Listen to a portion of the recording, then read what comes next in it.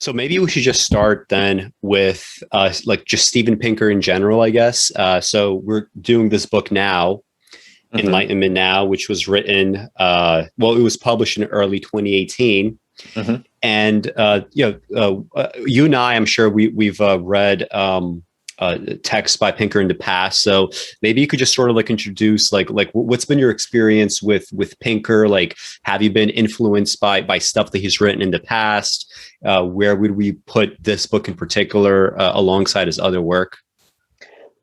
Yeah, well, so I hate to disappoint, but I actually realized that this is the first book of Pinker's I've read in its entirety. So I have read pieces and of some of his other books, and then some articles, and then also his quite good and lengthy written interview with Dan on Mm-hmm. Cosmoetica years ago. So maybe you're the better one to give the overall Pinker primer, just because I have not read The Better Angels of Our Nature in total, or The Blank Slate, or The Language Instinct. I mean, I know of these books, and like I said, I've read pieces of them from time to time. But why don't you run with that Well, first?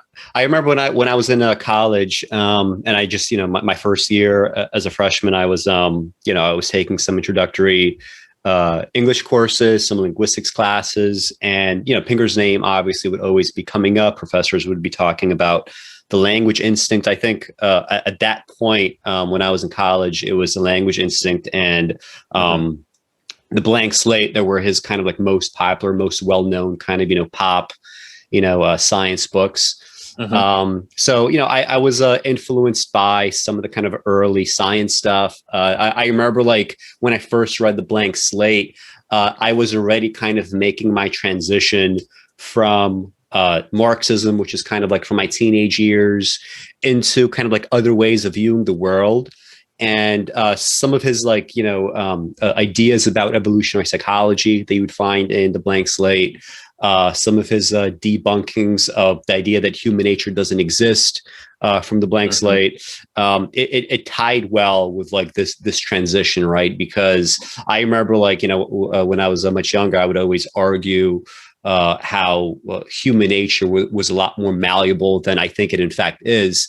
I think actually more recent science shows that there is more kind of neuroplasticity than perhaps the blank slate would lead you to believe.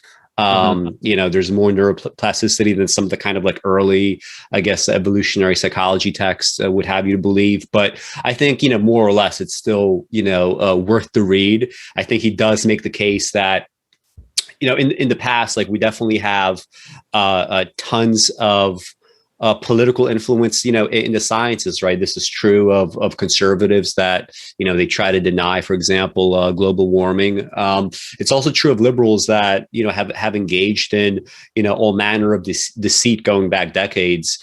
Hmm. Simply because they're activists, right? And this isn't necessarily true so much of scientists themselves, although of course, like scientists are all kind of influenced by their own ideas, their own politics. In fact, this is going to be like a major part of our discussion today.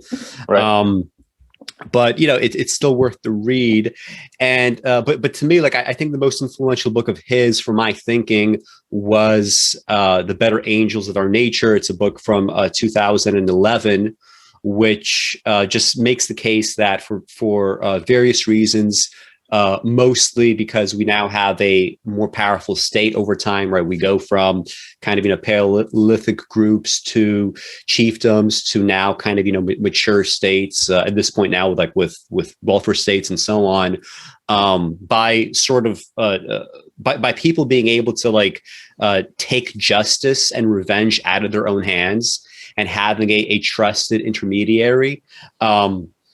So violence is able to plummet a lot, right? Hmm. He touches on some of this in this book, but I remember when the book came out, like a lot of like liberals, they were sort of upset because if you are a progressive activist, right, it is actually useful for you if some of the things that you're working towards are not yet accomplished, right? So if you want to Correct. believe that right now the world is more violent than it's ever been, that means that you have, this goal to work towards, right? This like we could reduce violence on the one hand, and B, we could justify by pointing to the idea that we are now more violent than ever, right? And to me, like that was really backwards, because it was like, when I would argue like with more kind of like hardcore libertarians, which is kind of like more the threat, right? If you look back in the last few decades, it's people that are trying to chip away at the state, at welfareism, and so on and so forth.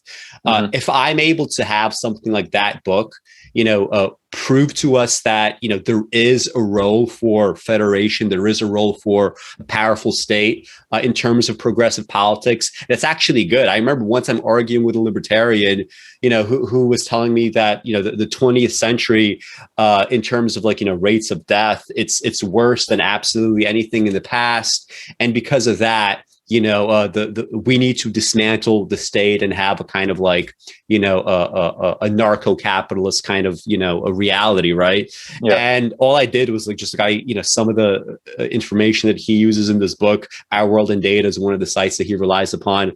I just showed him some information from there, and he was like, oh shit, I didn't even know that. Like his entire like worldview, he had to sort of, make an alteration to that. So I think a lot of Pinker's work, if you sort of, get beyond your own political biases, it can be quite useful for activism, right? Like if you're a leftist, like you could use his work for that purpose. And then just to like wrap this up, he released The Sense of Style, which I reviewed back in 2014. It was published back in 2014. Not a very good book. He for example tries to talk about things like what makes for good writing, what is a cliche. He's not able to consistently in any way identify cliches. I go into that in detail in the review. I'll link it into the show notes in the bottom of the video for people to check it out. And I started noticing actually, like with The Sense of Style, like around that time that he was writing the book, and perhaps like even like a bit before, he started like, so it's a book that's supposed to be about, how to write well, but he has a lot of very kind of like workshopy advice. And you start seeing this like workshop, the advice, like you could tell that he was even thinking about, some of the concepts in The Sense of Style when he was writing Better Angels of Our Nature, because in Better Angels, like he had like tons of like bad workshopy elements. Like one chapter that he started with like about peace and about, like reduction of violence in I think it was like on like post-medieval Europe. He was saying how whenever he was young, people would tell him to, be careful about how you eat with your forks and with your knife. And now he appreciates the advice because he realizes that advice has to do with like a reduction in violence, how people, approach tools. I forget exactly the argument, but he starts like the chapter with that. He ends it with that. And it's like very kind of like hokey and silly. And you start actually seeing more and more of this with like later books. Like, okay, so we'll go from Sense of Style now to Enlightenment Now. And honestly, I wouldn't call this like a badly written book, but definitely, a lot less memorable argumentation, just the way that he constructs arguments. A lot less memorable than even like the Blank Slate, for example, right? Like you could pull out so many quotes from the Blank Slate that are just like beautiful, like pieces of argumentation, stuff that you could go on and on about. Like he knows how to condense very well. And and by contrast, like Enlightenment Now feels like it has a lot of fat, right? A lot of stuff just feels kind of unnecessary. The whole kind of Enlightenment angle is kind of, at times it feels kind of forced. It does. Yeah. And I mean, we're going to get into this specifically. This is going to be, a long video. So we're going to get precise. And you mentioned, I think before we started recording, that there's been like all these like positive and negative reactions to the book. I will say that some of the negative reactions to this book, right, that's basically arguing that the world is getting better and better. It's like basically building off of Better Angels, but beyond merely looking at violence, right? Just beyond the reduction of human violence, like everything's getting better, right? Like people are living longer. They're in general happier on average. There's less income disparity than there was, like, for example, 2 centuries ago. It's true that if you take it, more so something like 5 decades as opposed to 5 centuries, you have, it's more difficult to make some of these cases, but the long-term trajectory is there. Mm-hmm. And, so lots of progressives, of course, they would have issues with some of the framings of the argument, some of the maybe overstatements that he makes. But I also found that, many of the reviews of the book, especially negative reviews, a lot of those objections are not really that good, right? Like, mm-hmm. I think there's tons of stuff that, when Pinker tries to say that we have lots of progressives that are kind of, phobic about progress. You sort of see that in some of the reviews, but I also don't think that this book is as objective as Pinker claims, and it's mm-hmm. definitely very far from the classic quality whatever that the highest kind of reviews say. Like Bill Gates says it's like my new favorite book ever, right? That's like the top blurb. So there's actually a lot to critique in this book, and that's what we're going to get into. But I mean, I've already been talking a lot, like giving this intro to Pinker and kind of where he sits with me and my life and so on and so forth. I mean, do you have like anything to say about like maybe introducing this text? Like what were your responses when you were reading it? Yeah, let's transition to Enlightenment Now specifically. So before I get to a couple of my own comments, I will say, to your point about the general broader reception of the book, it's interesting because it's been attacked from numerous different angles, and so it's as you read through some of those articles, you've got everything from people criticizing the nature by which he seems to claim and does pretty obviously claim that the status quo is working. So we just need to do more of what's working. When, as you and I'll get into later with some very specific data points, it's not working for everybody. That's absolutely for sure. And there's still significant strides that we need to make. And so he's been criticized roundly for just basically advocating more and more neoliberal policies and letting that take care of everything in due time. But then the other set of interesting critiques you'll see is from people who are frustrated by the Enlightenment angle, period. Mm-hmm. And that takes on a couple different channels. So one of those is, well, Pinker got the Enlightenment either only partially right or maybe mostly wrong.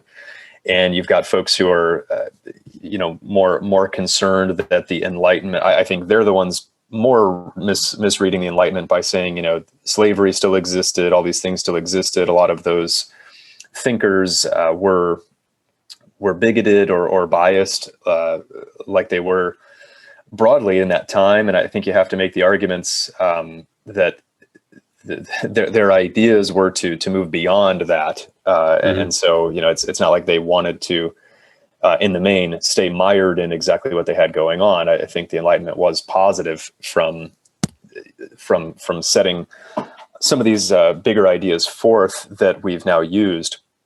But you'll also see, reactions from religious figures, the clergy, right, who are upset by the way that he dismisses religion and other forms of, whether it's nation states, whether it's race, whatever kind of dividing lines people prefer to draw in life to tribally align with something.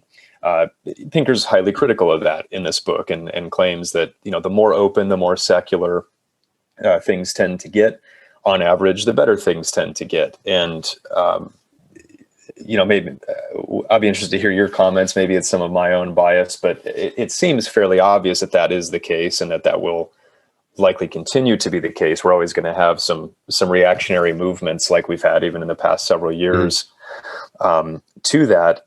And so it's interesting to watch the number of different ways that people will decide to try to harpoon this book. On the other hand, from my own response to it, the initial response is somewhat uplifting, I have to say, right? Like I guess maybe reading it coming out of the Trump administration and this kind of stuff, it's a bit helpful to think that there are some of these positive trends that are undeniable in a number of ways, and it's more now a question of how do we make these work for more people globally, because it is skewed, certainly in terms of who's benefiting, and sometimes enormously skewed, and we'll talk about that more later.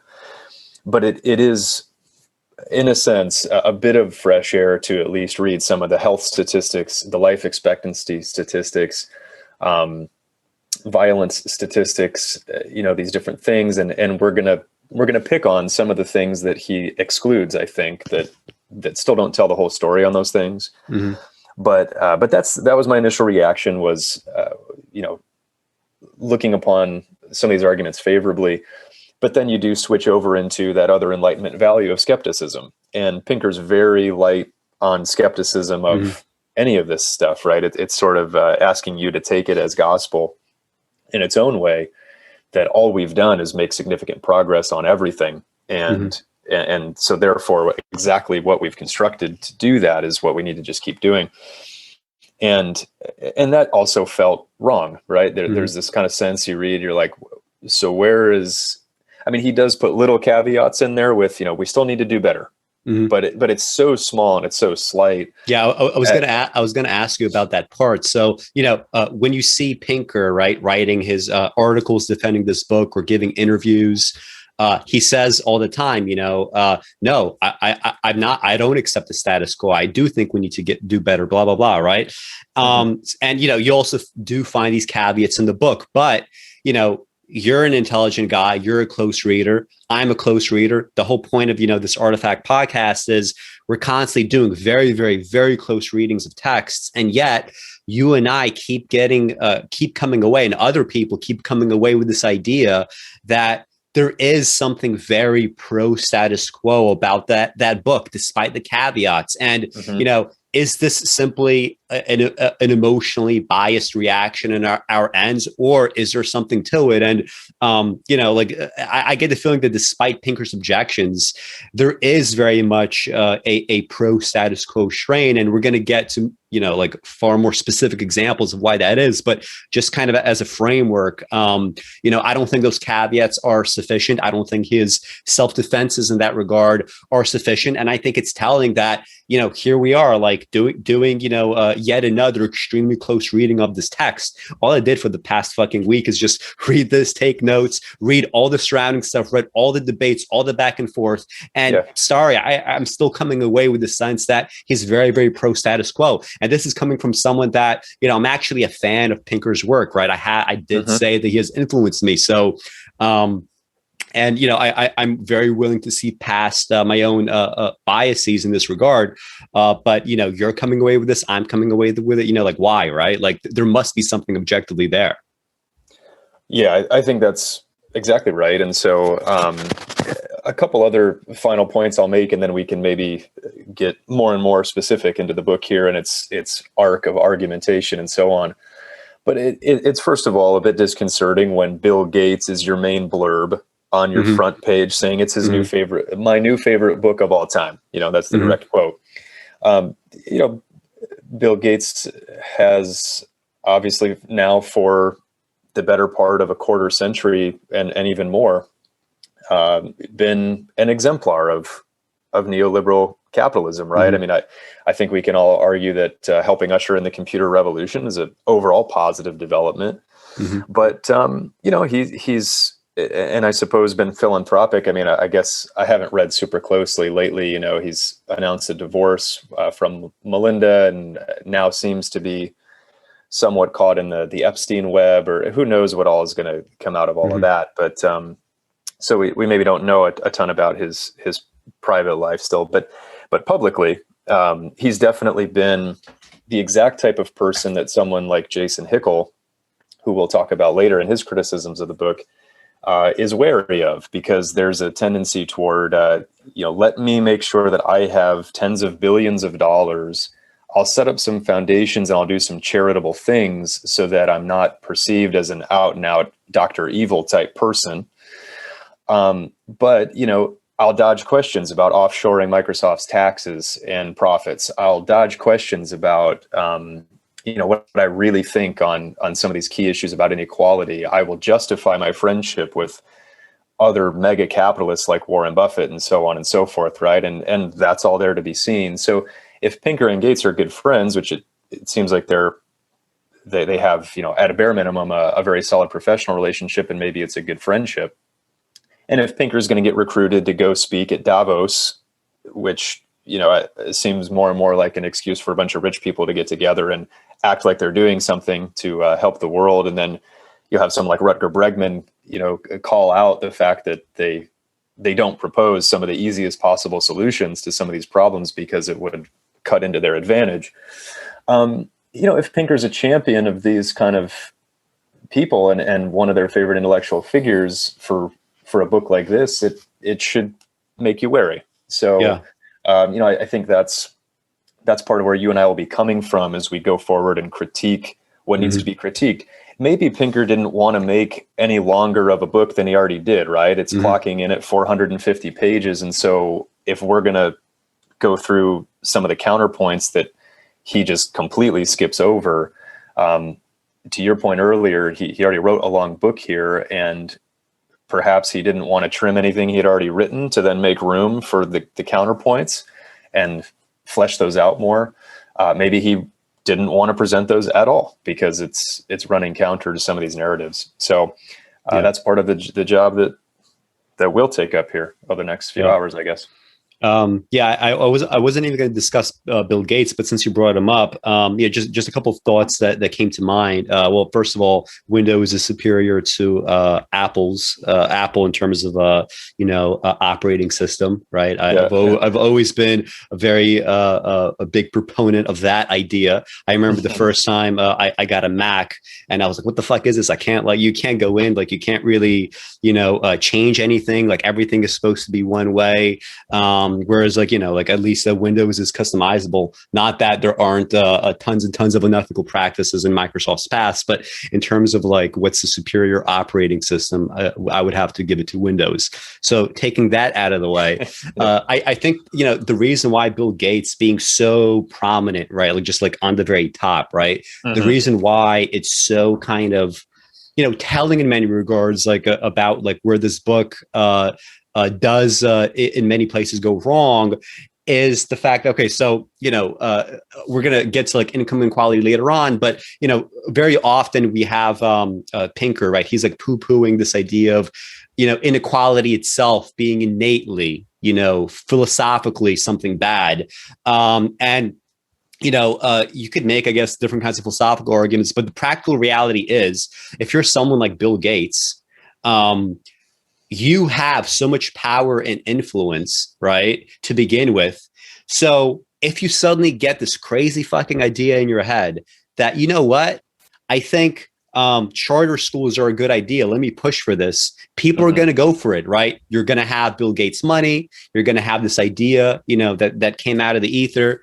And this thing that is just a complete failure, right? We should not be going towards any kind of privatization of schools. We should be going the opposite direction. We should be banning any kind of private schooling, which sounds kind of extreme. But if you think about it, and, I guarantee you that, if Pinker actually debates this subject, there's no way that you could, accept privatization going forward over something like this. But because you're Bill Gates and you suddenly have this idea in your fucking head, that becomes kind of a new emergent status quo, right? That's one of the reasons why income inequality is so terrible. There should not be these kinds of outsized influences on the world based merely on, well, I happen to have made a lot of money. Money is, having made a lot of money is not an indication of anything at all other than an ability to make money. Right. So that's part of it. Like we brought okay. So if we bring up Bill Gates and Epstein, well, does anybody believe that if Epstein was like some random fucking like guy with like I don't know, a $50,000 a year salary, that he could have gotten away with like multi-decade child sex trafficking with nothing but like a slap on the wrist? Of course, the fact that he was nearly a billionaire at some point in his life played a role in the fact that he was able to get away with like the most kind of cartoonish example of evil. Mm-hmm. Right. So, that's another example. And, also with Bill Gates, like, so, Bill Gates has all these positive things that he says that he wants to do in the world to the world. But one thing that he would never accept, as he does these nice things, is he would never accept a different tax regime that negatively impacts his bottom line. Right. He would never, like, I remember like he sort of made an offhand comment about like higher taxes being a good thing. But then when he was actually asked to like sign on to these like statements that would actually be able to do something in this regard, he completely like, like no comment, no response. He doesn't want to actually do anything about that. So bringing Nietzsche a little bit into this, like Pinker hates Nietzsche. We're going to get into that near the end. We have a very long section planned on Nietzsche, but Nietzsche, he would look at somebody like Bill Gates and he would say, it's true, for example, that Nietzsche, like, he does not want compassion to be part of his morality, I guess, in some ways. But he would look at somebody like Bill Gates and he would say, well, this is exactly why I am not looking for compassion in these fake moralities. Because if you're saying that you want to make the world a better place and your sole sacrifice is hoarding up a bunch of like vaccine patents, right? So like things could get out of control in India and elsewhere at this point, or, pushing for charter schools and avoiding like real genuine sacrifices, such as like, I don't know, taxing your wealth away at something like 25 or 50%, which would really hurt, right? While you're alive, right? Not the shit like I'm going to give it away. When I'm dead, right? Like when I'm no longer able to like pig out like on life, then I could give away, right? So Nietzsche, he would look at that and he would say, this is exactly the motivated reasoning that I see when it comes to this kind of oddly Christianized morality that pretends to be secular, right? Mm-hmm. What is the psychological motivation there? Are you really just like trying to engage in doing, positive things for the world? Or are you Bill Gates that are trying to do everything but the costliest and the most kind of painful sacrifice that you could do, mm-hmm. right? And this is where like tons and tons of like Nietzsche philosophy is useful, in assessing so many of the claims in this book, so many of the ways that, and it's just so funny to me how Pinker has this like very like over the top reaction to Nietzsche, while on the one hand employing Nietzschean morality in this text over and over again, and B, having so many reasons, right, motivated reasoning to try to like dismiss Nietzsche because it speaks to the very kind of core concepts, right, that he's discussing, but not in the kind of superficial way that he thinks, right? He's like, Nietzsche is a fascist, I'm a humanist, right? So, but that's mm-hmm. not where we're going to take this conversation. That's such a surface level reading. It's not interesting to kind of the deeper questions that this book and Nietzsche and people like Bill Gates pose for the world. Mm-hmm.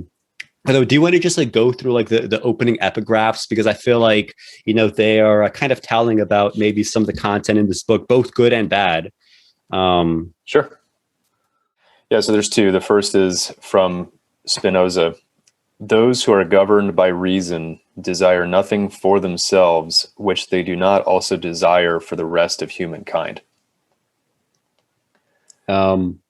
I mean, like, so, like, when you read this, like, what did you think? Like, what was your response? Well, without having gotten into the book at all, it's just kind of a fancier way of outlining the golden rule, right? So, do unto others what you'd want done unto yourselves.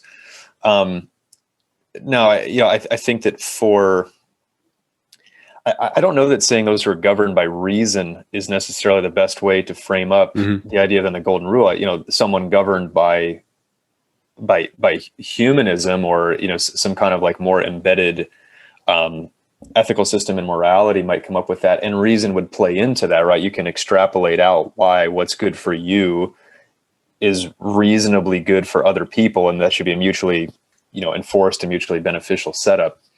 But there are plenty of people who might be believing themselves to be governed by reason, or based on their specific situation are operating according to reason outright, who go selfish and take a different set of motives and can justify that. So generally I think it's really just restating the golden rule, which which I agree with, and I think most sane people agree with. But what do you think there?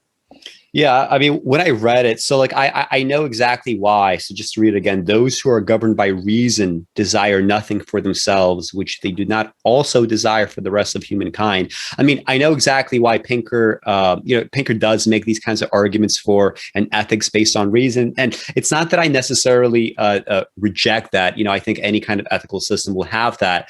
He also references, for example, John Rawls, the veil of ignorance, the original position. And, for framework of kind of, liberal ethics, it makes sense.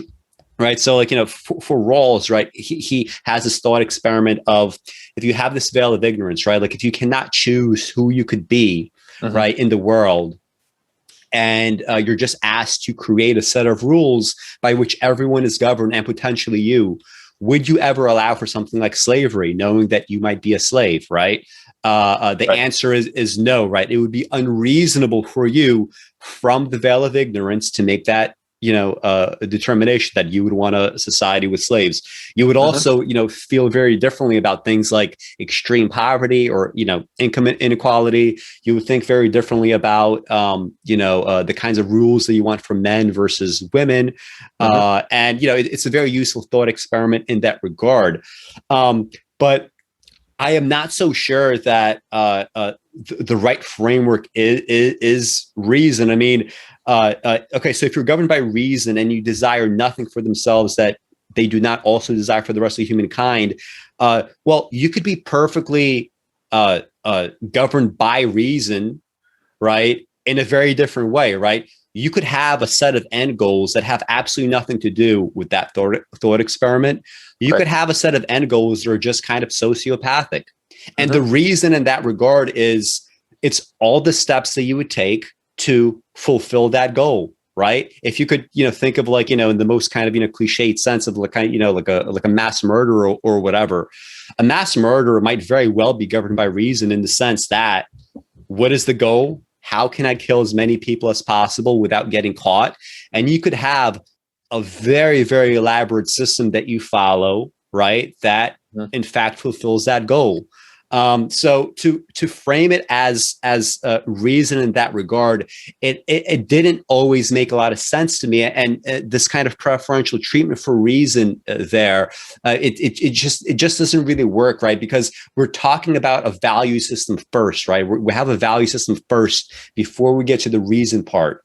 And I think in some of the misreadings of the Enlightenment of Hume, of Nietzsche, Pinker seems to want to like elide that portion of the argument, right? That we have to start with the values first, right? Immanuel Kant, he says that we first have a kind of like aesthetic appreciation for what we want, right? And then we fulfill the reasons, right? So, and what else did I have here about this? And also like, this reason, like it slips into like desire without justification later on, in ways that I don't think Pinker even necessarily notices. So anyway, that's my response for Spinoza. What about the David Deutsch quote? Deutsch says, everything that is not forbidden by laws of nature is achievable given the right knowledge. So I think reading that, it's geared mostly toward the progress piece of reason, science, humanism, and progress. It's obviously an advocacy for continuing to move things along, and a bit of that shade of if you can dream it, you can do it kind of thing, right? So, I guess it's a fine quote. I don't know that. That's entirely true. Again, if you just want to pick on one word there, knowledge, right? I mean, I think that one of the main things that stands out about this book and like the trajectory that Pinker outlines for for our world and where it's been and where it is now and where it's going is that the truth is we have plenty of knowledge. We know unequivocally some of the things that we could do within the next month that would solve the broader issues that persist. So it's not knowledge, it's a matter of will. It's a matter of, if you had to, coercing the people who have the power to do such things into doing them. The issue is that they don't want to, and they're reasonably protecting their own self-interest that they've either inherited or built up and now want to maintain. So, this idea that anything and everything is achievable if we just have the knowledge. Certainly, knowledge has driven many of our advances, and I'm grateful for it. I'm someone who values knowledge, seeks knowledge, thrives on knowledge. I know you're the same way. So there's nothing inherently wrong with accumulation and then hopefully good use of knowledge, but there's an awful lot more that's required to get things done, especially on a mass scale. If you just want to talk about one individual person living their life, even then you still need a lot of other pieces to the puzzle to really execute things. So it's a little bit of a Pollyanna flair there with that quote. Yeah, and I think it just captures like so much of where Enlightenment now goes wrong. I mean, this kind of idea that all that's in the way of progress is just knowing what to do, right? Or how to do it, or if we understood what the goal was. That so much downplays how power works, how, you said entrenched interests, that creates so much inertia. I mean, like the world, like literally, like the world could come together today and they could solve extreme poverty overnight. It's going to be extremely fucking coercive in terms of the tax regimen that would have to be put in place for that to happen. And of course, people will try to fight it like, no, you can't do that. Of course, there's going to be laws in place that say that, oh, no, you can't actually do this kind of tax, right, in many places.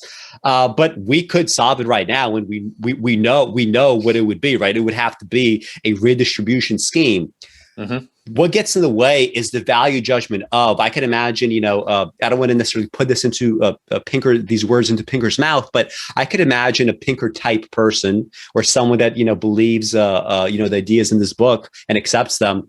I could imagine them saying, well, okay, I understand that extreme poverty right now is terrible, but, creating this new level of coercion overnight, that's also bad for society in some way, or that is bad. So you have like all these reasons why you wouldn't do it. And they all kind of go back to like, I want to protect my bottom line. It's really it's not knowledge. Like whenever he talks about knowledge and the Enlightenment, it's always in this kind of, it's almost as if it's this, beautiful princess locked away somewhere, in a castle, right? Like looking, down at the world, away from all the impurities, right? And only if we could somehow allow her out of her, dungeon, right, she could sort of bless the rest of the world and spread her love and so on and so forth.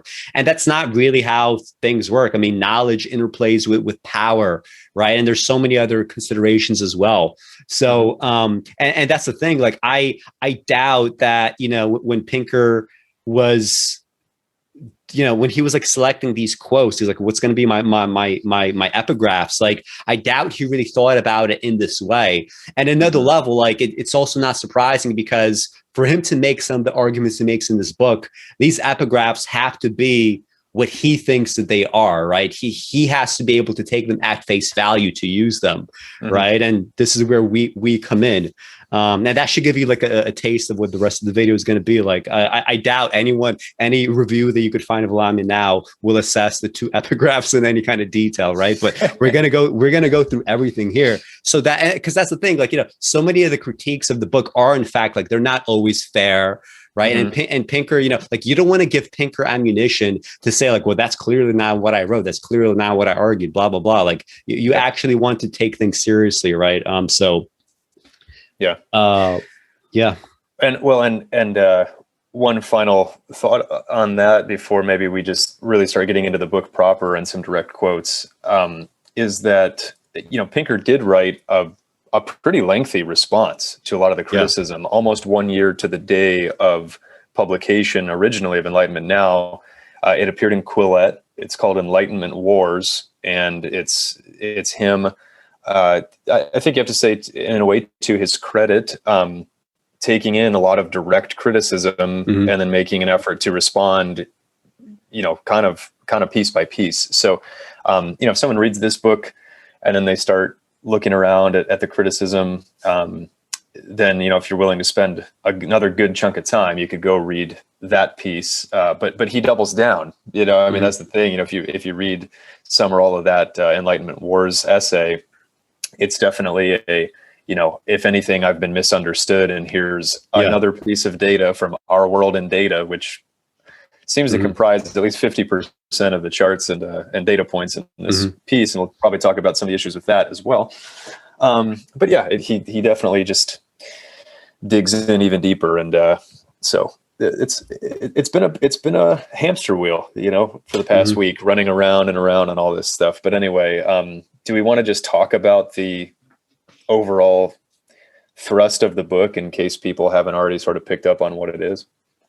Well, just to, I was going to go through like a summary, but just the idea, right, that on any kind of conceivable metric, when we think about like what makes for well-being, right, in terms of leisure time overall, in terms of peace, violence, homicide rate, that kind of thing, world wealth, and how much people are getting in terms of like a share of the total pie, infant mortality, lifespan in general, human rights, the fact that right now, even in, some religious countries, women probably have more rights than they had, in Enlightenment era nations like the United States centuries ago. All of that, right? The long-term trajectory of all those things is up, right? We're sort of like, on the up and up. There's things that you could sort of, quibble with. There's stuff that often takes a kind of, a backsliding, right? Things like the income stagnation over the last few decades. That's an example of a backslide. But generally speaking, the trajectory is up. I accept most of that argument, right? And if I were to be asked, like, would you pick a time to be alive other than today? My answer would be absolutely not, right? In fact, like if I, could have been born, today as opposed to 33 years ago, I would have to think about it because I wouldn't want to do away with all the advantages that I've accumulated in those 33 years. But, I think as we go on in time, generally, the answer would be like, yes, we would pick today to be alive, especially if you do that kind of, veil of ignorance of Rawlsian experiment. I would not want to be, the average white man in the 1800s, right, compared to the average white man today. And I would definitely prefer to be the average black person today than I would the average black person in the 1800s, right? And this is only a couple of centuries. Going back further and further, things get grimmer and grimmer in many ways. So that's kind of the general argument. But I think like we're gonna like so we mentioned the Enlightenment. So he uses the Enlightenment to frame much of this argument, right? And I'm just going to read. This is on page 4, like pages like 4 to 5. How he uses the Enlightenment to frame these arguments in the book. The Enlightenment principle that we can apply reason and sympathy to enhance human flourishing may seem obvious, trite, old-fashioned. I wrote this book because I have come to realize that it is not. More than ever, the ideals of reason, science, humanism, and progress need a wholehearted defense. We take its gifts for granted. Newborns who will live through more than 8 decades, markets overflowing with food, clean water that appears with a flick of a finger, and waste that disappears with another, pills that erase a painful infection, sons who are not sent off to war, daughters who can walk the streets in safety, critics of the powerful who are not jailed or shot, the world's knowledge and culture available in a shirt pocket. But these are human accomplishments, not cosmic birthrights. In the memories of many readers of this book, and in the experience of those in less fortunate parts of the world, war, scarcity, disease, ignorance, and lethal menace are a natural part of existence. We know that countries can slide back into these primitive conditions, and so we ignore the achievements of the Enlightenment at our peril. In the years since I took the young woman's question, basically, what's the point of living? I have often been reminded of the need to restate the ideals of the Enlightenment, also called humanism, the open society, and cosmopolitan or classical liberalism. It's not just that questions like hers regularly appear in my inbox. For example, dear Professor Pinker, what advice do you have for someone who has taken ideas in your book and science to heart and sees himself as a collection of atoms, a machine with a limited scope of intelligence sprung out of selfish genes inhabiting space-time? It's also that an obliviousness to the scope of human progress can lead to symptoms that are worse than existential angst. It can make people cynical about the Enlightenment-inspired institutions that are securing this progress, such as liberal democracy and organizations of international cooperation, and turn them towards atavistic alternatives. The ideals of the Enlightenment are products of human reason, but they always struggle with other strands of human nature: loyalty to tribe, deference to authority, magical thinking, the blaming of misfortune on evildoers. The second decade of the 21st century has seen the rise of political movements that depict their countries as being pulled into a hellish dystopia by malign factions that can be resisted only by a strong leader who wrenches the country backward to make it, quote, great again. These movements have been abetted by a narrative shared by many of their fiercest opponents, in which the institutions of modernity have failed and every aspect of life is in deepening crisis. The two sides in macabre agreement that wrecking those institutions will make the world a better place. Harder to find is a positive vision that sees the world's problems against the background of progress that it seeks to build upon by solving those problems in their turn. So that's how he frames the Enlightenment and the purpose of using it for this book. Mm-hmm.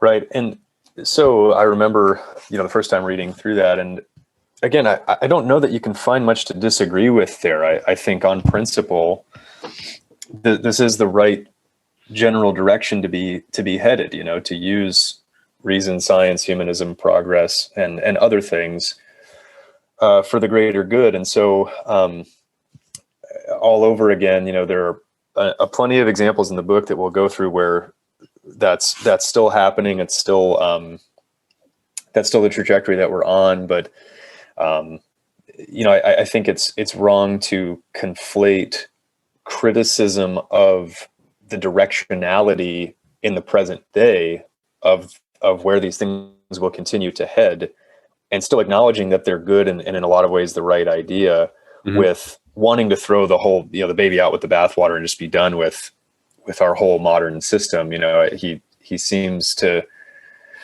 and I know some people have made that exact criticism toward this, people he says, progressives hate progress or something, mm-hmm. like that, that we'll probably talk about here in a minute. But, but that's not true. It's not that if you're a progressive, you hate progress and you're going to argue. I think if you're thinking through it clearly, that no progress has been made. That's not the argument. The argument, mm-hmm. is, where do we go from here? Now that these things have borne fruit for a lot of the world, and certainly a lot of these advancements, to your point, I'm the same way. I'd prefer, under the veil of ignorance, to be born today. And I suppose that would be no matter who I am, but let's also not at all forget that you could absolutely be born into a horrendous situation today still. And that's the problem. And generally that's kind of the, that would also be, generically speaking,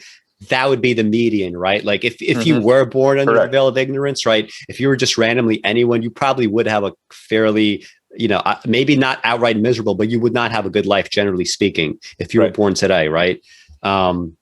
So yeah, and another thing that I would say is like even here, like even if there's like not too much to quibble with just in these several paragraphs, you already are getting just like so early on like hints of what the problems are going to be in the future. So for example, when he says the ideals of the Enlightenment are products of human reason, but they always struggle with other strands of human nature: loyalty to tribe, deference to authority, magical thinking, the blaming of misfortune on evildoers. So you think in the context of this paragraph, he's sort of talking about, he quotes "Make America Great Again," like he's talking about Trump, right? Trump, obviously and famously scapegoated, Mexican immigrants as like, the cause of like so many problems for many workers in the United States. There's also, like hints of like, the past, the Holocaust, that sort of scapegoating. But he doesn't like most of the time, though, that he discusses scapegoating in this book, the scapegoating has to do with people that are blaming the rich for things like income inequality or poverty, like right, like so already early on, like when we're talking about like, well, like if you would say, if Pinker were to say like, well, I'm not a defender of the status quo, of course I want things to improve faster and faster and faster. Well, again, even if he could say that, and even if he could make that argument, and I think he truly does want things to get faster and faster, I don't think he's sociopathic. I think he's probably overall a good person, right, in that regard.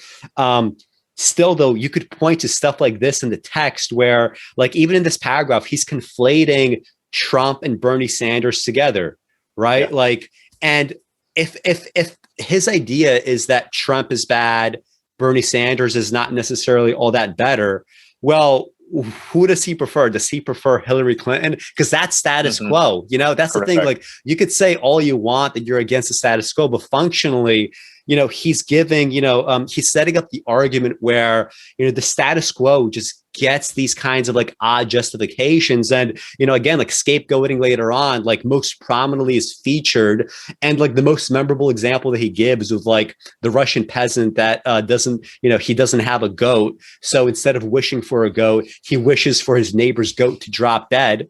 Right. It almost kind of like, that to him is like what scapegoating functionally is in the process of this book, right? So, he could say all he wants that he's not for the status quo. He drops in too many status quo crumbs where this is kind of like the only place politically where you could end up. Because, you could say in the abstract, I want this, and that. Well, if you're saying that income inequality is to the degree that exists in the United States is still a problem and you wanted to make it better, well, Biden is definitely 100% not going to make it better. And we know this for a fact now, after the first few months of this presidency. We know income inequality is not going to get better under what he's doing. Trump is not going to make it better. Bernie Sanders, are you saying that he would not have made it better? He would have made it better, probably. Maybe not in the way that you want. Maybe it's going to affect your bottom line in ways that you don't want. Maybe it's going to affect Bill Gates in ways that he doesn't want. But, of the status quo, Trump presents a status quo, Clinton presents a status quo. It's hard to sort of avoid this conclusion, right? And this is just kind of like the first little example that we have. Yep. Yeah. Do you want to tackle like the Enlightenment in general, like how it's like used in the book, and what maybe some of the problems are while we're on the topic?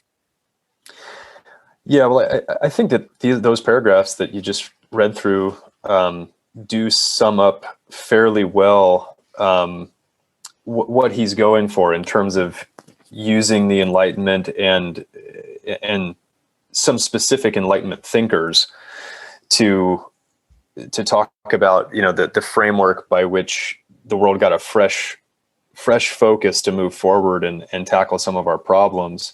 I'll read from page 11 real quick, where he talks a little bit more about this. So he says, a humanistic sensibility impelled the Enlightenment thinkers to condemn not just religious violence, but also the secular cruelties of their age, including slavery, despotism, executions for frivolous offenses such as shoplifting and poaching, and sadistic punishments such as flogging, amputation, impalement, disembowelment, breaking on the wheel, and burning at the stake.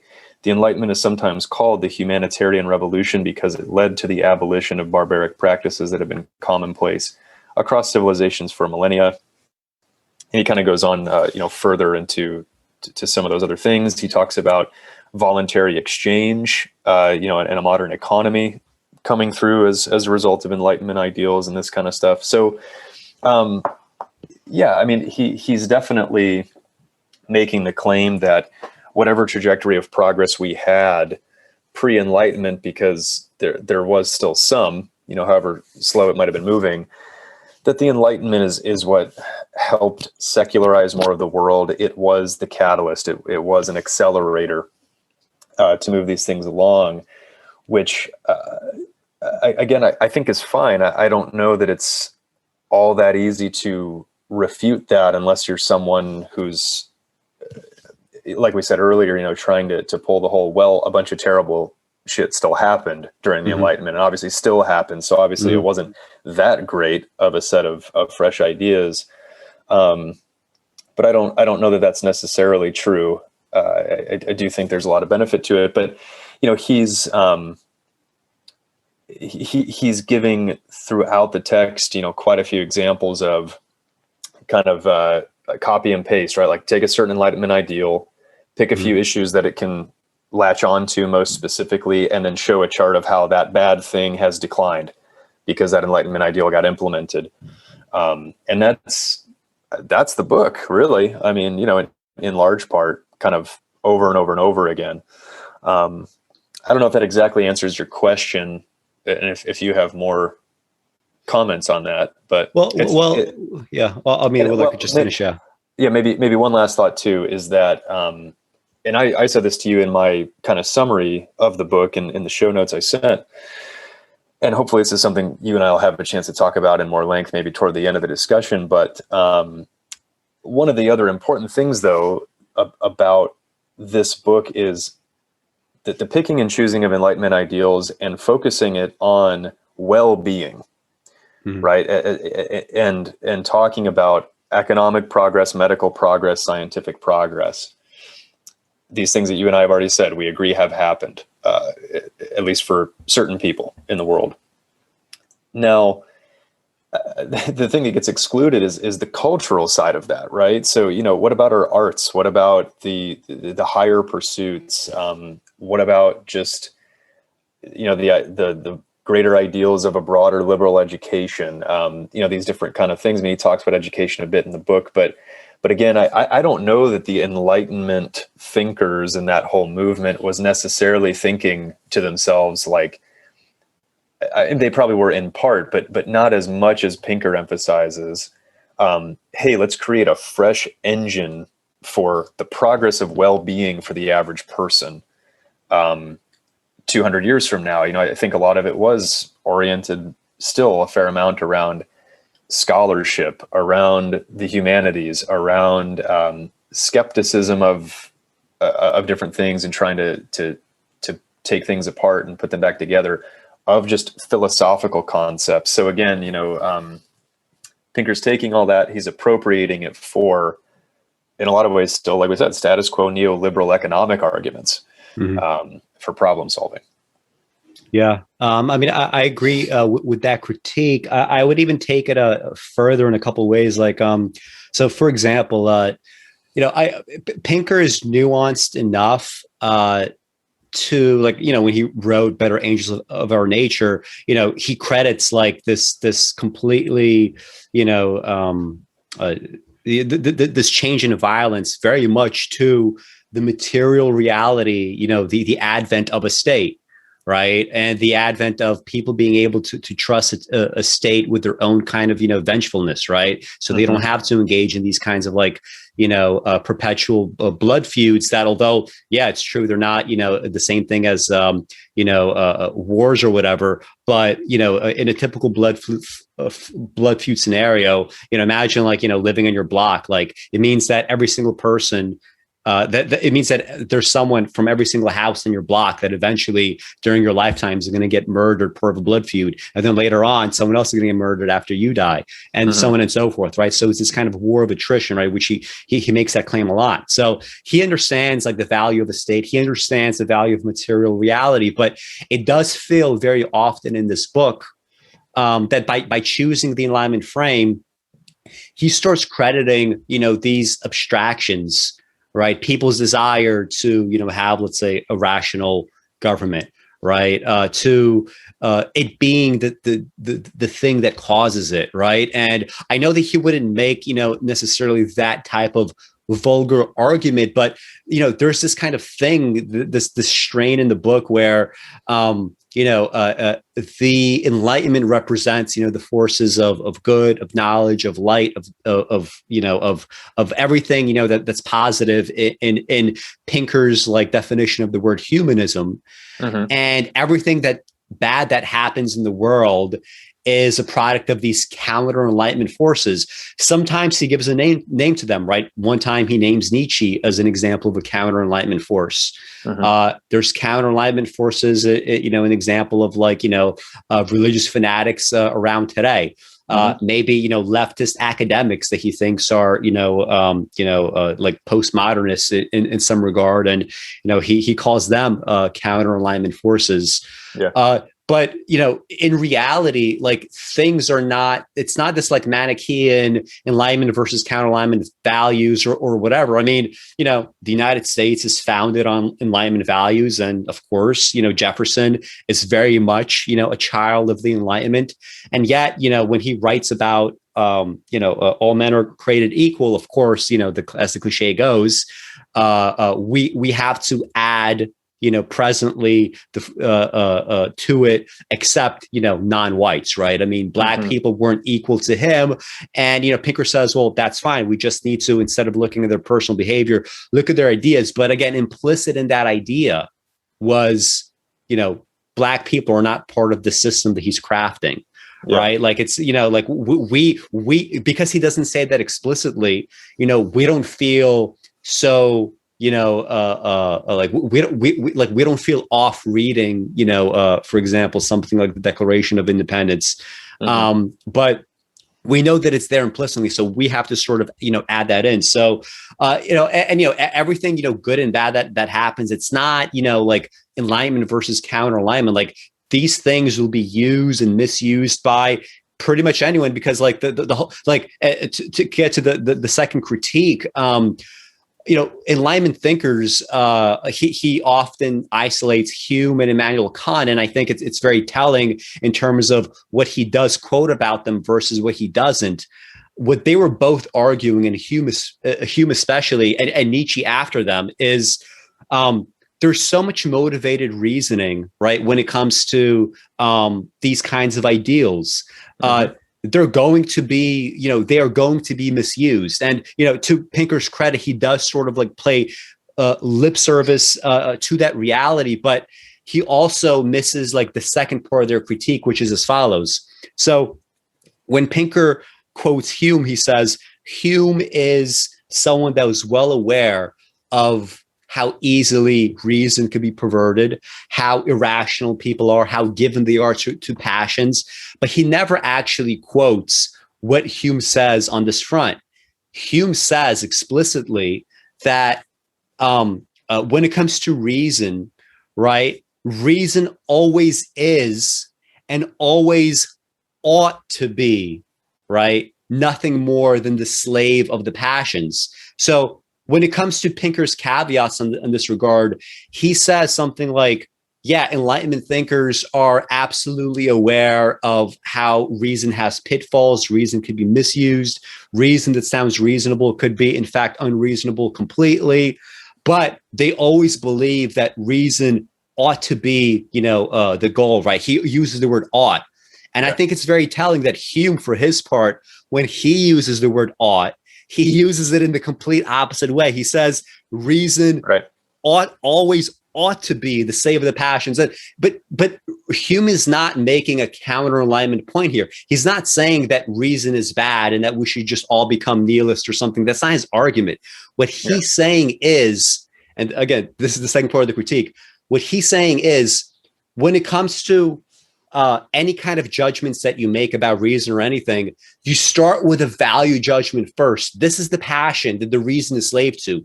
You begin with the value judgment, and then you can construct reason around it. And it always works that way. It works that way in this book, especially because when we get to some of the data points, it's almost as if Pinker feels that he could wave this magic fairy wand called data, and simply because we have this thing called data, that is somehow enough, that is the exemplar of reason, when in fact what Hume would say and what Nietzsche would say is, well, you're clearly making value judgments first, and what you choose to use and not use as part of your data points and the conclusions that you draw. Even when you do something like make the choice to look at the ratio of people who are in poverty, which is declining over a long enough time, versus absolute numbers, if you choose to preferentially treat the ratio as opposed to absolute numbers, that is a value judgment, right? And there's no reason whatsoever why somebody can't make the argument that, well, we seem to be in a very unenlightened age in the sense that in absolute terms, there is more human suffering than ever because we have more people than ever. By definition, we have more people that are impoverished. We have now billions of sentient creatures that are capable of rationality, that are capable of living a good, honest, noble life, capable of using knowledge, capable of creating potentially great art, capable of doing science. They're not allowed to do that because instead they are essentially beasts of burden in this kind of world economy, right? Hume would say, and Nietzsche would say, that value judgment in Pinker's mind came first. I'm going to look at the ratio first as opposed to absolute numbers, right? So this is kind of the point when Hume makes these kinds of judgments. And again, it's very telling that Pinker name drops Hume, but he doesn't want to get into that part of the critique, right? Right. So anyway, like I don't know if I have anything else to say about the Enlightenment. Yeah, I mean that's kind of like a more or less it. And just kind of like a side note, he has this thing on page 9 where he talks about the differences between pre-Enlightenment, post-Enlightenment. Like he talks about, like, for example, all the delusions that people had.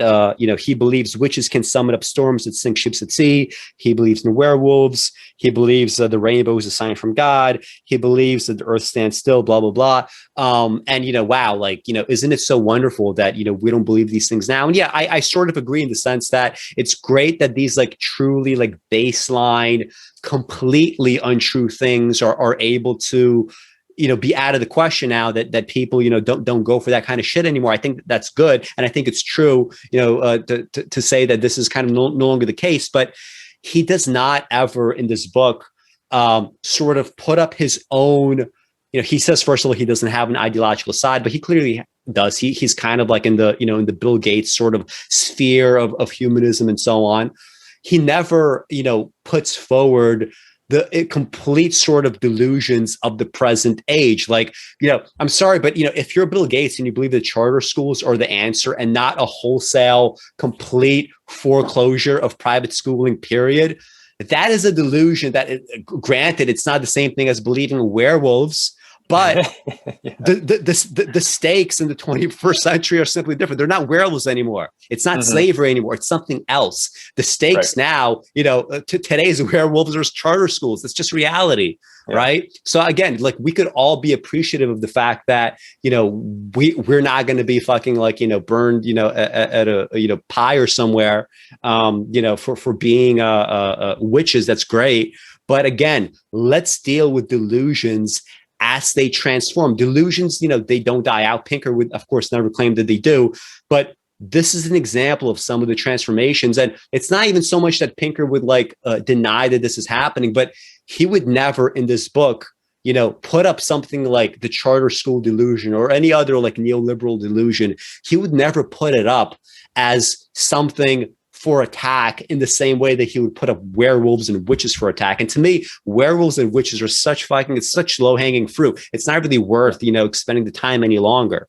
And again, we could agree that it's great that people don't believe that stuff anymore, but the stakes are different. The reality is different. This is how delusions have transformed. Let's deal with that reality now. And, even if he says that he sort of, in the abstract accepts this argument, this book does not make those claims, which is a problem, right? Which is why, again, earlier, why do we have this like sinking feeling that this is just so pro status quo? I mean, we've already given 2 examples. Here's a second one, okay? And we're going to have more and more as things go on. Right. Yeah, I think it's exactly right. And I would imagine you do the same thing, but I think,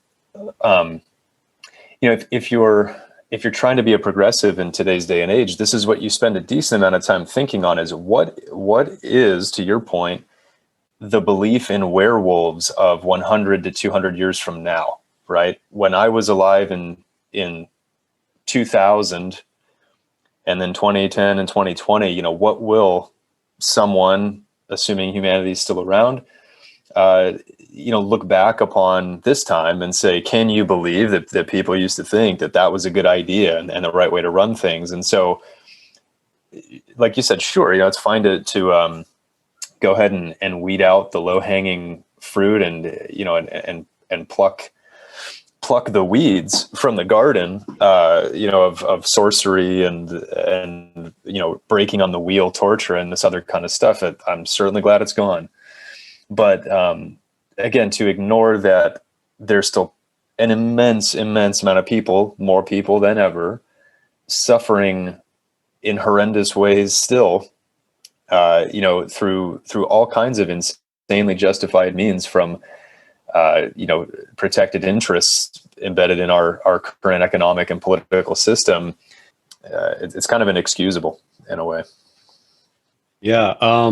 And I mean, he would say that I'm not actually doing that. But again, we'll sort of show that this is in fact the case over and over again. And so, I mean, here's the kind of like next thing, right? So on page 24,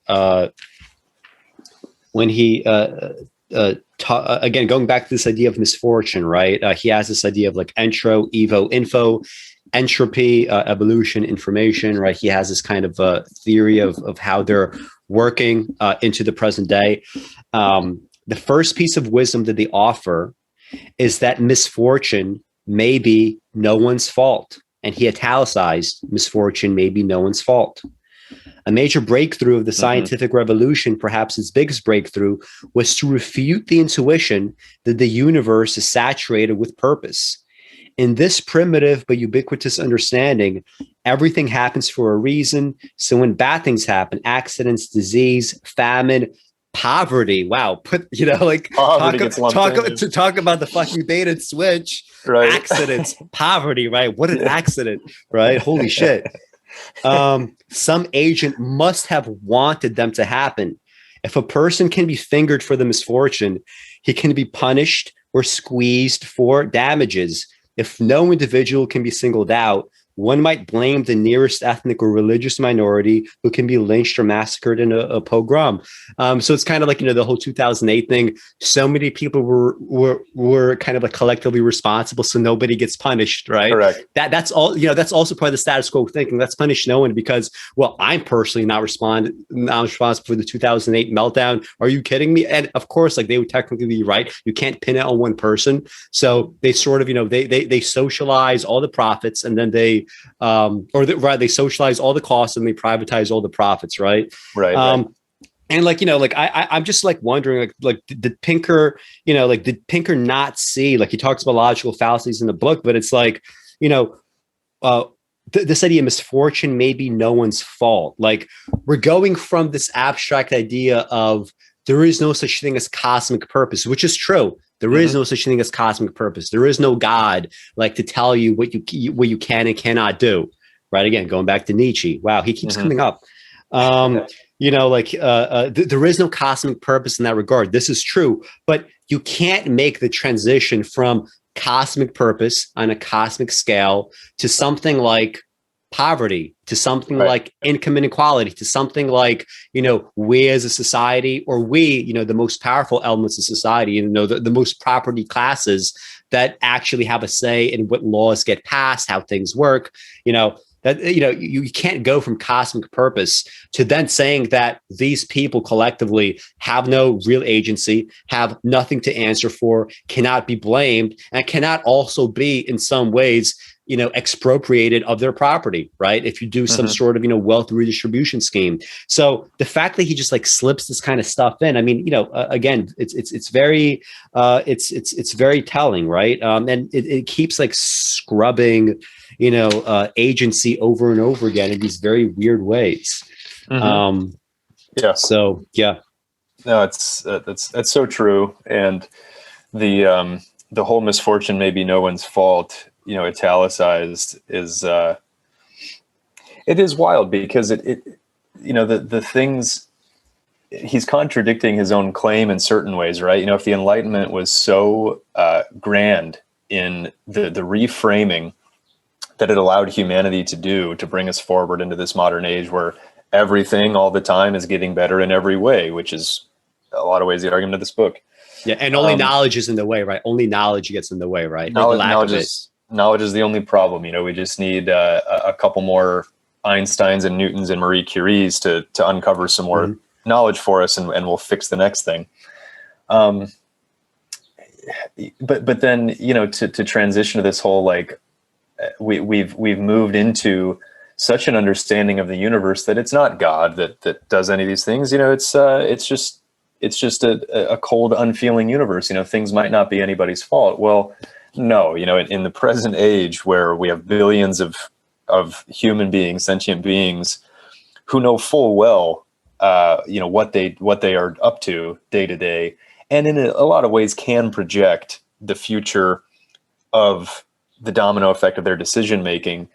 Of course, the massive scale global poverty we still see today is maybe it's so many people's fault over time as to be no one's fault, but we know whose fault it generally is, as exactly a general idea and movement. And so it's just let people off the hook over and over on this kind of stuff is, again, if you're being skeptical as an Enlightenment thinker, it seems sort of counter to the Enlightenment, right? I think if I sat here for even a few minutes, I could probably figure out some of whose fault this really is. The issue is a will to take on those forces. Yeah, and the disturbing part is how, and I'm going to read now from page 26, how, all of this is kind of setting the groundwork for his like chapter in inequality. Right. Like it's kind of like, it's sort of, if you're not totally like, if you're uncomfortable with inequality, if you think there's someone to blame, he's sort of, setting it up in such a way where ultimately those arguments that now, by the way, guys, let's not blame, because he so far has not brought up like income inequality, except now he did use the word poverty, but it's like little by little he's sort of like upping the ante little by little until he ultimately says like later on, by the way, guys, inequality is nobody's fault. So just on page 26, when he's talking about like the human moral sense. So the human moral sense can also work at cross purposes to our well-being. People demonize those they disagree with, attributing differences of opinion to stupidity and dishonesty. For every misfortune, they seek a scapegoat. They see morality as a source of grounds for condemning rivals and mobilizing indignation against them. The grounds for condemnation may consist in the defendants having harmed others, but they also may consist in their having flouted custom, questioned authority, undermined tribal solidarity, or engaged in unclean sexual or dietary practices. People see violence as moral, not immoral. Across the world and throughout history, more people have been murdered to mete out justice than to satisfy greed. I mean, like, do you have any responses to that quote, or I could take it if not? My only immediate response is really in that last line, people seeing violence as moral, not immoral, which I think historically is true and is today probably still often true a lot of the time. But across the world and throughout history, more people have been murdered to mete out justice than to satisfy greed. I don't know how he knows that's true. He's got a citation here. I guess. I wonder what kind of citation could you possibly right. Hold on. Could you give for something like that? I'm just going to try to find it quick. 28 on Entro Evo Info. Virtuous Violence, Fiske and Rye, 2015. And then he says, Pinker, 2011, chapters 8 and 9. I don't know. Okay. Anyway, so he quotes himself. Yeah, he quotes himself. My comment to that, maybe that's better angels of our nature is what he's trying to quote. And so maybe there is some actual data behind that. I'd be interested to see it. But at a bare minimum, like when we're going to talk later about the colonial movements and, and the greed of the global North, and like, I mean, the number of people murdered and killed and enslaved and abused to satisfy greed might as well be innumerable. You know what I mean? Mm-hmm. And so I don't even really know how you can make a claim that, more people have been killed to mete out justice than to satisfy greed. And I know that one of Pinker's arguments is that, well, slavery, let's just take that as an example, has been around since, for all of human history. It was only after the Enlightenment that abolitionism started to become a movement and to move mm-hmm. forward. That's true, and that is good. We can all agree upon that. But still, the colonialism, the advantages reaped from maybe not out and out slavery, but some other means by which to satisfy the greed of those in power and drive the economic engine, is still just an immense amount of suffering, and it persists to this day. This is something that you've talked about in other essays, specifically about Black people in America and them being boxed out of every conceivable meaningful way to advance their position and gain a better, true, fair, good livelihood. But the fact that we had the civil rights movement, people can look to that and be like, well, look, okay, again, we achieved the bare minimum. Blacks can come into the same bathroom and drink out of the same water fountain. Isn't that great? Isn't that good? Sure, it's good. But the point being, they got redlined. They couldn't purchase housing. I mean, this kind of discrimination absolutely still goes on to this day. Then you have the whole, billions of people in the developing world, in the global South and whatever, who continue to, they're so far behind now that it seems like it would be the bare minimum to massively move them, hopefully in a direction of more equality. Mm-hmm. And even then, who knows how long it would take for a true catch up, right? But mm-hmm. there's this whole idea that, as we'll see later in some of these graphs, because they've gone from $1.90 a day mm-hmm. to $2 or $3 or $4 a day, look, their income has doubled. Isn't that mm-hmm. fantastic?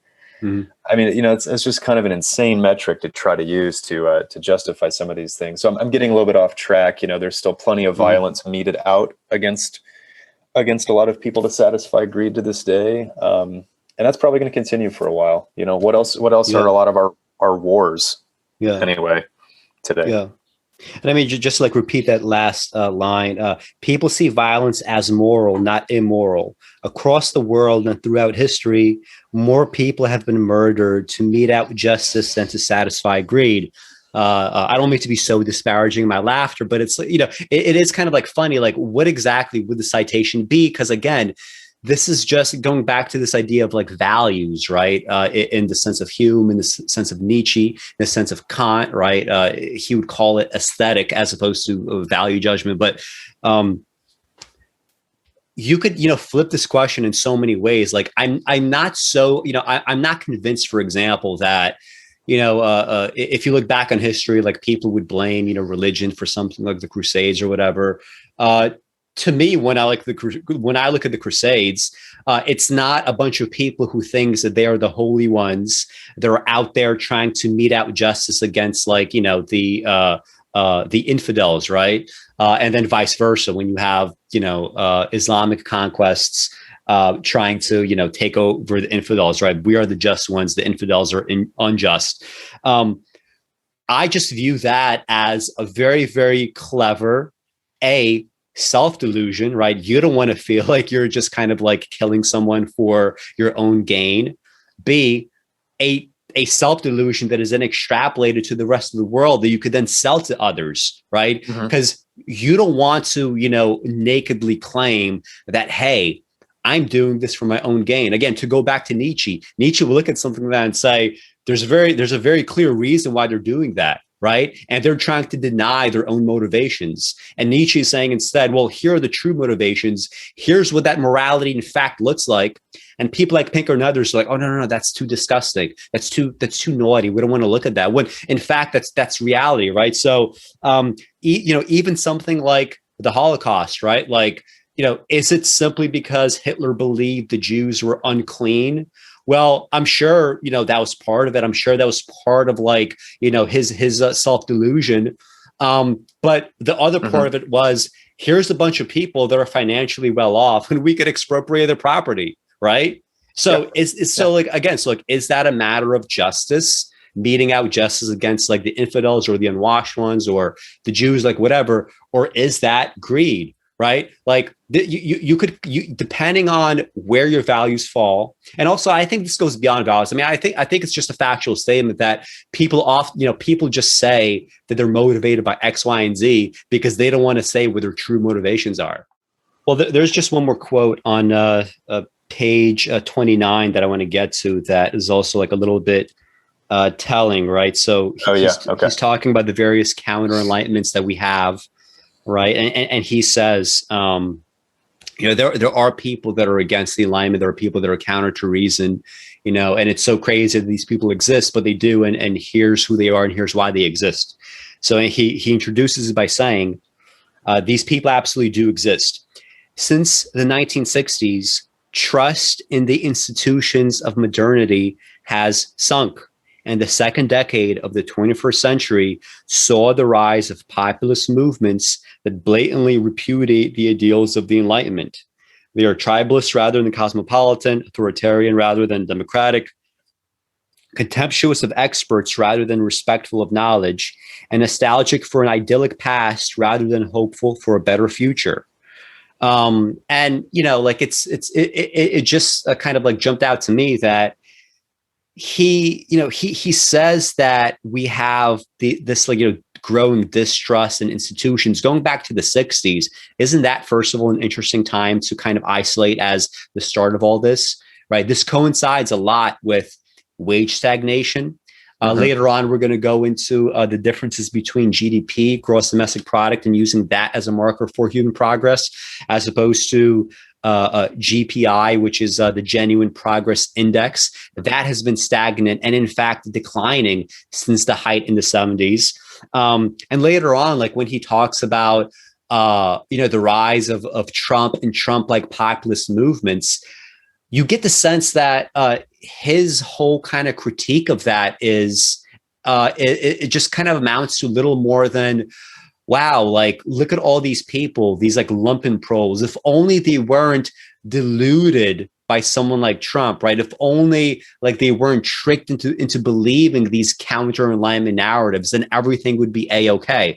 And, like you get the sense that part of the reason why he's writing this book, like, he says that he's against ideologues, political partisanship, but he clearly is an activist also in his own way, right? And the activism is, let me write a book like this to try to, stem the tide of these movements. But a lot of his analysis does not really go beyond, we have a bunch of these like abstract counter-alignment forces. Like, he doesn't really get into why they exist. Why would there be people like Trump that would cynically try to weaponize, human ignorance and gullibility? I mean, like, Trump is so clearly not someone that at all gives a fuck about anyone in his life. He's clearly sociopathic. He has an entire life of just kind of, theft and just like misbehaving in all sorts of ways. So, it's very easy to say like, wow, like if it weren't for these counter-alignment forces, all these people wouldn't be so gullible. Why are people so gullibly willing to believe that he's going to be their savior? Right. I mean, the fact that this is never addressed, like, I think it's both telling and very, it's kind of disturbing in a book like this. I mean, you have to be able to get to the bottom of it, I think. Yeah. Well, and I think later, if anything, again, he trots out, Nietzsche, Yeah. and some of those ideals for an explanation of somebody like Trump or some of the other famed demagogues of the past. So yeah, you do need to, to make more of an effort at it than that. And I don't know for the moment that I've got a whole lot more to say on those topics. I mean, he, at the beginning of chapter 4, what page is this? Called Progressiphobia. That's the chapter Oh, title. yeah. And he kicks that off by then saying intellectuals hate progress. Intellectuals who call themselves progressive really hate progress. It's not that they hate the fruits of progress, mind you.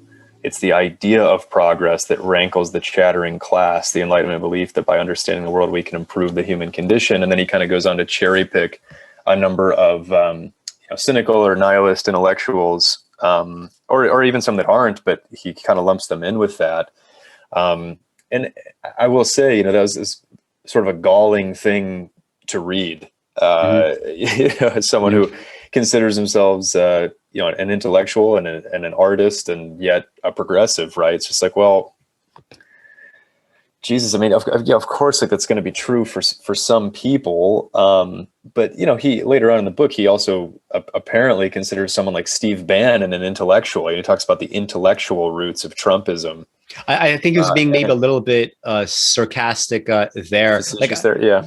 I mean, a little bit to like Pinker's credit. I think there definitely is this kind of like progress phobia that he calls it in liberal circles. I mean, again, I think there are plenty of people that if you give them a book like this, they're like, fuck this, I don't believe this. Like, of course, the world is like worse off than it's ever been. Look at the Holocaust. Look at this. Look at that. Blah, blah, blah. Right. So I think there's something there. Right. And there is. Yeah. And Pinker's sort of like he does talk about this in a little more detail, surprisingly, than this book. I think he should have talked about it more in this book than he does in Better Angels of Our Nature. But, the idea why this happens is if you're progressive and you want to, continually make things better, it is in your interest to say that the world has not been getting better, because one of your best bargaining chips is to say, look, things are worse than they've ever been. Like, you have to be able to say that for people to like more easily, get on board. I think in some ways, or rather that's kind of like the knee-jerk reaction, but it's also kind of like a double-edged sword in that regard, because it's like, well, if you are someone that completely denies progress, you're also unwittingly damaging your own political platform, right? I mean, correct. Like if all that you could say is, well, look, progressives have in some fashion or another, even if you didn't call them progressives in the past, they've always existed. There's always been people with a liberal strain and people with a conservative strain. That's just, psychological reality. Like, it speaks to carefulness versus, experimentation and kind of like the human psyche. But if you deny that there's any progress, and yet progressives have always existed, why should someone like sign on to your fucking political platform? I mean, like, if all that you could point to is like failure after failure after failure after failure, all your efforts are always for naught, always for naught, always for naught. Why shouldn't someone just be like, well, clearly progress is impossible, then fuck you and fuck this. I'm just going to make money. I'm going to go with, the Epstein route and just like live a life of just like pure self-indulgence. And, that's that. Like that's also a very real, potentiality. And, I think people that are very, very hesitant about progress, I understand why they have the knee-jerk reaction, because it is a powerful bargaining chip to be able to say, look at all this evil, let's solve it. On the other hand, like, you are unwittingly creating, people, like a mass of people that are just kind of like, I don't want to do this shit. I don't want to think about it. Like, nothing works, nothing helps. Fuck it. Right. That's like the most common thing. Like, when people like refuse to give money to charity or whatever, it's always like, well, there's always like, the next poor child. Right. So what's the fucking point? Right. Which also kind of misses the point. Like, even if you can't stem the tide, like, well, like how responsible are you? Right, for some of what's going on, because everybody to some degree is, which we'll get to. I don't know if you want to tackle like he has like, go ahead. Well, I was just going to say that maybe my thought on that when I read it, and I agree with a lot of what you say there. It is, and maybe it's because like in the public discourse, if you're going to be someone that's trying to disseminate these ideas and talk about them, especially in the modern age, like nuance is very difficult to get across, and it's much it sells much better, and it markets much better to take a more extreme position, right? And just say either, no progress has really actually been made, period, anywhere. So the whole system needs to get chucked out, or to be someone who, wants to argue in a more Pollyanna sense that everything's amazing. So let's keep the status quo. Look at how much it's improved everything. So yeah, my whole reading of that was kind of instantly like, what about an intellectual who's able to see multidimensionality to the problem here, right? Like to accept that we've had progress, and therefore progressivism and a progressive agenda has validity. I think it's pretty clear that it has validity, and we have moved forward on a number of things. Then, we've solved certain problems. We have other problems that continue to exist, and we also have fresh problems.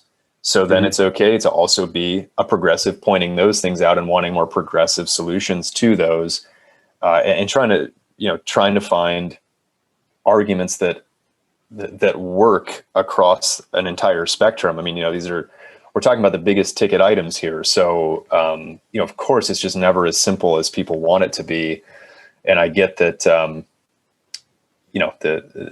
more, the more rooted to the spot you can be and just dig in and shout louder about that, the more attention you can grab. And that to me seemed more like what he was targeting there, was like the most attention grabbing, anti-progressive intellectuals, and the fact that they hate progress and therefore want to be able to say that, everything's terrible if you just look at it closer or whatever. So I don't know, as someone who still tries to be optimistic about some of these things, I felt like he did a bit of a disservice there. But anyway, we can move on. Yeah, I agree. I mean, that's a good point, right? Like, I mean, just like there are liberals that will unwittingly get people like not signing up to their platform because what's the point? Everything sucks. Nothing ever gets better, right?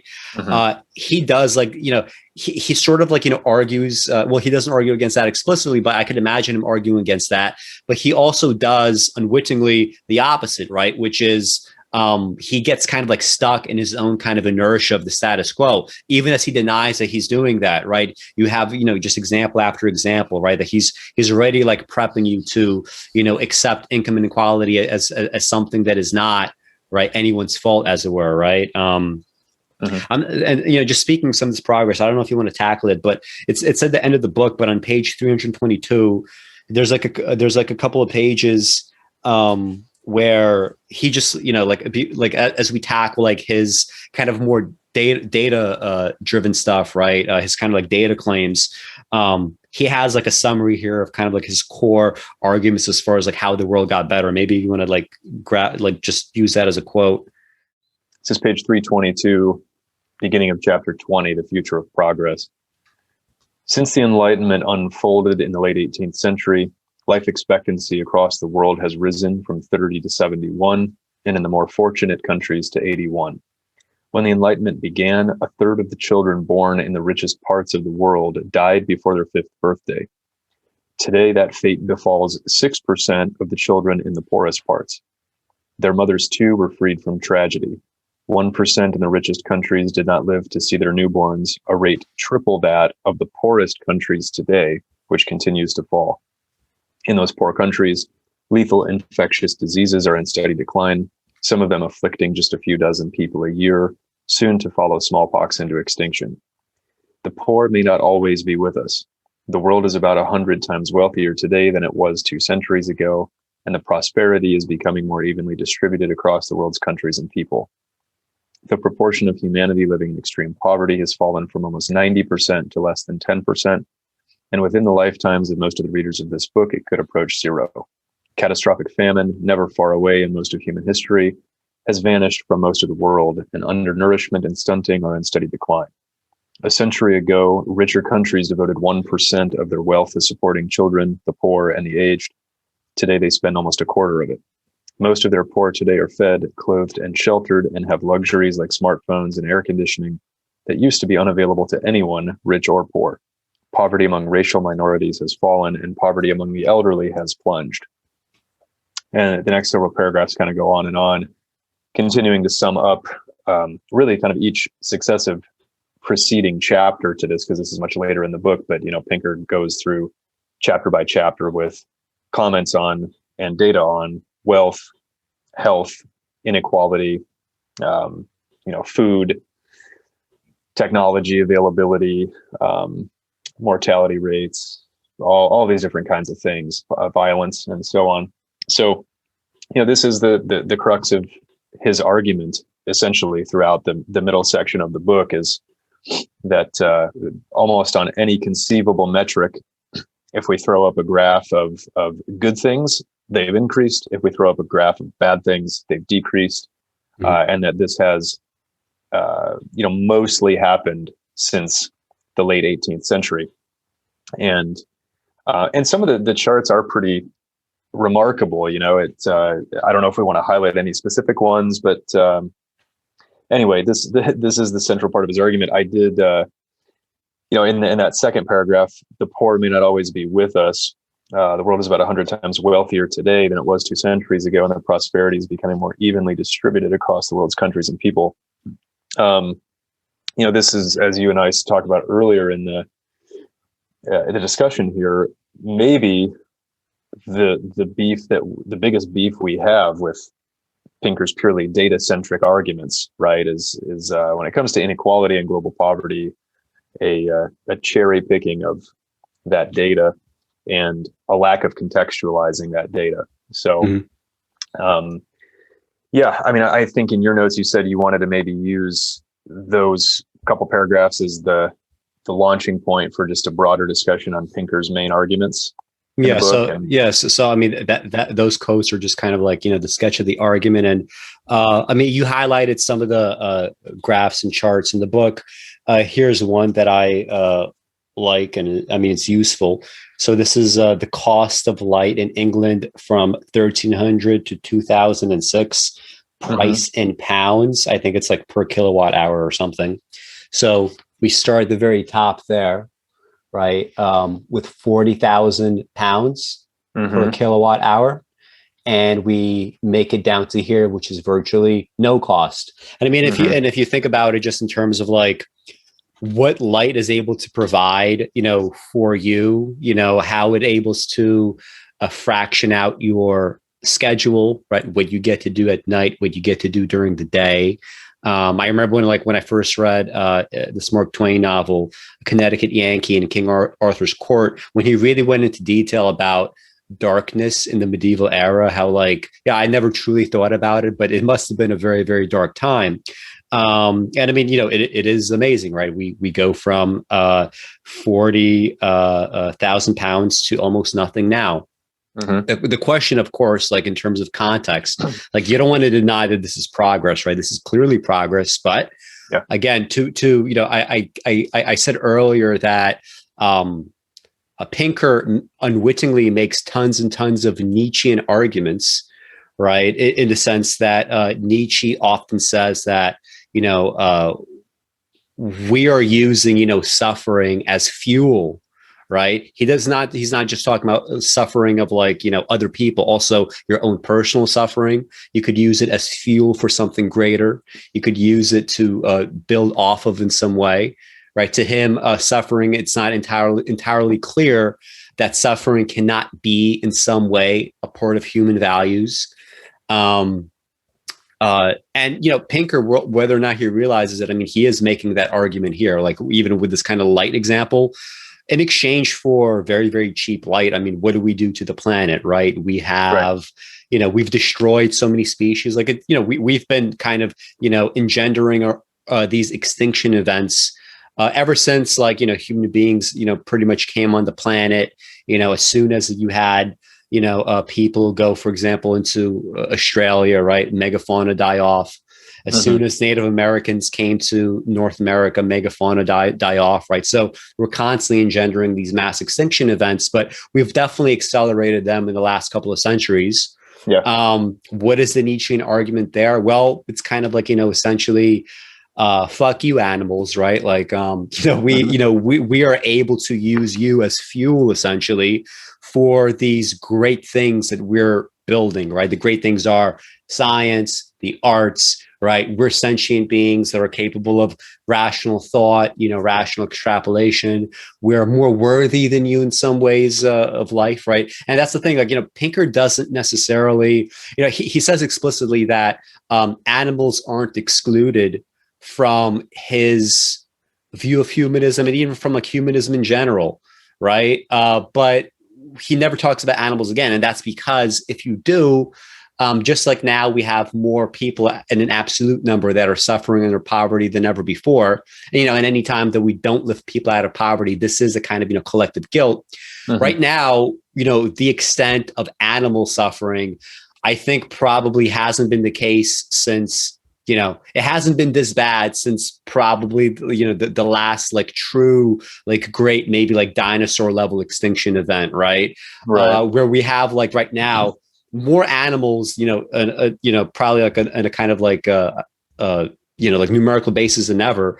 But they're, so many of them are like literally, they're factory farmed, right? And listen, you don't have to be a vegetarian, you don't have to be a vegan, but let's be real. You are making the Nietzschean calculation that, I can suffer, animals can suffer.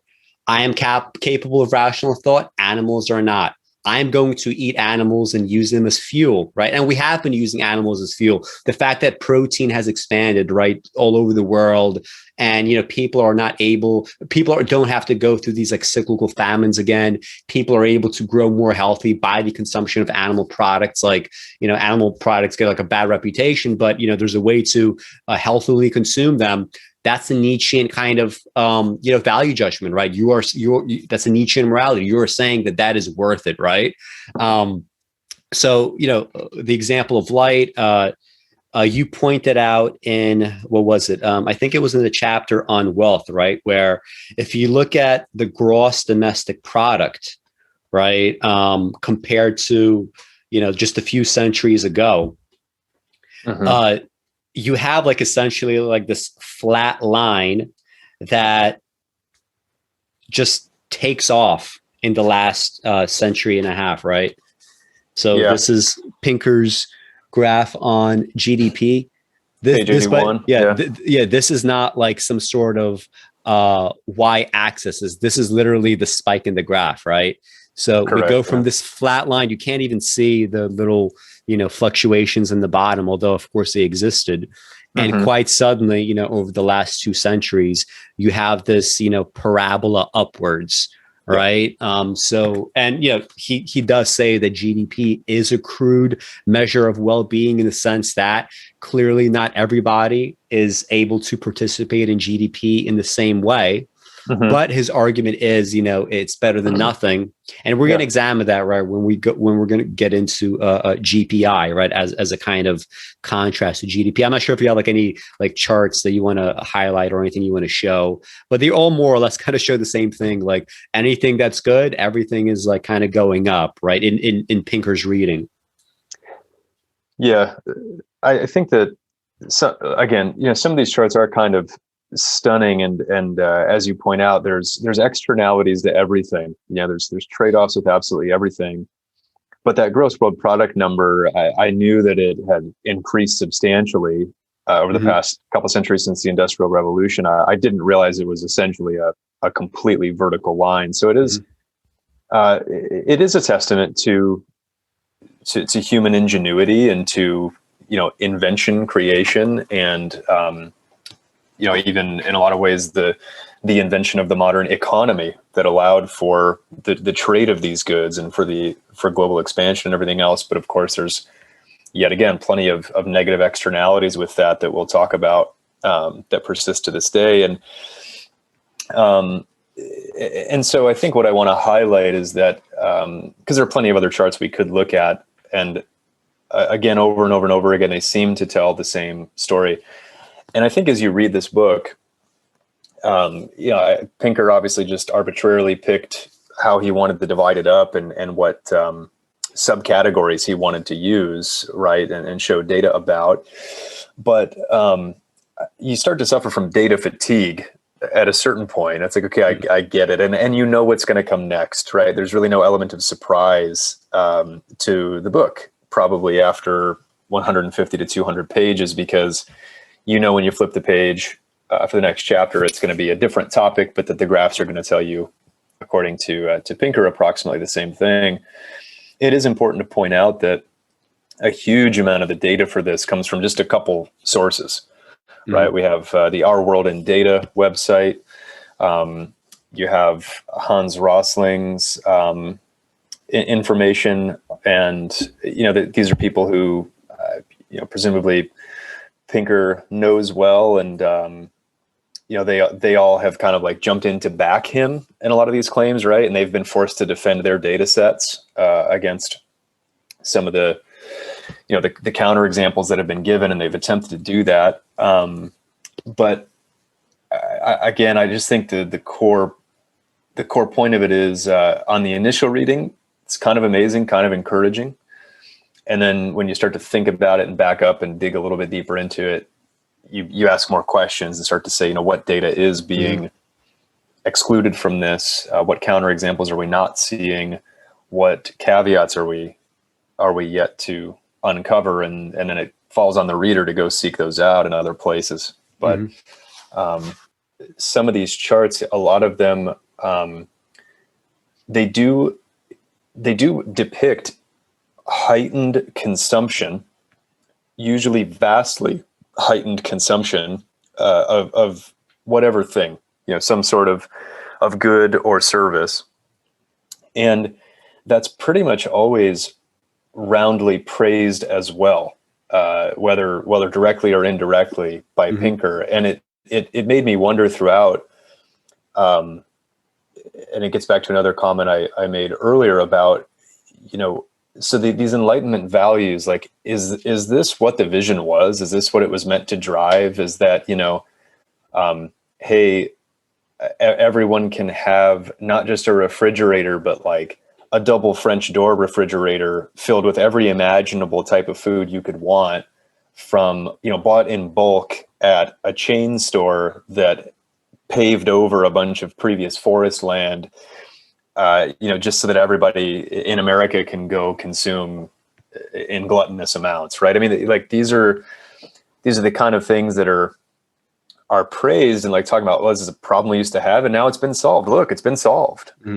And of course, when we want to talk about the proportionality of these gains, they're still so skewed, right? We've got your average American, you and I included, who have the means by which to drive to any given, big box chain store, load up an entire car full of whatever we want, bring it home and consume it. And still, the majority of the world's population, could never, ever conceive of such a thing. And so I just don't know that, that his extrapolation of the Enlightenment values into some of these gains is really what was ever in mind anyway. But we talked earlier about little ways in which, he's accepting of inequality, and there's sort of an insinuation that that's okay. And hey, it's still gotten better for everybody, so it's fine. One other similar time that I noticed that is in the chapter on the environment. And he kind of like, I don't know, feints and dodges throughout this whole chapter, because there's like a continued, like, we know there's a climate crisis and it's getting worse, but like, we are actively working on it. And here's some examples of pollutants that have come down, or ways in which we're, penalizing over polluting corporations or whatever. But this little quote on page 134, where he says, "But for many reasons, it's time to retire the morality play in which modern humans are a vile race of despoilers and plunderers who will hasten the apocalypse unless they undo the Industrial Revolution, renounce technology, and return to an ascetic harmony with nature. Instead, we can treat environmental protection as a problem to be solved. How can people live safe, comfortable, and stimulating lives with the least possible pollution and loss of natural habitats? Far from license and complacency, our progress so far at solving this problem emboldens us to strive for more. It also points to the forces that push this progress along. So mainly that first sentence, retire this morality play in which we're a vile race of despoilers and plunderers who hasten the apocalypse. It's like, yeah, but all the evidence says that's exactly what we're doing. Exactly. I mean, come on, dude. Like, why can't you acknowledge that is exactly what has gone on? And that's the thing. And like, think about the fact that he's calling it, again, to go back to Nietzsche, like he's calling it a morality play. Yeah. And that's the thing. So what is the implication here? Like, is the implication that like, well, come on, you fuckheads, like stop moralizing about this. Stop this like holier than art thou shit. Like, fine, we get it. Like we've destroyed much of the environment. We've, depopulated so much of animals. We have animals that are just in unprecedented numbers suffering under, factory farming in ways that has never happened before. Like, come on, like stop talking about it. Stop mentioning it. It doesn't matter. Right. That is exactly what Nietzsche says. He says that these considerations, like in terms of human values, like, yes, you could put compassion as one of your values. That's fine. But you don't have to. And you could have suffering as a value too, because suffering might ostensibly lead to something else. That's by implication exactly what he's doing here, right? Just by denigrating this, like this is such Nietzschean language. Like if Nietzsche had the phrase morality play to use in this way, he would absolutely use it in precisely this way. Right. And this is what gets me, like, and we're going to go to Nietzsche later, but this is what gets me about that final chapter when he's just like, attacking Nietzsche. Like this is such, this is exactly what human beings are. It's exactly what Nietzsche says.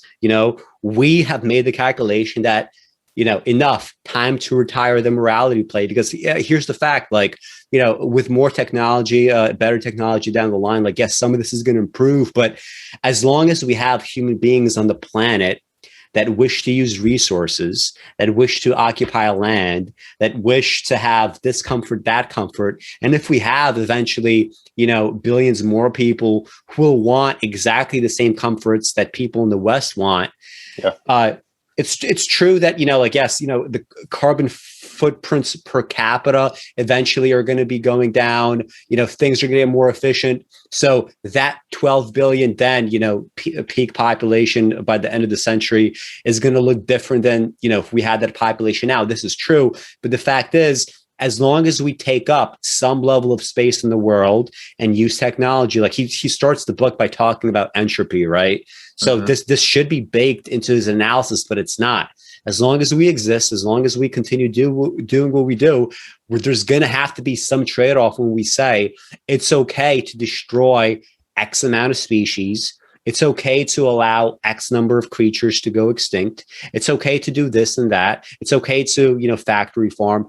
These trade-offs are always going to exist, right? And again, this is a Nietzschean argument, and to just dismiss it as a morality play. Well, I thought that's exactly what we're trying to transcend. We're trying to transcend this, like, a non-compassionate, view of life. Right. But, it seems like in many ways, like you don't actually get that in the book. Yeah. Well, right. And a couple other points just to make in this chapter. The one bit of context I want to give is that he's using that paragraph there as a clap back to tree huggers, basically, I guess is what you'd call them, right? Like really, really adamant, green focused people who, want everyone to live in like handmade log cabins again or something, and hunt and forage. I mean, he kind of uses such an extreme example of a regression to some earlier times, that I'm sure some people, I know some people advocate for that, but that's the context in which that pops up. He also tries to make the argument that, as technology improves, we can, quote, dematerialize more and more, which I don't know. Again, I guess I'd have to see more data and more graphs. It's like, on one hand, that kind of makes sense. Like, I get that a smartphone, he uses that example, like think of all the things a smartphone does now in one device that we used to have, a shelf of goods for that all did separate things. And I can see some of that, but like, if you continue any kind of consumptive trend pattern, we're still going to be mining all kinds of metals. We're still going to be creating semiconductor chips. We're still going to be, people are still going to be enamored with fast fashion. Like all this kind of stuff is going to keep up. And he talks in here about, quoting a couple other economists or ecologists maybe, who talk about the fact that we've potentially reached peak stuff. And I don't know. I mean, that strikes me as just simply not true right now. Like if you think about the rest of the developing world, and if there's a desire to help more and more of those people attain a better standard of living, they're going to want what we have. Well, they're going to want what we have. So here's the issue, right? Is like, okay, let's say everyone in the developed world, the rich nations, keeps right at where we're at. But then you bring up that, that less advantaged population. Well, right there, it seems to make an argument against peak stuff. You're going to need a lot more stuff to construct infrastructure, buildings, houses, schools, all the stuff we have, like in rich nations, right? And then you're also going to have to expect that human nature completely reverses itself, where everyone in the current rich nations is okay with stopping accelerating their own consumption. And I kind of, you could call me cynical, but I feel as though the keeping up with the Joneses nature of the typical human being, especially one raised in an abundant culture where anything you could want is at your fingertips, like your average American is, I don't think, going to be content to just say, well, yeah, I'll keep mine right here until everyone else catches up. I think there's going to be a desire to, well, God damn it, if I should still be higher. So now I'm going to buy another SUV, and I'm going to really try to, put a bowling alley in my house, or whatever kind of shit people can and do dream up. I don't know if you agree with me on that, but it just seems to me like trying to sit here and say, yeah, we've probably reached peak stuff, so it's going to start coming down. So it's all good. We're going to figure that out. Yeah. I don't know about that. I mean, the way that I would view it is there's definitely going to be surprises in the next century in terms of like, spikes in consumption, right? Stuff that, I guess Pinker hasn't thought about. But it's also true that to some degree, let's assume that we do get, for example, nuclear fusion. He says, well, this time it may actually really be only 30 years away. Right, assuming that we have like better technology for reducing emissions, we could start solving maybe some of that. But again, that's a big if, right? Like that is a huge if. Also, like when you in the example of smartphones, yes, well, smartphones are the thing we have now. In the future, we might be able to consolidate a whole lot of other stuff like into smaller units, right? And we might find, some minerals that are, useful in the same way that are, we still use rare earth minerals, but we might find a situation where, we're using less and less of those in exchange for something that is either cheaper or something that we could actually manufacture ourselves in some way. Those are also possibilities, but I generally agree that, peak stuff might be the case in some countries, in some places, but it's definitely not. We're definitely not hitting peak stuff any time soon, right? When it comes to the developing world, and I think it's kind of telling that, like in this chapter on the environment, when he kind of like cheerleads the neoliberal order, one of the things that he talks about as like a huge positive move in the right direction is the Paris Climate Accords, right? And Trump, of course, he went out of them. Biden is now back in. But one thing that I didn't see people really talking about over the last few months is there was like a report that was released that basically all those nations that signed up to the Paris Climate Accords, the ones that stuck to it, they did not come anywhere close to hitting their targets thus far, and are not on pace at all to hit these targets.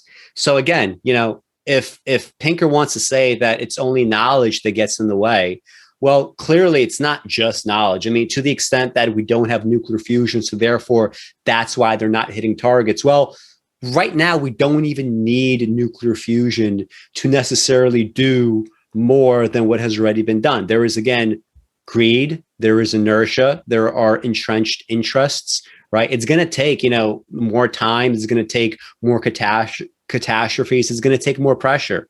Right. So, it's, things are not really looking good in that front. I think it's pretty certain at this point that we would get at least 2.5 degrees Celsius of heating. And it's also within the realm of possibility that we do end up with 4 degrees of heating. And to anybody that's not aware of what this means, 4 degrees Celsius of heating means that everything south of Montreal is an uninhabitable desert that is just filled with solar panels powering the rest of the world, which exists in depopulated form in high-rise apartments in Canada and Russia. Okay, that's the reality. You have some places in Patagonia, they'll be fine to reside, and you're also going to have some high rises there. But generally speaking, that is the reality. And we're probably hitting at this point, it looks like 2.5 degrees. And I think what we saw in terms of and you can't even make the argument that maybe if America would have stayed in, these other countries would have taken it more seriously. Bullshit, I say, right? They it still would have been more or less the same, right? Everything in this regard is always not enough, which you could sort of if you're a capitalist, right? Even, I'm not saying that you necessarily have to be a socialist or anything, but if you're a capitalist, you have to deal with the reality that something that is this long-term externality that doesn't affect the people that are currently in power, it means that they're not going to hustle to solve these problems. There's nothing within capitalism that incentivizes solving issues that will become serious issues a century from now. Right. Correct. And that's just a fact and logic of capitalism. Right. You're going to have to deal with that in some way. And yeah. Well, I was going to say, before we move on, just 3 more real quick points I wanted to make in this same channel is that with the present state of our economic system in the rich, developed global North, it's always praised as being maximally efficient, right? There's this myth that the free market and the invisible hand guiding it is efficient, and it's the most efficient way to possibly move forward. But it's so clear that it creates incredible inefficiencies. There's a few I can think of right off the top of my head. Number one is what you just said, right? The incentivization towards short-term thinking and the next quarter or two of profits to benefit shareholders. So problems that exist are allowed to persist for much longer than they should if people are really being more efficient and more intelligent about the future, both for themselves and successive generations. Number two is just the shit that gets produced. I mean, for every important invention and thing that comes around, how many ancillary and complementary products get made that are completely optional, completely unnecessary? It's just absolutely insane, the number of things, but there's an incentive, right? If you can become an entrepreneur in America who makes, a lizard flag out of a certain kind of cloth and set of metals that catches on as a fad on TikTok, and now you're rich because of something that is a complete non-entity in terms of any import. But bully for you. I mean, now you're rich and you're maybe, and that adds to the GDP numbers, right? That's also going to be part of the GDP spike.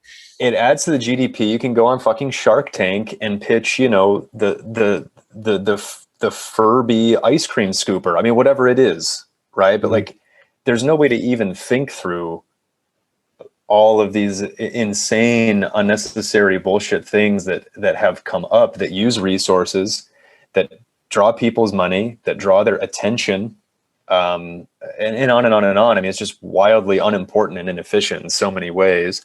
Mm-hmm. And then the last one, and we can maybe talk a little bit more about some of these ideas, in a bit.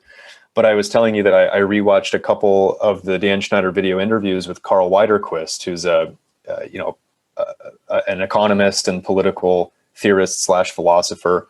I watched the most recent video that they just did together on his co-authored book, A Prehistory of Private Property, mm-hmm. and then his one on universal basic income from a couple years ago. And he did a nice job pointing out yet another inefficiency of the current neoliberal setup that we have, which is simply, as we already know, government handouts to the ultra rich. You mentioned that earlier, right? Socialism for the downside, privatism for the upside, but also just lobbying, bribery, all this kind of stuff that goes on behind closed doors.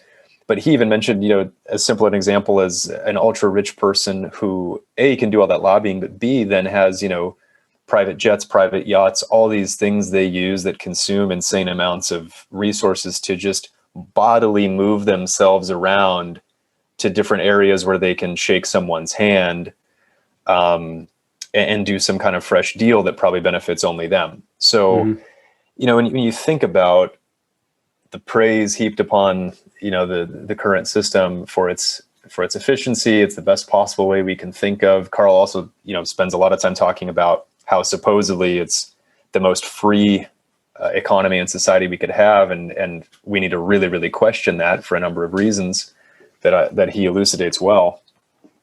Again, all of that, just getting to that one quote I read 15 minutes ago from Pinker about, we need to get off of this morality play of how we, frame ourselves. It's like, no, not really, because it's exactly what the fuck is going on most of the time.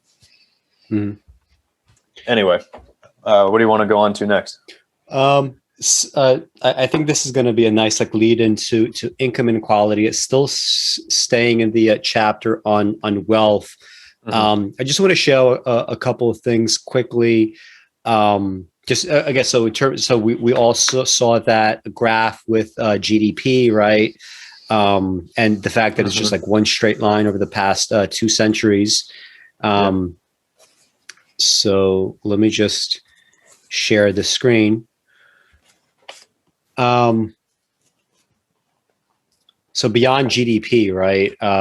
This was back in 2013. There was this article, or rather the study, Beyond GDP, Measuring and Achieving Global Genuine Progress, right? People have known for a long time, and Pinker says as much himself, that GDP is a very kind of crude way of measuring progress, because there's all these externalities that don't necessarily make their way into GDP. They don't reflect the negative costs. You mentioned, hey, we could have like a fucking random lizard flag that, becomes a meme that adds to GDP. We have shitty books from, some shitty kids books or whatever that sell billions of copies, and suddenly that's part of GDP. And that's actually an example that Pinker himself uses. So, since economists knew that this is kind of a crude way of measuring progress, there's the study that tries to find a new way of doing that, right? And they posit something called GPI, right? So the abstract says, while global gross domestic product, GDP, has increased more than threefold since 1950, economic welfare, as estimated by the Genuine Progress Indicator, GPI, has actually decreased since 1978. So actually starting in the 60s and 70s, you had this kind of stagnation, right? Around the time that Pinker says, wow, look at this, people are losing trust in institutions. People are losing trust in expertise. I wonder why that is. Could it be because you're force feeding them progress while other metrics, right, don't show the same progress? So we had this period of stagnation for GPI, and it started actually decreasing from 1978. So we synthesized estimates of GPI over the 1950 to 2003 time period for 17 countries for which GPI has been estimated. These 17 countries contain 53% of the global population and 59% of the global GDP.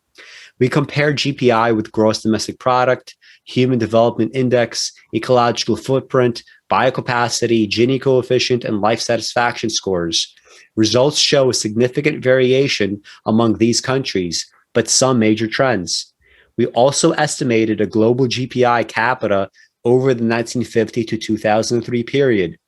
Global GPI/capita peaked in 1978, about the same time that global ecological footprint exceeded global biocapacity. Life satisfaction in almost all countries has also not improved significantly since 1975. This is also something that Pinker himself says. He's like, there's this kind of odd thing where over the last few decades, even if some things are getting better, or in his framing, many things or most things are getting better, people are not necessarily more happy. And he just kind of dismisses it. But here's actually one of the explanatory factors, right? Globally, GPI/capita does not increase beyond a GDP/capita of around $7,000 per capita. If we distributed income more equitably around the planet, the current world GDP, 67 trillion per year, could support 9.6 billion people at $7,000 per capita. While GPI is not the perfect economic welfare indicator, it is a far better approximation than GDP. Development policies need to shift to better account for real welfare and not merely GDP growth. So that's just like one way that I will frame this, in a question of wealth, right? I mean, that's just part of the reality, right? We don't have to necessarily go with GDP. If we go for GPI, we have like a metric that coincides very nicely with some of the things that Pinker is all too willing to chalk up to, like, things that may be like somewhat explanatory factors. Like, I do believe that he's correct when he says that newspapers, for example, are very incentivized to like report on bad news. I think this is true, right? Because if you do report on good news, I mean, it doesn't really seem like news, does it? So that could be playing an impact on, people's thoughts, how they, process the world. But we also have, like, obviously real material indicators that we could point to as well, right? And you can't just dismiss them out of hand in that way. And I'm not sure if you have anything to say about that, but I have a lot to say also about his, like, in the same chapter on wealth, when he starts talking about, communism versus capitalism. Yeah, why don't we transition over to that, and feel free to lead in, and then we'll start to go through the income inequality stuff. And all right. And I'd say income inequality is going to be the longest part, since we have lots of like articles and back and forth to deal with. But just to stay with wealth for a little bit, because this actually frames like a lot of the remainder. So, like, first of all, just to get this out of the way, I'm not going to be defending communism, right? I'm not going to be defending I'm not a Marxist, right? I'm perfectly fine with, it's not that I don't necessarily believe that long term we can't be in a Marxist type environment, let's say a span of centuries down the line or whatever. It's just that right now, I don't want to get lost in all this like fucking theorizing, right? At a minimum, we need the world to be on some kind of like social democratic model first, right? We Correct. Need to to use America as an example, like at a fucking minimum, we need universal healthcare, right? Before we even talk about like the fucking proletarian revolution or whatever that you want to get lost in, because it's all an abstraction. It's all, cultishness right now. We need, universal healthcare. We need to solve, stagnating wages before like anything else happens. So I'm perfectly willing to just, agitate for a macro social democratic model, along like Sweden, Norway, whatever, for the entire world. I think that baseline ought to exist. We need to like eliminate homelessness. We need to eliminate poverty, blah, blah, blah, right? All that good stuff. So this is not, a defense of Marxism or anything. That said, I will also say the following before I get into all these quotes.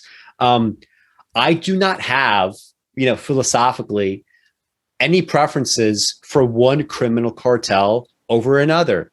I am perfectly willing to say that Stalinism, Maoism, Leninism, it's a criminal cartel. Stalin was a criminal. I have no problem saying that. Mao is a criminal, no problem saying that. But that is simply one criminal cartel that serves as a kind of like, I call a faux counterweight, because it doesn't really solve the problem that, of what like America and other nations are doing. Right. I mean, what? So, we answer American depravity abroad or slavery domestically with Stalinism, internet, like it doesn't make any sense. Right. So, right. Just like philosophically speaking, I don't have any preferences, between one criminal cartel and another. The only exception to this is the following, and this is like a very different statement, but I'll make it. I am happy to be the beneficiary of the American criminal cartel. I'm happy that I'm able to be an American in the United States, being able to do what I do, live in a house, in a situation where I probably won't get robbed, probably won't get killed, probably won't have to suffer in the way that other people suffer. But I have no illusions about the fact that for me to get all these benefits, they clearly have come historically at the expense of other people. Okay. So I can, on the one hand, be happy that I personally don't have to suffer, the worst of what the world and history has to offer. But that's very different from saying that the American criminal cartel is so much better for the world and so much nicer and so much less savage than something like Stalinism or Maoism, because fucking bullshit, I say, right? It's bullshit. It's simply not true. So getting that out of the way, I'm just going to get into this. Is on page 90. Pinker starts talking about, communism versus capitalism and, methodologies of wealth creation and so on. In 1976, Radley writes, Mao single-handedly and dramatically changed the direction of global poverty with one simple act. He died. Though China's rise is not exclusively responsible for the Great Convergence, the country's sheer bulk is bound to move the totals around, and the explanations for its progress apply elsewhere. The death of Mao Zedong is emblematic of three of the major causes of the Great Convergence. The first is the decline of communism, together with intrusive socialism. For reasons we have seen, market economies can generate wealth prodigiously, while totalitarian planned economies impose scarcity, stagnation, and often famine. Market economies, in addition to reaping the benefits of specialization and providing incentives for people to produce things that other people want, solve the problem of coordinating the efforts of hundreds of millions of people by using prices to propagate information about the need and availability far and wide, a computational problem that no planner is brilliant enough to solve from a central bureau. A shift from collectivization, centralized control, government monopolies, and suffocating permit bureaucracies, what in India was called the license Raj, to open economies took place on a number of fronts beginning in the 80s. They include Deng Xiaoping's embrace of capitalism in China, the collapse of the Soviet Union and its domination of Eastern Europe, and the liberalization of the economies of India, Brazil, Vietnam, and other countries. So first of all, just like as a quick comment, I agree theoretically that there's definitely downsides to planned economies. I'm not like a planned economy proponent, right? Although I am very, very much in favor of tons more regulation and tons more, federally mandated. Like when people say like, oh, like conservatives always love to say like, oh, America needs to be run as a business. I don't think they get what they're talking about, because the downsides of capitalist business is the fact that you have all these laws you need to obey. You have all these rules you need to follow. If America decides to use a command economy in some regards, such as saying like, we will do a 5-year plan where we produce like, thousands of miles of like high-speed rail, guess what? You will have such a spike in GDP and such a return on investment that no business can do. You know why? Because it's the federal government that is mandating this and nobody could say no, right? Businesses are not able to function this way. So for anybody that says, let's run America as a business, be my fucking guest, but understand what this means. You need to leverage federal power in ways that businesses cannot, right? So I'm not against that, right? But he's also very much underplaying. Like, okay, so he's going to talk about in this chapter, he talks about the fact that one of the Chinese 5-year plans, called the Great Leap Forward, I believe that was in the early 60s. I think it was like late 50s into the 60s or something, around that time period. It's true that the Great Leap Forward was a 5-year plan that led to famine, and that actually led to a downgrade in China's economy. Right, they went backwards. They actually lost GDP. They lost productivity. And that's because, like, given, that you have like a totalitarian state under Mao's China, all the, apparatchiks that are, supposed to be, hoarding, for example, grain. That was like supposed to be one of the things in the Great Leap Forward. You're incentivized to like pretend like you have more grain than you do. Right, because if you don't, well, what happens? Maybe you get executed or something. Killed, right? Yeah. So of course, like, that's one of the downsides. And as it turns out, nobody had enough grain. That was all a lie, right? So suddenly you had a famine. I get that, but in this chapter, like, if you're going to be talking about command economies and you're going to isolate the Great Leap Forward as proof positive of everything that you're saying, well, what about all the other 5-year plans? Are you really going to tell me that those other 5-year plans did not have just such dramatic effects on the economy that capitalism never can? I mean, even to take it from capitalism, to take it from China to the USSR. My great grandmother was born in 1924, a couple months before Lenin died, and the change that she experienced from 1924 to 1945, basically before the time that she, by the time that she was like 21 years old, it was just absolutely unbelievable. We went from a peasant society in Russia to a modern industrialized superpower. There is no capitalist society that can talk about that kind of change. It has never happened. It can't happen. Of course, what happens in the process is you have to liquidate tons of people. You're going to get tons of famines. A lot of things like that happen. This is true. But again, we're talking about, various value judgments. In Pinker, when he has his own Nietzschean value judgment, what is part of it? Well, American slavery is part of it, isn't it? Correct. The extermination of almost 10 million Native Americans is part of it. Yep. You had an additional unit of GDP in the United States, right? And that was slavery, right? Suddenly, oh my goodness, we have free labor, right? That's an additional unit of GDP that otherwise would not have existed. That's definitely a head start, especially since you were later, for example, than Britain in terms of banning the slave trade, right? You have a head start in terms of being, the top dog in terms of capitalist economies. So when he says things like, well, communism poses totalitarianism, I mean, it does. Like, there's no way of denying that. But it's not as if capitalist nations, I feel like there's like this like issue with causation that he hasn't truly wrapped his mind around, because he credits like all this good stuff to capitalism, which again, I'm not against doing that to some degree, but he doesn't seem to get that, well, what are the wealthiest and most well-to-do and happiest, blah, blah, blah, nations on the planet?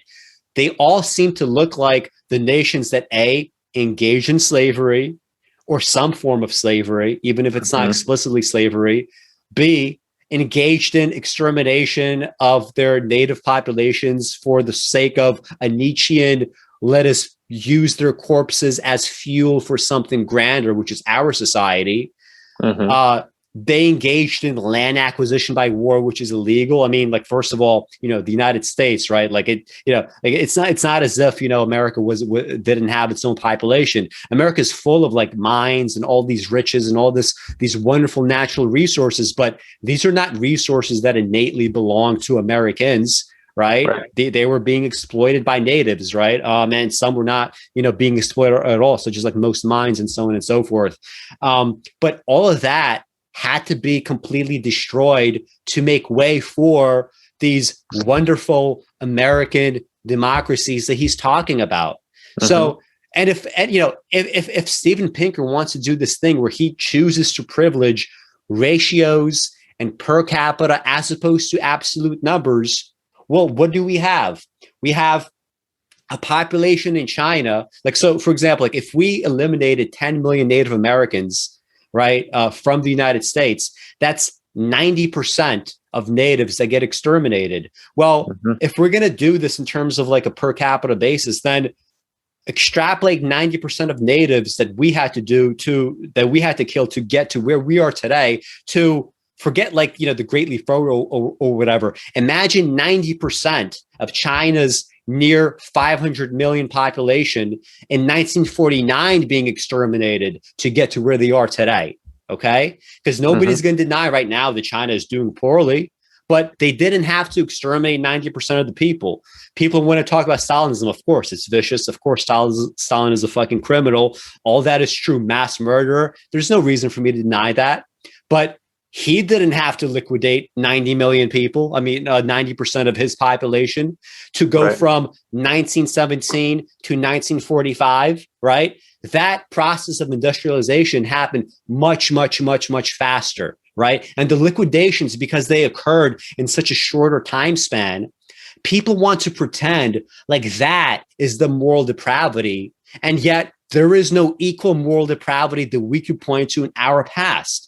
And this is the thing. This is what really gets me so much about Pinker. Like, he wants to deny the reality of Nietzschean morality. He wants to deny that this is in fact how even Enlightenment era and post-Enlightenment states, and states that, play lip service to the Enlightenment, or even not just lip service, actually believe in it. They've engaged in the same kind of Nietzschean morality. And I think there's this kind of motivated reasoning with Pinker, where he tries to pretend like that's not actually happening, right? He wants to pretend that as he's typing away on his computer, right, on his laptop, making the next book, that laptop was not made somewhere by fucking slave labor. Most recently, we had like in the past week, there was a news story where they found 215 corpses of children in a Canadian school. And the reason why that is these natives, right, the natives in Canada, they were forced not only through like an extermination process, just like, the United States had its own extermination process, but up until 1970, all these native kids, they were forced into these schools where they were not allowed to speak their native languages. They were not allowed to worship, their own religion, right? This is an Enlightenment era state, right? That is simply a fact of life. If you are a nation state that is founded on genocide, it stands to reason that even as we go into modernity, we're going to have these like knockoff trickle effects. So all these kids, like, they were so, obviously they were being disrespected. They weren't treated as human beings. Many of them were just outright killed, sexually molested. And here's a prime example. Now, that's 215 dead kids. Before that, we had millions of natives in Canada that were exterminated. Pinker is standing, being a Canadian, he's standing on the skulls of all these fucking kids, of all these natives, and that's just a fact, okay? There's no point in denying that. That's reality. When he writes his books and it's a laptop made by slave labor, well, he's going to have to justify it in some way, and I'm sure that he does in his head. He says to himself, well, I get it, but A, I can't do much about it. B, I have to do what's right, which is if I can't stop, this kind of, constant oppression going on globally or in the past, like I can't resuscitate those corpses, right, that I'm standing upon for me to be, a well-to-do Canadian. At least I can write, a great book that's going to maybe change the trajectory of the world. That's a Nietzschean calculation. And guess what? I'm making the same calculation too. For my family to do well in the city in Russia, well, we're actually from Belarus, but for us to do well in the city in Belarus, how many people had to be fucking liquidated, in the countryside, right? I'm not, but the thing is, I'm not denying that, right? There's no reason for me to deny that, right? I hate when I see things like white guilt, and Nietzsche's the same way. Nietzsche, like, there was no such thing as white guilt back then, but if he would see something like that, he would hate this kind of guilt, because he would say, you can't fucking do anything about these corpses. You can't do anything about the past. You can't do anything about this death and destruction. You can't tell someone where your laptop came from. The only thing you can do right now is you have to use the past and all the suffering as a fuel to move forward. China did the same thing. Russia did the same thing. America is doing the same thing now. So I completely don't buy this like completely fucking asinine argument that there's one criminal cartel that we need to treat preferentially over another. So the way that he just like starts framing this argument, like it just bothers me, right? And again, like you can't tell me that capitalism in Russia from 1917 to 1945 would have accomplished what state kind of like capitalism or state socialism, whatever in between that you want to call it, it would not have done the same thing. There's no way other than I remember like when I first got into Marxism, one of the first books I read was Leon Trotsky's The State, the Revolution Betrayed. And in the first chapter, he goes into is a chapter titled "What Has Been Accomplished." He goes into all the things that happened up until it was written in 1936. So from 1917 to 1936, it just amazed me even back then when I was a kid. Like, wow, like I didn't even think about all these changes that are just kind of, it's impossible for me to imagine them under a capitalist society, right? And again, like we don't have to say that Russian society, socialist society, communist society is what we need to emulate. But again, don't make this disingenuous argument that would have been possible under ordinary capitalism. I'm not sure if you have anything to say about that, but I mean, there's more to say after. So maybe I've talked too long already. No, I mean, it's a lot of great points there. Just a couple quick interjections to make. Number one, and maybe we'll talk about this a little bit, but obviously, modern China is also got to be a very frustrating thorn in the side for typical neoliberal capitalists. I mean, they have accelerated, their economy in the present day with globalization, interconnectivity, open trade. They've liberalized their economy in a number of ways, but it is still there's a strong element of central planning. There's strong cohesion. There's one of the things that Piero Scaruffi has talked about, because he wrote an extremely long piece on China's economic miracle, over the past, let's say 30 to 50 years. And talking about the continuity of planning that they have executed to go from where they were to where they are today, to where they will continue to go. And that they do not fritter about with the same bullshit culture wars, the same, hey, every 4 to 8 years, there's going to be a leadership change. That's not that's really not that big in reality, but will be made to look really big with a lot of, hand-wringing and fanfare between Democrats and Republicans and who has control, and then a lot of stalemating. And so again, that's just one modern example of something that's one hybrid. You mentioned the Nordic nation hybrids, with social democracy and how much better that has worked for the citizens of those countries. And this is the direction that that you and I agree we would need to move in the near term to make some longer term, even larger transitions. But besides that, I again, in watching these videos with Dan and Carl Widerquist, it was interesting. Dan made another comment, like to your point about what can be done with those central planning and that being one kind of criminal cartel, but the lightning speed with which it can move. And Dan made the point about also, like rabid, rampant capitalists who just like lose complete sight of the totality of the infrastructure around them that they need to build any capitalistic thing. And he used the example of Jeff Bezos. He's like, well, it doesn't matter how rich Bezos gets. Let's say he's worth $200 billion today. And if he hadn't gotten divorced, it would be double that. So $350, $400 billion, whatever. Doesn't matter. There is no way in which he personally could ever combine enough resources to build his company. He needed every piece throughout history and the trajectory of America and all of these other things in place to then, go be the ant that climbs to the very top of that anthill, but wants to act as though, is only by his own doing. I mean, and that's just the case over and over and over again. It doesn't matter what example you pick. He's, probably the most extreme today.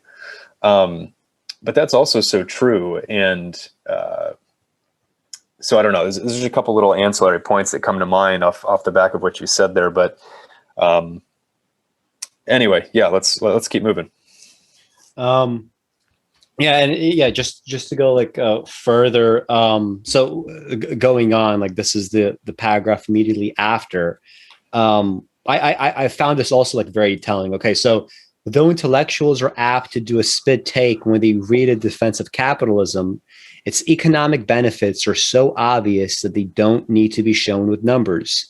They can literally be seen from space.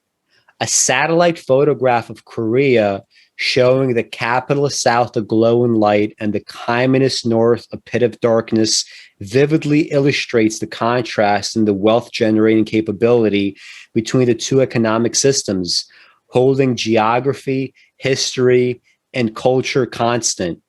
This is such an incredible fucking statement. Like, what do you mean by holding history constant? Like, are we not aware of the fact that Korea was built up essentially by the United States as a bulwark against the communist China, right? Yeah.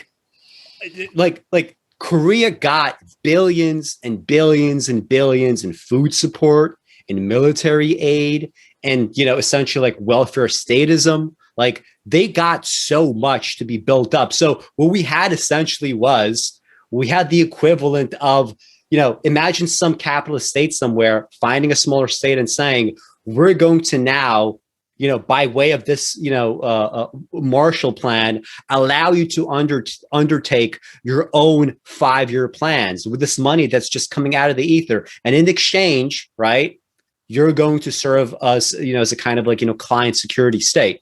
Now, listen, you know, I love Korea. I visit Korea. It's one of my favorite places to be. But the fact is, it did not get to the way that it did merely because it just embraced markets and the communist North didn't. That's not what happened, right? And you know, like that's you know, that's you know, and also like other examples that he cites, like for example, Taiwan, right? I mean, Taiwan isn't like what is with all these like American fucking like client states, like so Taiwan. You know, so like after the Kuomintang realized that it's going to lose in its like civil war against Mao, you know, they these mainlanders, they were called, right? These like immigrants, they, you know, flee from China to Taiwan, right? They flee to Taipei, and alongside, like, what do they bring them? Okay, so first you have like about 2 million soldiers. And refugees, like that's not like when you think of like in terms of immigrants, it's not the ideal like immigrant makeup, right? In terms of like, you know, when you're bringing in refugees, that's like very, very indiscriminate. You're going to get people that are wealthy, people that are not wealthy. You're going to get people that are educated, people that are not educated. But the fact is, you have, you know, a soldier class, which was, you know, gainfully employed for a while. You have tons of intellectuals, right? Tons of the leadership are making their way there.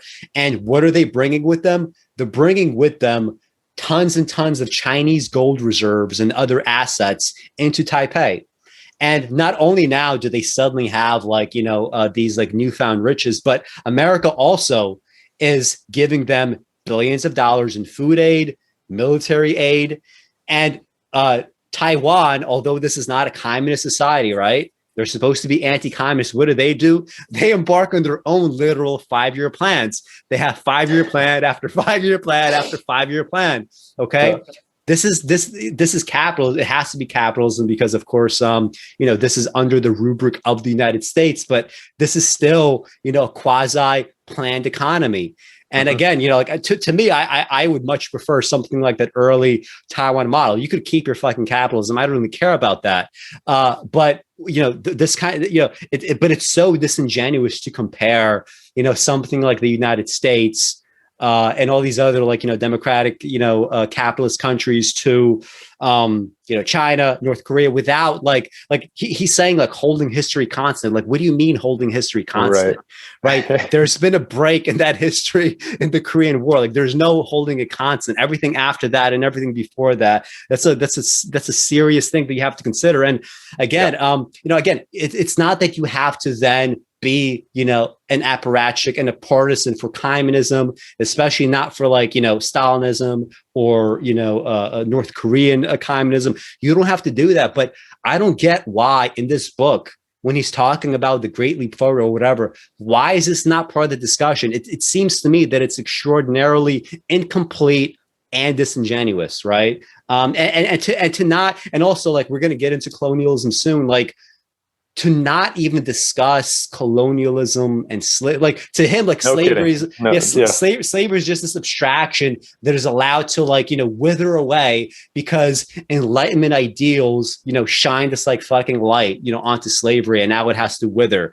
When in fact, like all these things that you claim to love and all these positives, like they were built on the backs of millions of people, right? There's no way to escape that logic, right? And that's the thing, like because like slavery is no longer tolerated, China can't do fucking like slavery. So what did it do instead? It did 5-year plans instead. It forced peasants to do whatever it is that they wanted them to do in the 5-year plans.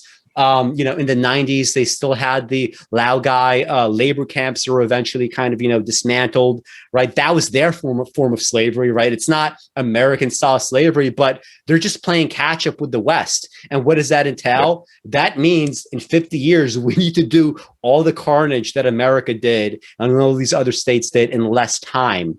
And I would argue that, because of the nature of change and compassion and all these other things that Pinker rightfully cites in his book, China was able to do it in a way that was probably more compassionate than mass genocide, right? Like they're opening up new labor camps now to make slaves out of Uyghurs, but Uyghur slavery is, and I'm sure Pinker would agree, Uyghur slavery is nowhere near American slavery. Right. So if we have benefited from that, right, it's not so much that I want to say China should be allowed to do this. Obviously, they shouldn't be. But my problem is not so much whether or not they should be allowed, because, again, the answer is no, you shouldn't be. My problem is with this fucking like moralizing tone. Right. That Nietzsche would say this is bullshit, right? Like what right do you have to moralize over this shit, right? So anyway, like why can't you be like us? I mean, come on, give me a break. Yeah. So well, and I think we're probably about to start transitioning more into the income inequality stuff and colonialism and slavery. But just on a final idea, real quick, that's popping up on that point is we talked earlier about coercion and the need presently for through hopefully it should be nonviolent means, but still taxation, social programs, whatever, coercion of those in power to give up more of their advantages to help out more people. I mean, in the United States in the 19th century, this is what we ended up with via a civil war. Yeah. Right. So we have the American South that wants so desperately to hang on to this institution of free slave labor to benefit themselves and their protected interests economically, that they are willing to take up arms and potentially form a new nation to maintain it. Now, exactly. Pinker would probably make an argument to the effect that, well, the leaders of the South and everything else in America had lost the narrative there on Enlightenment values, right? But you can't hide from the fact that this is not very long after the Declaration of Independence and America winning its Revolutionary War. It's founded on all these principles, and you have the founding fathers with slaves in their home. You have a continuation of that pattern down into the South, and it's allowed to thrive. It's allowed to be part of what launches our nation into its present state as one of the wealthiest, if not the wealthiest in the world. And it takes an awfully long time for anybody to really bat an eyelash, let alone then take up arms to try to counteract it. So, yeah, I mean, to your point, it's just it's very silly to pretend that the bloodbath doesn't extend every single direction. No matter what kind of system it's operating under, the patterns and the underlying unfortunately, mass graves and layers of bodies are there, propping it all up. It doesn't matter which way you want to cut across it. So, yeah. Let's do this transition to inequality, right? Maybe you want to. I don't know if you have any quotes that you want to pull out, but I mean, he does begin with like a lot of just kind of like, just justifications for inequality, right? This is like ironically enough, like the most philosophical part of the text is the part that starts with income inequality, right? Yeah. This is the crazy part. Let me see. Yeah, get into inequality. I mean, I highlighted quite a few different things from this chapter. I mean, also just like at the very beginning, like he just like starts with the justifications, I guess, that we could get into. Yeah, you're saying right at the beginning on page 97 with but is it all going to the rich? And then economic inequality has long been a signature issue of the left, and it rose in prominence after the Great Recession began. Oh, actually, on page 98, after that little section break, he has the more kind of philosophical. So he starts the chapter by posing this question of inequality, right? He quotes Barack Obama, who says that income inequality is, the biggest problem of our day, or one of the biggest problems. And now he kind of like starts to wax philosophical about this question, whether or not it's really the problem that it's made out to be. Yeah, gotcha. So, he gives the example you did earlier about the neighbor who, wants his other neighbor's goat to die. And so now Pinker says on 98, the point of the joke, of course, is that the two peasants have become more equal, but neither is better off, aside from Igor's indulging his spiteful envy. The point is made with greater nuance by the philosopher Harry Frankfurt in his 2015 book on inequality. Frankfurt argues that inequality itself is not morally objectionable. What is objectionable is poverty, in italics. If a person lives a long, healthy, pleasurable, and stimulating life, then how much money the Joneses earn, how big their house is, and how many cars they drive are morally irrelevant. Frankfurt writes, from the point of view of morality, it is not important everyone should have the same. What is morally important is that everyone, or each, should have enough. Indeed, a narrow focus on economic inequality can be destructive if it distracts us into killing Boris's goat instead of figuring out how Igor can get one. The confusion of inequality with poverty comes straight out of the lump fallacy, the mindset in which wealth is a finite resource like an antelope carcass, which has to be divided up in zero-sum fashion, so that if some people end up with more, others must have less.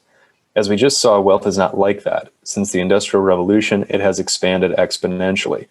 That means that when the rich get richer, the poor can get richer too. I had to fight an urge to laugh there for a second. Even experts repeat the lump fallacy, presumably out of rhetorical zeal rather than conceptual confusion. Thomas Piketty, whose 2014 bestseller Capital in the 21st Century became a talisman in the uproar over inequality, wrote, the poorer half of the population are as poor today as they were in the past, with barely 5% of total wealth in 2010, just as in 1910. But total wealth today is vastly greater than it was in 1910. So if the poorer half own the same proportion, they are far richer, not, quote, as poor. Lastly, I'll just read this. Yeah. A more damaging consequence of the lump fallacy is the belief that if some people get richer, they must have stolen more than their share from everyone else. And then he goes on to talk about J.K. Rowling as an example of a wealth creator. And though she got, hundreds of millions of dollars from Harry Potter, like everyone wanted it. So, more power to her, et cetera. But it's and I mean, like the rest just goes on about the spirit level theory, the fickle effects of inequality and well-being, brings up another common confusion in these discussions, the conflation of inequality with unfairness. Like, it's really I was a little bit disturbed here how just he spends more time philosophically on inequality than he does trying to get Nietzsche right, who's a fucking philosopher, or than he spends trying to get the Enlightenment right, right? Which is not only a philosophy, like a sub study of like philosophy more broadly, but also the entire frame for this book, right? Which is just kind of crazy. And again, like I found this kind of a thing, very telling, right? And later on, he just has like a bunch of graphs, about income inequality, sort of going down.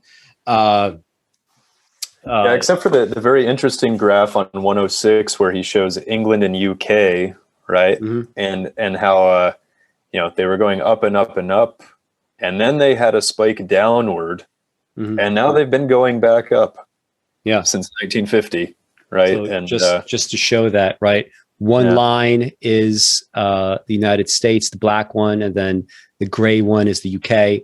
And I'm sure you get the same kind of trend everywhere, right? We had massive inequality during the medieval era. Then, we in the past century, it dropped. But now, like going back, like again, why is it that this magical time, 60s, 70s, why does that seem to be such a kind of odd turning point, right? Where people are still, they're not becoming happier. Right, the GPI index is not, is not keeping pace with GDP. Why is it that media at that time starts to kind of coalesce into this kind of liberal sphere where it's just kind of lots and lots of status quo propagation, and a lot of this stuff, like he needs to, he should have answered, but he doesn't. But, instead of like dealing with the book itself, there's actually this kind of summary, I guess, of, I'm not sure if you want to do it, but there's that Vox article on global poverty, right? I remember when Bill Gates tweeted out a chart that Pinker uses in the book to deal with inequality. This creates this whole, I'm not sure if you want to tackle that yourself or if you want me to read it. Hold on one second. I got to pull it up anyway. Just as you were making some further comments there, I was scanning through the rest of that chapter after the US UK graph. I mean, Pinker does talk for a minute in here about how social spending has increased and that it's better than it used to be, which again is one of those things that seems kind of like undeniably true. He talks about past societies spending essentially nothing. But, this another area where at least I don't immediately see it here. Does he talk about proportionality, though? The correlation between social spending and social well-being holds only up to a point. The curve levels off starting around 25% and may even drop off at higher proportions. Social spending, like everything, has downsides. So, there's still some hedging of that bet. There's not a whole lot of talk about, the proportionality. If we have a graph that looks like that one we showed earlier with a vertical spike up, yes, okay, maybe social spending has increased, but proportionality is still really important, and that doesn't get talked about a whole lot. And also, like, again, going back to the magic of the 60s and 70s, I'm not sure if like social spending is necessarily smaller than it was, but we've definitely had a kind of tapering off in the sense that, the massive expansions of the social safety net, like everything that we could talk about in the 20th century, that was from FDR to Nixon, right? And after that point, due to the nature of like, the new tax demands, corporations could no longer like find places to dump their goods on. The new way to be competitive is to just like pay as few taxes as possible. The second you start, eliminating taxes, right, you're going to get fewer and fewer programs. I mean, even like, with Biden's like most recent, like I've just been seeing more and more like annoying headlines the last few days about like Biden's like, massive, like, social spending plan. The social spending plan that they're fucking talking about is tax cuts. Okay. It's always tax cuts. They can't generate new programs because that requires tax increases that corporations and the corporate donors do not allow taxes to go up because they don't want to pay those taxes. Correct. And and also going back to this, like the philosophical, before we even get to the data, like philosophically, when he says that income inequality isn't necessarily a key component of well-being? Well, I guess in an abstract sense, no. But again, it's like this thing that he always does where he tries to divorce, reality from reality, right? By like, doing this like smokescreen of abstractions. Like, I guess you could sort of make some of those philosophical arguments, but the way that power works is if you have some people that have a lot and some people that have less, even if they're not impoverished, let's say that we could get everybody out of poverty, you're still going to have a situation where the people with the most property, the people with the most goods are the people with the most power. They are going to be the ones that write the laws, right? Again, going back to Epstein, if Epstein was just some sort of like random shit kicker, he can't get away with a, multi-decade child sex ring, right? But Epstein can. Right. And that goes for, absolutely anything. Right. The richer that you are, the set of rules are different. Like one quote that I love is if you could pay a fine, to make something go away, it's actually not illegal to engage in that action. Right. Because if you're a rich person and in exchange for like dumping mercury into like a river somewhere, all you have to do is pay like, I don't know, $100,000. Then it's legal, right? Then the cost becomes, well, is the fine, right, worth me doing this action? Because if I can make $1 million off of this thing that costs 100,000, well, fuck yeah. Imagine being an investor where you could do a 10x, like literally, like overnight, like guaranteed, right? So it's and I don't know this to be true, but let's take at least a 50-50 shot that $100,000 fine in America could probably also be a corporate tax write-off. Yeah, exactly. You know what I mean? So I mean, it's just it's so brutal. But yeah, the to your point, the whole like let's pull out another quote that justifies like, well, people don't really care about inequality as long as they've got enough. Well, yeah, they still fucking do. And when the gap is as enormous as it is, right? And this Vox article we're about to look at, where we have the tete-a-tete between Bill Gates and Pinker and then Jason Hickel and some others, where it's like, we can't even apparently agree on, what constitutes extreme poverty these days, first of all.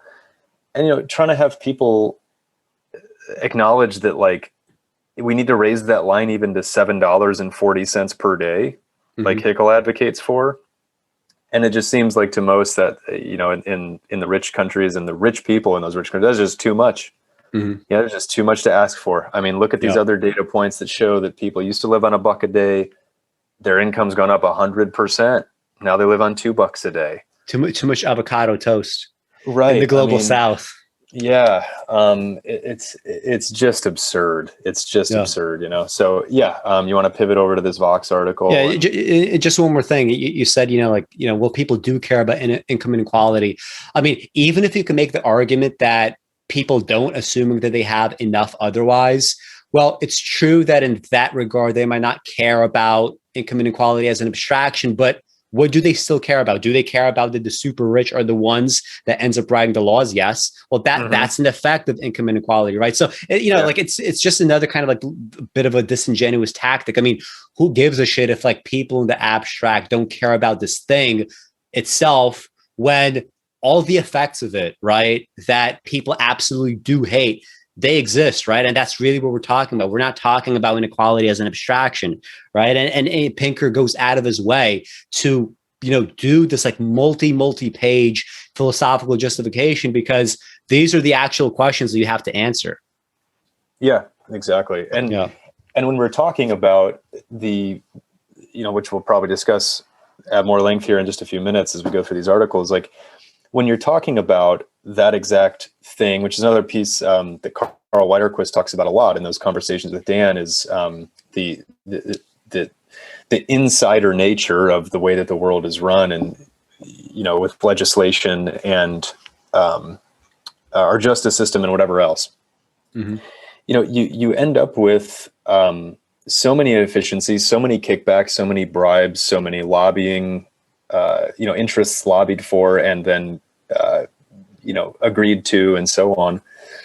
And when you have that massive disparity and, a select few people able to control what goes on, one of the biggest frustrations to me when we look at all of these arguments, whether it's about universal health care for, anybody who lives in the United States, a rich developed nation, or these bigger ticket problems for billions of people in impoverished areas of the world, all of the money that could be used, apparently, according to Hickel's data here, to solve that is sitting in offshore bank accounts run by the rich many times over, right? I mean, I think in the the talks at Google, which is, of course, ironic that he did that talk at Google and was talking about these issues. But when he brings up that, I think his number was $6 trillion or so, could solve at least hit the $7.40 a day bogey that he's talking about. And there's approximately 30 to 35 billion offshored in the Cayman Islands, Bermuda, Switzerland, wherever else.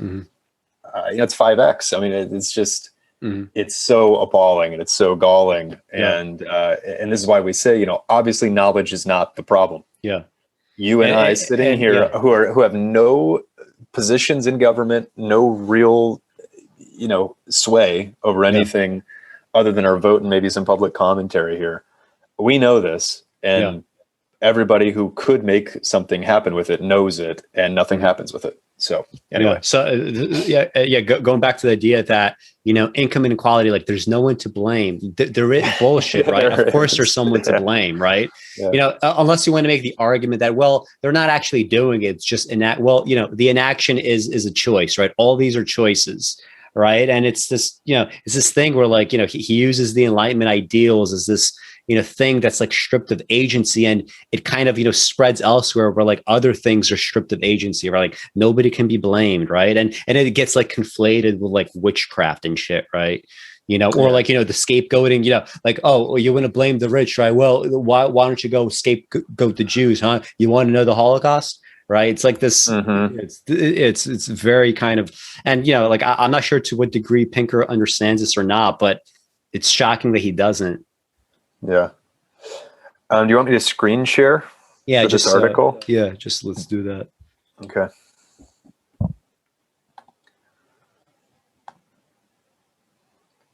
All right. Is it there? There we go. Okay. Yeah. So, what do you want me to do? Just kind of read through. Yeah, let's just read whatever. If you want to comment, jump in, whatever. Let's just comment as we go. Okay. Yeah. So this is from Vox a couple years ago. Bill Gates tweeted out a chart and sparked a huge debate about global poverty. Has global poverty declined dramatically? That might seem like a straightforward question to answer, but it's become the topic of fierce debate among development wonks, economists, and scholars. The dispute all began with this chart: world population living in extreme poverty, 1820 to 2015. So, as we've been talking about, similar to all these other charts, just this dramatic drop off where we used to have about 90%.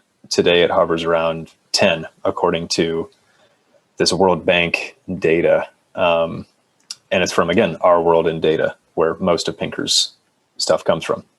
Produced by Our World in Data, a Gates Foundation-funded nonprofit website led by economist Max Roser that highlights long-term trends in human living standards, the chart depicts the extreme poverty rate, measured as a share of humanity living on $1.90 a day or less, plummeting from 94.4% in 1820 to 9.6% by 2015. As Roser is quick to note, it's not his chart. It's similar to charts many economists working on poverty have produced, such as one in Georgetown professor Martin Ravallion's book, The Economics of Poverty.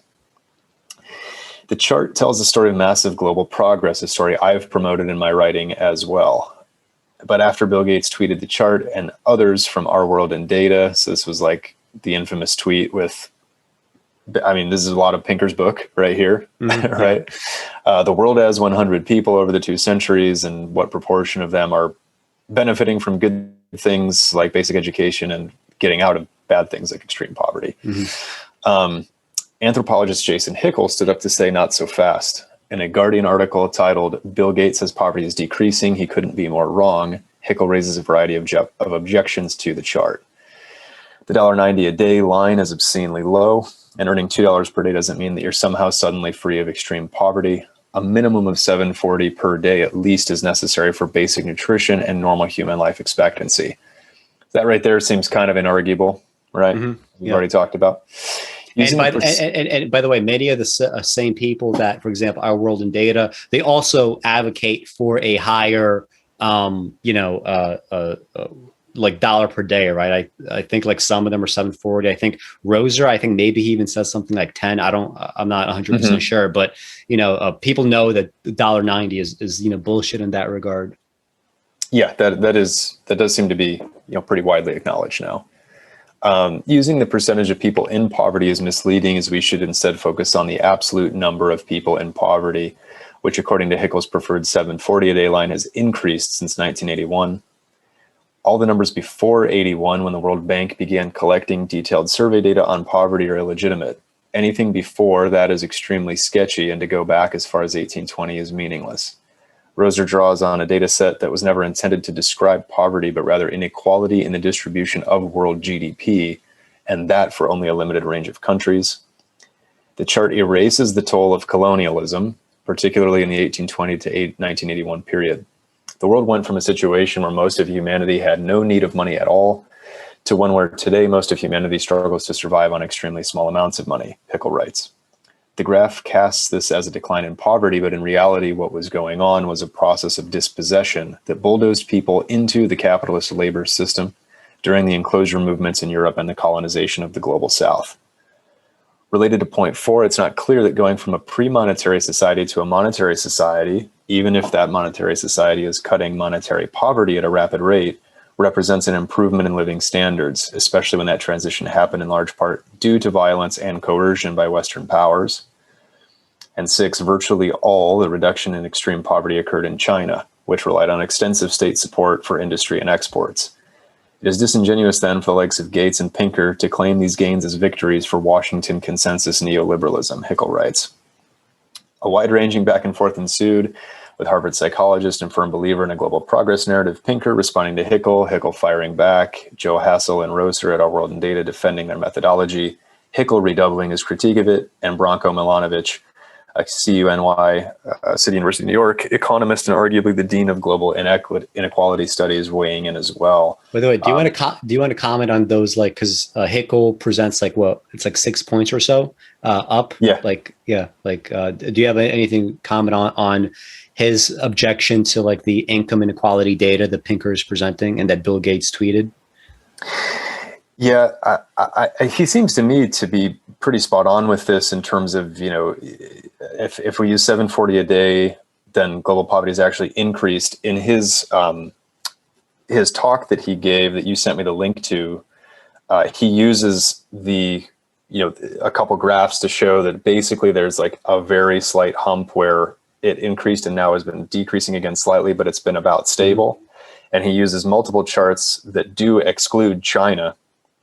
And if you do that, right, then again, the number has been basically stagnant, using these more realistic numbers for what it would take for someone to be able to live a even somewhat decent life. The one thing that stood out to me is, and I don't know if you have comments on this, I don't think I've formulated an actual, deep opinion about it, but he's saying, it's not clear that going from a pre-monetary society to a monetary society represents an improvement in living standards. And I think he comments more thoroughly in a couple of his other articles about, this capitalist system was imposed on people, especially through colonialism.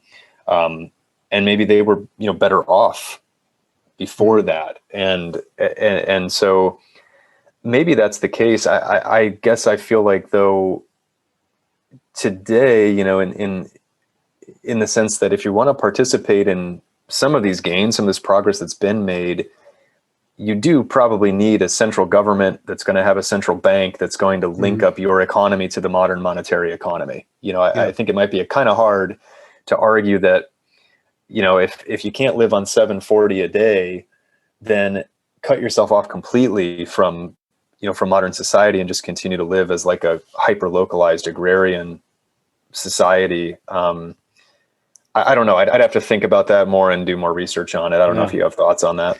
Yeah, if you scroll up just a little bit to the first point. So just to talk about this a little more. So the first point, he says $1.90 a day line is obscenely low. It should be 740. And if you switch it to 740, the absolute number of people in poverty actually increases, right, since this time. Now, again, this is just kind of like a reiteration of what I said earlier. Pinker, when he so Pinker, objected to Hickel here, and Pinker's objection to this framing is, well, fine, this is true that if you look at absolute terms, this is true, but the share, right, no matter where you put off the cutoff, right, that share is decreasing simply because everybody's going up. So just by a little bit, even if it's only a little bit, that share is decreasing. And my objection to Pinker's objection here would be, again, this may be true, the share is decreasing, but in a book about enlightenment, in a book about humanism, you need to accurately and seriously deal with the fact that if you do choose something like 740 per day, the mass of human suffering in that regard is unprecedented. Maybe unprecedented is too strong a word, but generally speaking, I don't think the word unprecedented is too bad, right? Maybe you could choose a slightly different word, but the basic idea would be correct, right? That the sheer number, right, of people that are rational and could be living normal, decent lives, could actually be contributing something to the world. They, in that Nietzschean sense, are the sacrifice, right? So that is simply, a value that Pinker chose. He chose the long-term trajectory, which from a Nietzschean sense, it does make sense, right? To him, the trajectory, it's this abstract outer thing that is somehow great, right, and wonderful and conceptually rich and is pointing to something, right? And that arrow exists whether or not we have masses and masses of people that in unprecedented fashion are suffering. But again, let's be clear, that is a Nietzschean argument. And if Pinker is making it, fine, but please own that argument and don't try to backstab Nietzsche after you literally verbatim take his argument and put it into your mouth. So that's the first part. The second part, so you asked, you're not so sure about, what exactly happens in this transition from, pre-colonial to a post-colonial society. And, I think there's a mix of truth here. On the one hand, it is true that, pre-colonial societies, many of them, or not many of them, most of them actually, they do deal with cyclical famines, right? You will have situations where you could have a perfectly, happy, content village. Maybe it's one of the more peaceful areas in the world. They don't even have to suffer war or anything like that. But very often in history, what we found is there is suddenly, some famine somewhere, and before you know it, literally a village or many villages, they just disappear. Right. When you think of something, even, not even pre-colonial, but something the Irish potato famine. Right. Or when you think of famines, just in general. Right. I mean, there is a serious amount of suffering in pre-colonial societies. Now, this suffering isn't always distributed in the same way. Some people could play, I'm not sure if it's fair to say a kind of Russian roulette. Maybe most people don't necessarily have to suffer in this way, but there are going to be winners, and there are going to be losers here. And when you do have losers in a pre-colonial society, it is awful, right? It is an awful scenario that they're in. It's not necessarily all that better than, a post-colonial or an in the colonial reality. But the second part is, this could be a bit anecdotal, I guess. I don't know how you necessarily quantify that, but there's been tons of interviews with people that have been on this kind of transition, people that have been forced off of their land into someone else's plantation, right? Some other country's plantation. And they would say listen, it might've been a hard life, but I was able to respect myself. I was able to have a family. We maybe were not rich, but we still had everything, right? So the question is is this pre-agrarian society and 740 a day? does that 740 actually capture like the reality? Like, I mean, like if you're able to, for example, routinely catch an antelope or something, or some other wild beast, right? Is that 740? Like, how much does that cost? How much does having your own land cost? What about the fact that you don't have to get up and work on someone else's land for someone else? Like, can you put a price on that? So it's hard to quantify some of these things, but I think it's telling that, no matter where you fall in this question, like which is better, I think in a book like Pinker's, the fact that this is not addressed at all, that this is not treated as a confounding factor, confounding variable, the fact that it just doesn't make it in, that is telling. And that is because, when we get specifically into colonialism, like we'll see, like Pinker needs to ignore this for, maybe not for the entire thesis to be true, because again, I accept the thesis, but for large chunks of it to continue to make sense. Mm-hmm. Yeah, and two other points I would make, and then we can keep moving through this, is first of all, one of the things that Hickel comments on in his talks and maybe one or two of his articles is, and I would think that Pinker would have to agree with this if he's going to hold to his main thesis here in the book, is it's not even so much that the problem still exists or that things have gotten a little bit better for these people at the bottom. What is abysmal is our ability to solve the problem and our refusal to do so. Right. And today, because of the explosion in worldwide GDP, however that came about, we already talked about it at length, right? And a lot of it is ugly and brutal. But here we are today, and this is the situation. But there is the capacity to solve these problems on a global scale, and a tacit refusal to do so by the people who can make it happen. That seems as counter to any Enlightenment ideal as one could imagine. Yeah, right. Exactly. If you're truly holding to these ideals, you would see if you just it's such a helpful exercise, I think, for a lot of things in life. But like, if you just were to go ahead and exclude all the reasons why it exists and say, one day I'm walking around and I happen upon a treasure trove of $32 trillion, and you don't ask why it's there and where it came from, and then you just know it's available, and there's problems that could be solved for a few trillion or maybe 10 trillion that would help out most of the world, it would be very anti-Enlightenment to not go ahead and then solve that problem. Well, It turns out there is a treasure trove of $30 trillion of available money. Turns out that we know the mechanisms by which we could go ahead and solve these problems. And Hickel talks a fair amount about, the salve for the developed world's conscience is charity work, and what he calls the development industry, right? Be a graduate from an Ivy League school, but go dig some wells in Africa and feel better about it, but then come back to your investment banking job next week, right? Like this kind of stuff, that when you look at the amount of charitable money that goes versus the resource extraction and the benefit economically that flows the other direction, it's enormously imbalanced. I think that probably comes up later in this article. So that's one thing. It's like, we have the capacity to solve the problem. We continue to refuse to do it. We've had the capacity for a long time. It's, yet again, greater than it's ever been today, but we've had it for a while. We haven't done it. Number two, just to come back real quick to that whole, participation in monetary society, and is it better off with that or not that?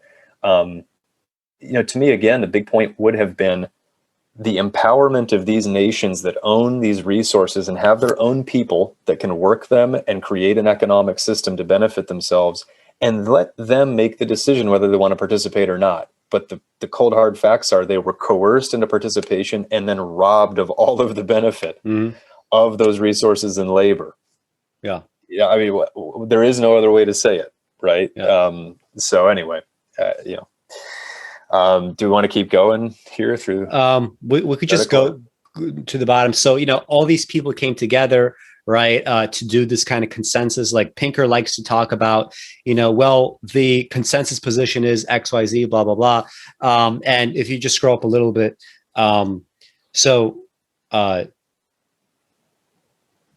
Oh, just a little more. There's that like whatever it was. What everyone agrees on. Yeah, like yeah. So a bunch of people came together, and so since Pinker likes to talk about the consensus, this is what the consensus is. Like this is what people have agreed to together, right? These different multi-disciplinary kind of I guess intellectuals, economists, anthropologists, whatever.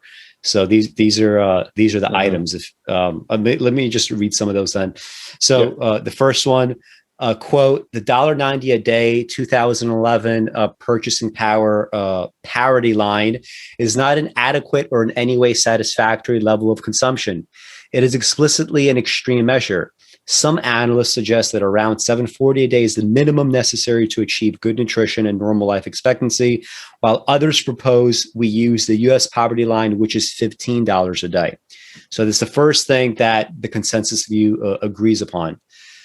Second, the proportion of people living under $1.90 per day has declined significantly, but poverty as measured by $7.40 a day has declined more slowly from 70.8% in 1981 to 58.1% in 2013. Okay, so again, we could say that there's been these declines, but and also like in terms of like absolute numbers, right? That also changes a little bit if you choose to take that frame. Third point, the average consumption of people below both the $1.90 and $7.40 poverty lines and above those lines has increased. The poverty gap, the average distance below the poverty line, has been shrinking, again, in terms of long-term trajectory. This is, good. It's better than nothing. Mm-hmm. Quote, income and consumption does not tell us the whole story about poverty. Poverty is multidimensional, and some aspects of human well-being can be obscured by consumption figures. And this also goes back to what we were saying about what happens in this transition from pre-colonial to colonial to post-colonial societies. And the last one, the present rate of poverty reduction is too slow for us to end $1.90 a day poverty by 2030 or $7.40 a day poverty in our lifetimes.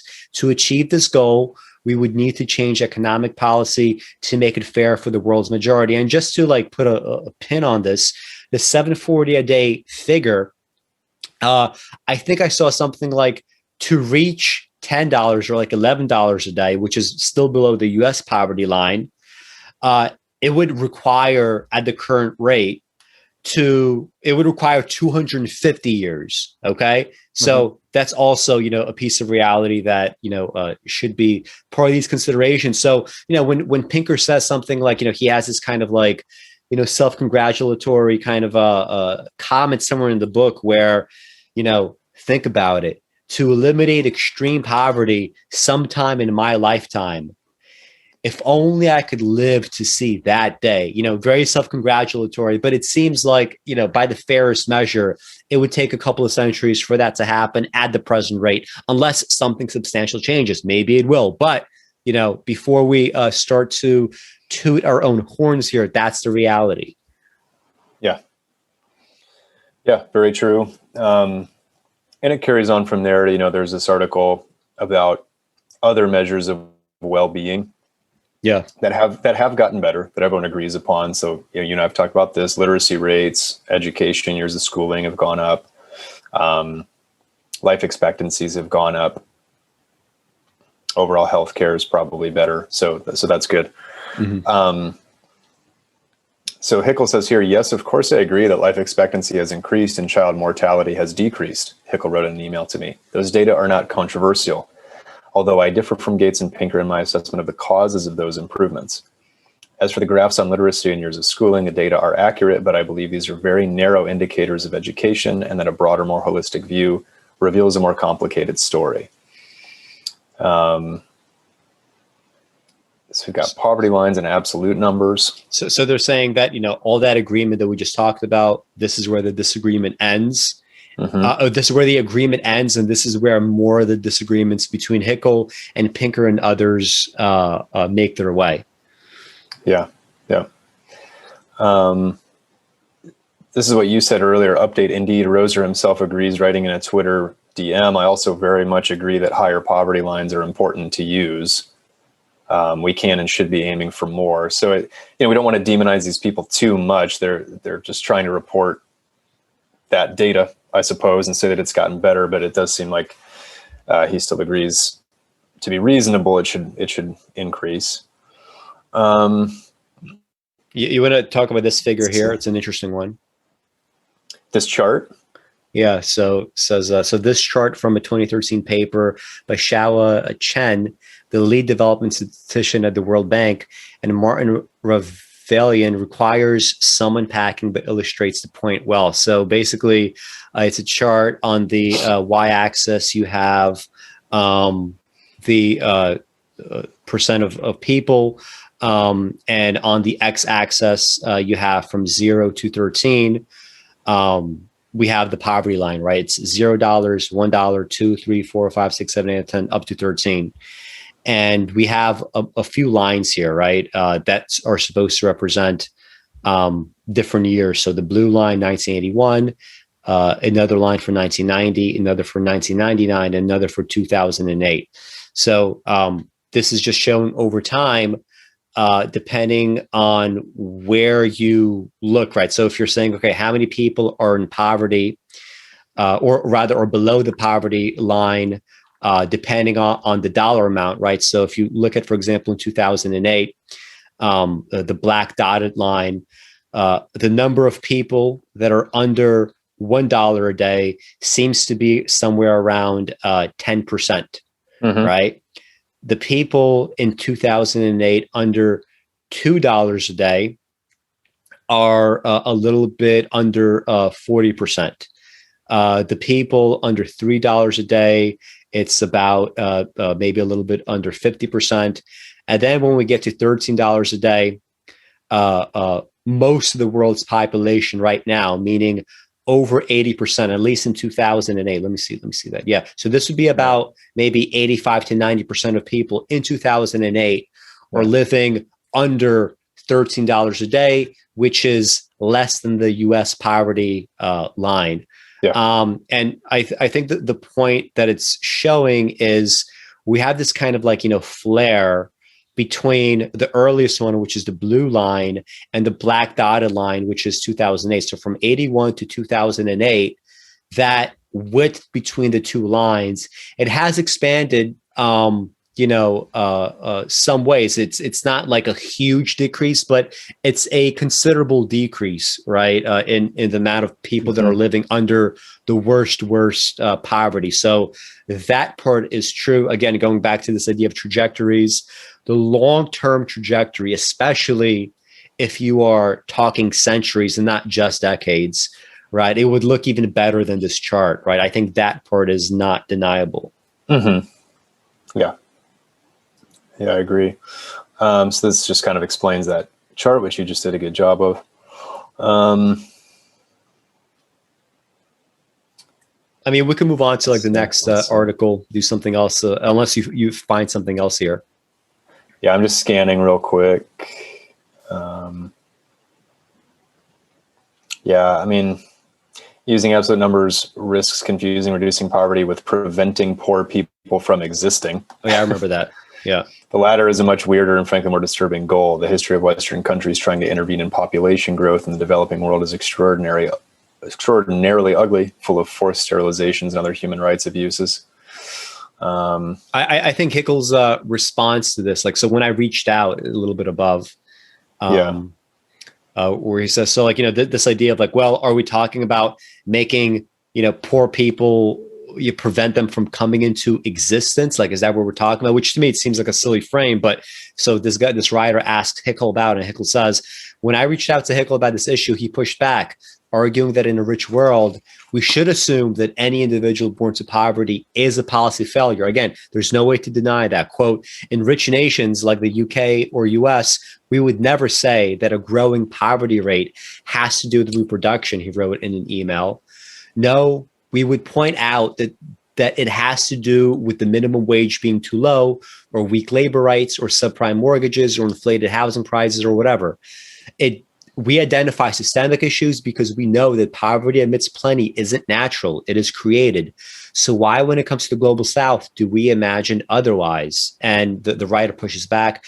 This feels to me like a bit of an evasion. We use poverty rates, not absolute numbers, in discussions of US poverty as well.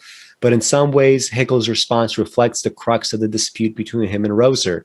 Roser, like most economic historians, does not view poverty as created, but as the original state of humankind from its inception until the Industrial Revolution.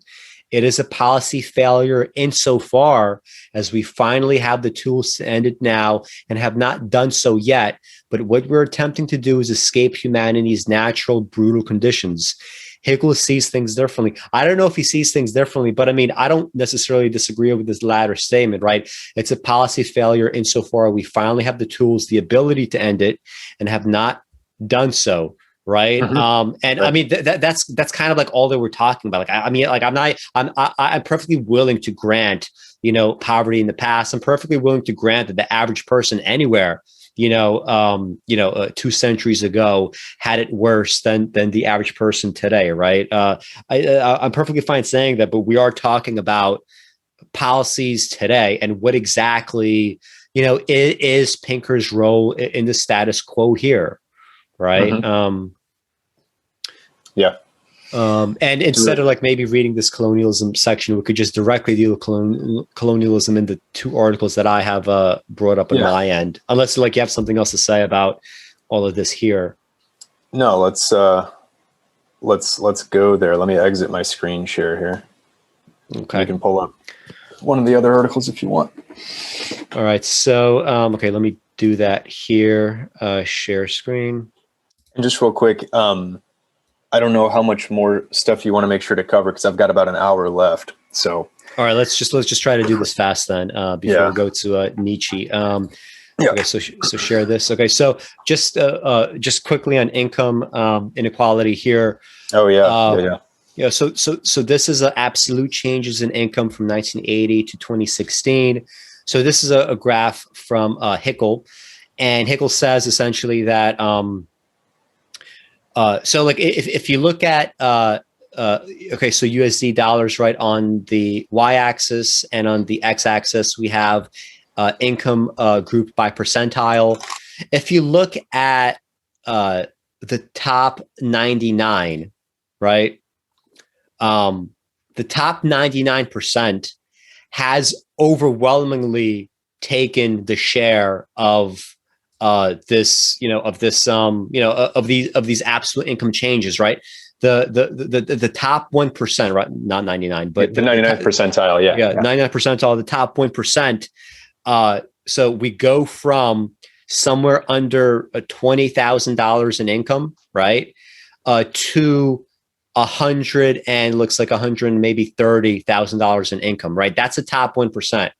Now, the top 10% had, a little bit of a change. Would go from what it looks like maybe like a few $1,000s to about $10,000. A lot of this, I'm sure, has to do with China, right? When I visited China in 2009 versus China today, it's completely unrecognizable.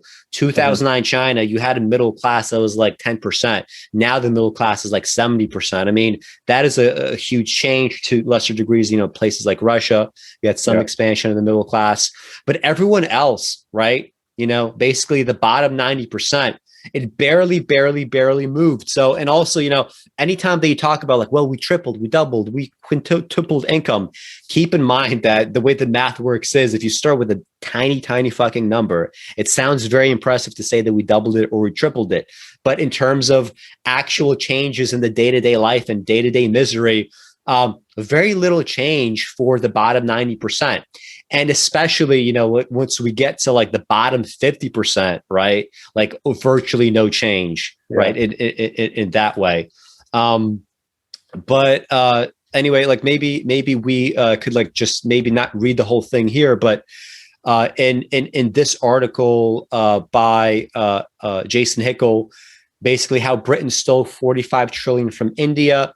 It's just arguing that during colonialism, they had this like kind of, tax kind of system where they essentially took money in the form of taxes from India, but also then used this money to cheaply buy goods, there was this kind of drain from India into the coffers of the UK to the tune overall of 45 trillion.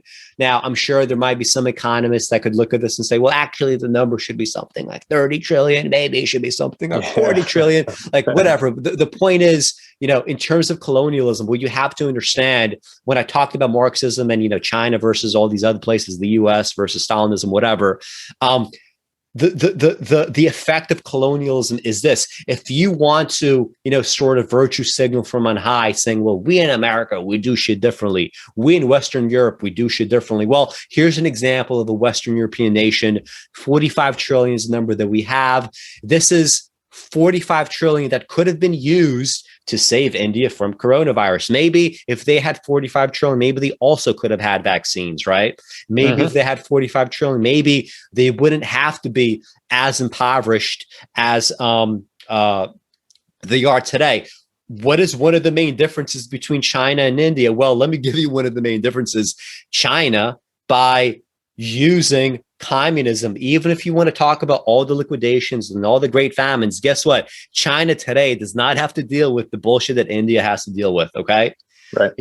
China, yes, even if we want to blame China for coronavirus, the fact is, China had what? Maybe at most, maybe let's say they're, fucking around with the numbers. Maybe a few 100,000 people died in a nation of like over 1 billion. It's a very different situation. So all those liquidations, all those famines, blah, blah, blah. In that Nietzschean sense, since Pinker is unwittingly using Nietzschean arguments, this is now the difference between China and India. Okay. And that difference is one was colonized. The other one was able to escape it in 1949.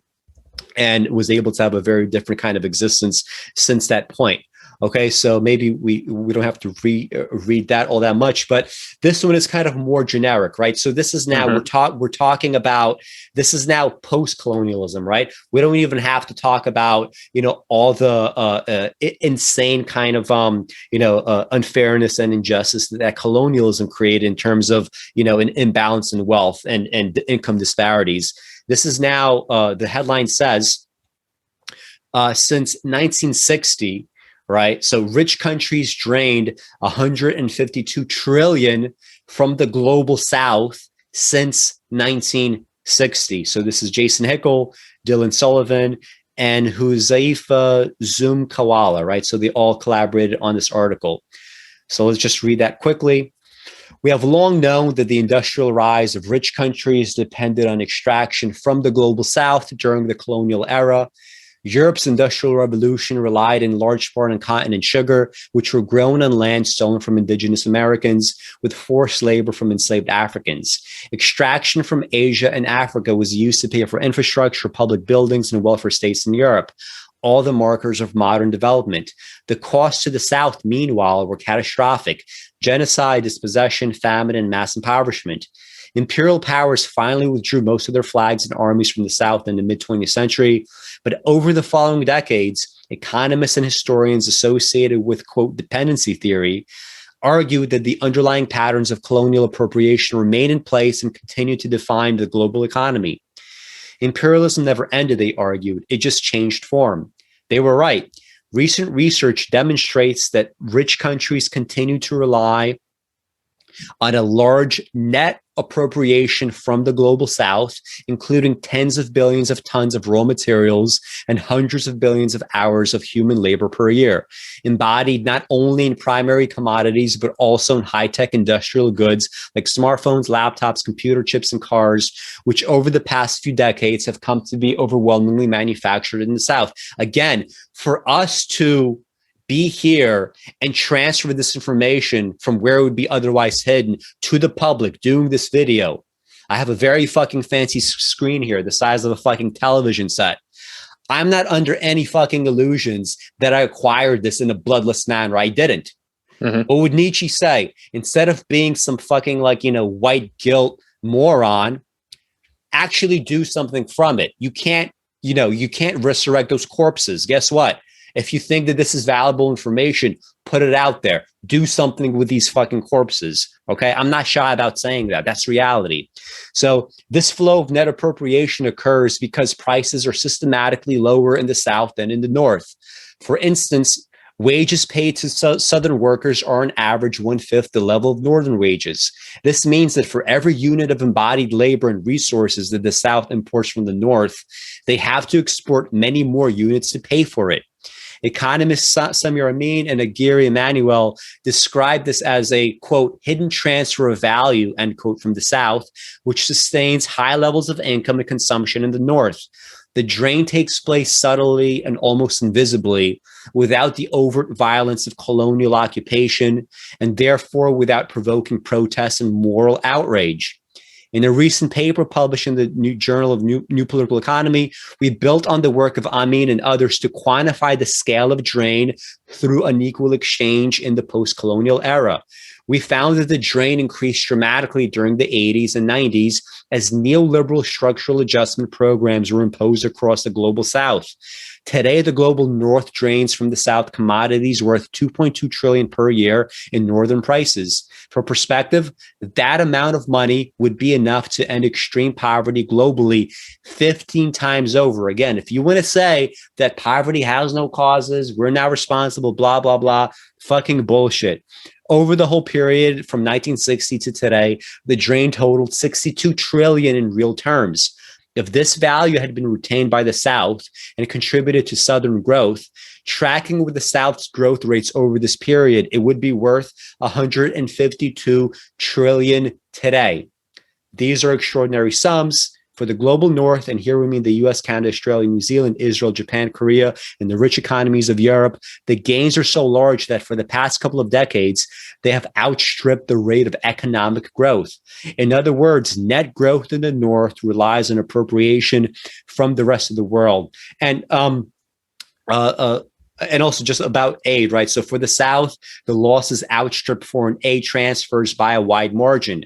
Mm-hmm. For every dollar of aid the South receives, they lose 14 in drain through unequal exchange alone, not counting other kinds of losses like illicit financial outflows and profit repatriation. So, I mean, this is kind of like, I guess, the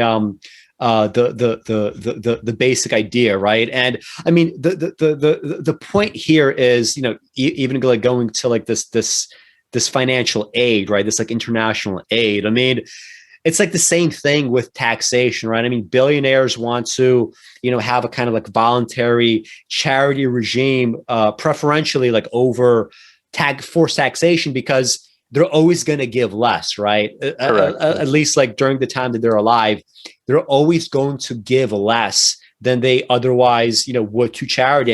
And here's just like a prime example, right? You're getting $14 of value, you're giving one in exchange. When Nietzsche looks at something like this, he says, that is some bullshit, right? I can't believe this kind of Christian moralizing about we're the good guys, right? Everybody else are the evildoers, when this is exactly what, you know, what you do. Like, you give a little bit in exchange for taking so much, right? Let's not be secretive about what that morality actually entails. So I guess that's kind of generally what it is. I mean, do you have anything more to say about this article or post-colonialism, or what? Yeah, my final couple comments would just be, Hickel again talks about the manner in which this is now presented and discussed, and has been for the past 75 years now. He says that you can trace back to the late 1940s, when President Truman, while he was campaigning, to retain his presidency, began to use the term development rather than colonialism, right? So there was this acknowledgement that, hey, you know, with the distraction, so to speak, of the World War being over, and so there's no longer a common enemy, people are maybe unearthing once again some of the United States' sins. What are we up to? Where are we going wrong?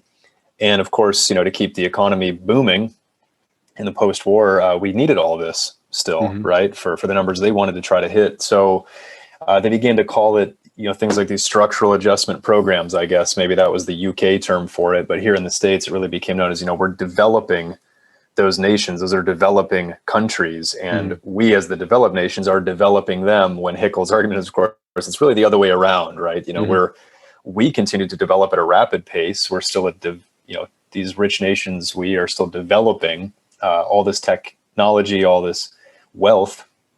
But where is that coming from? It's coming from these resource-rich areas that have had any ability to control their own destiny taken out of their hands. So, that's the real shame of it. Is it would be a vastly different world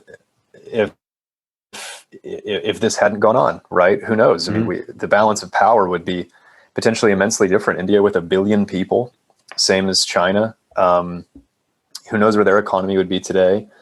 I imagine the U.S. would still be powerful. Europe would still be powerful.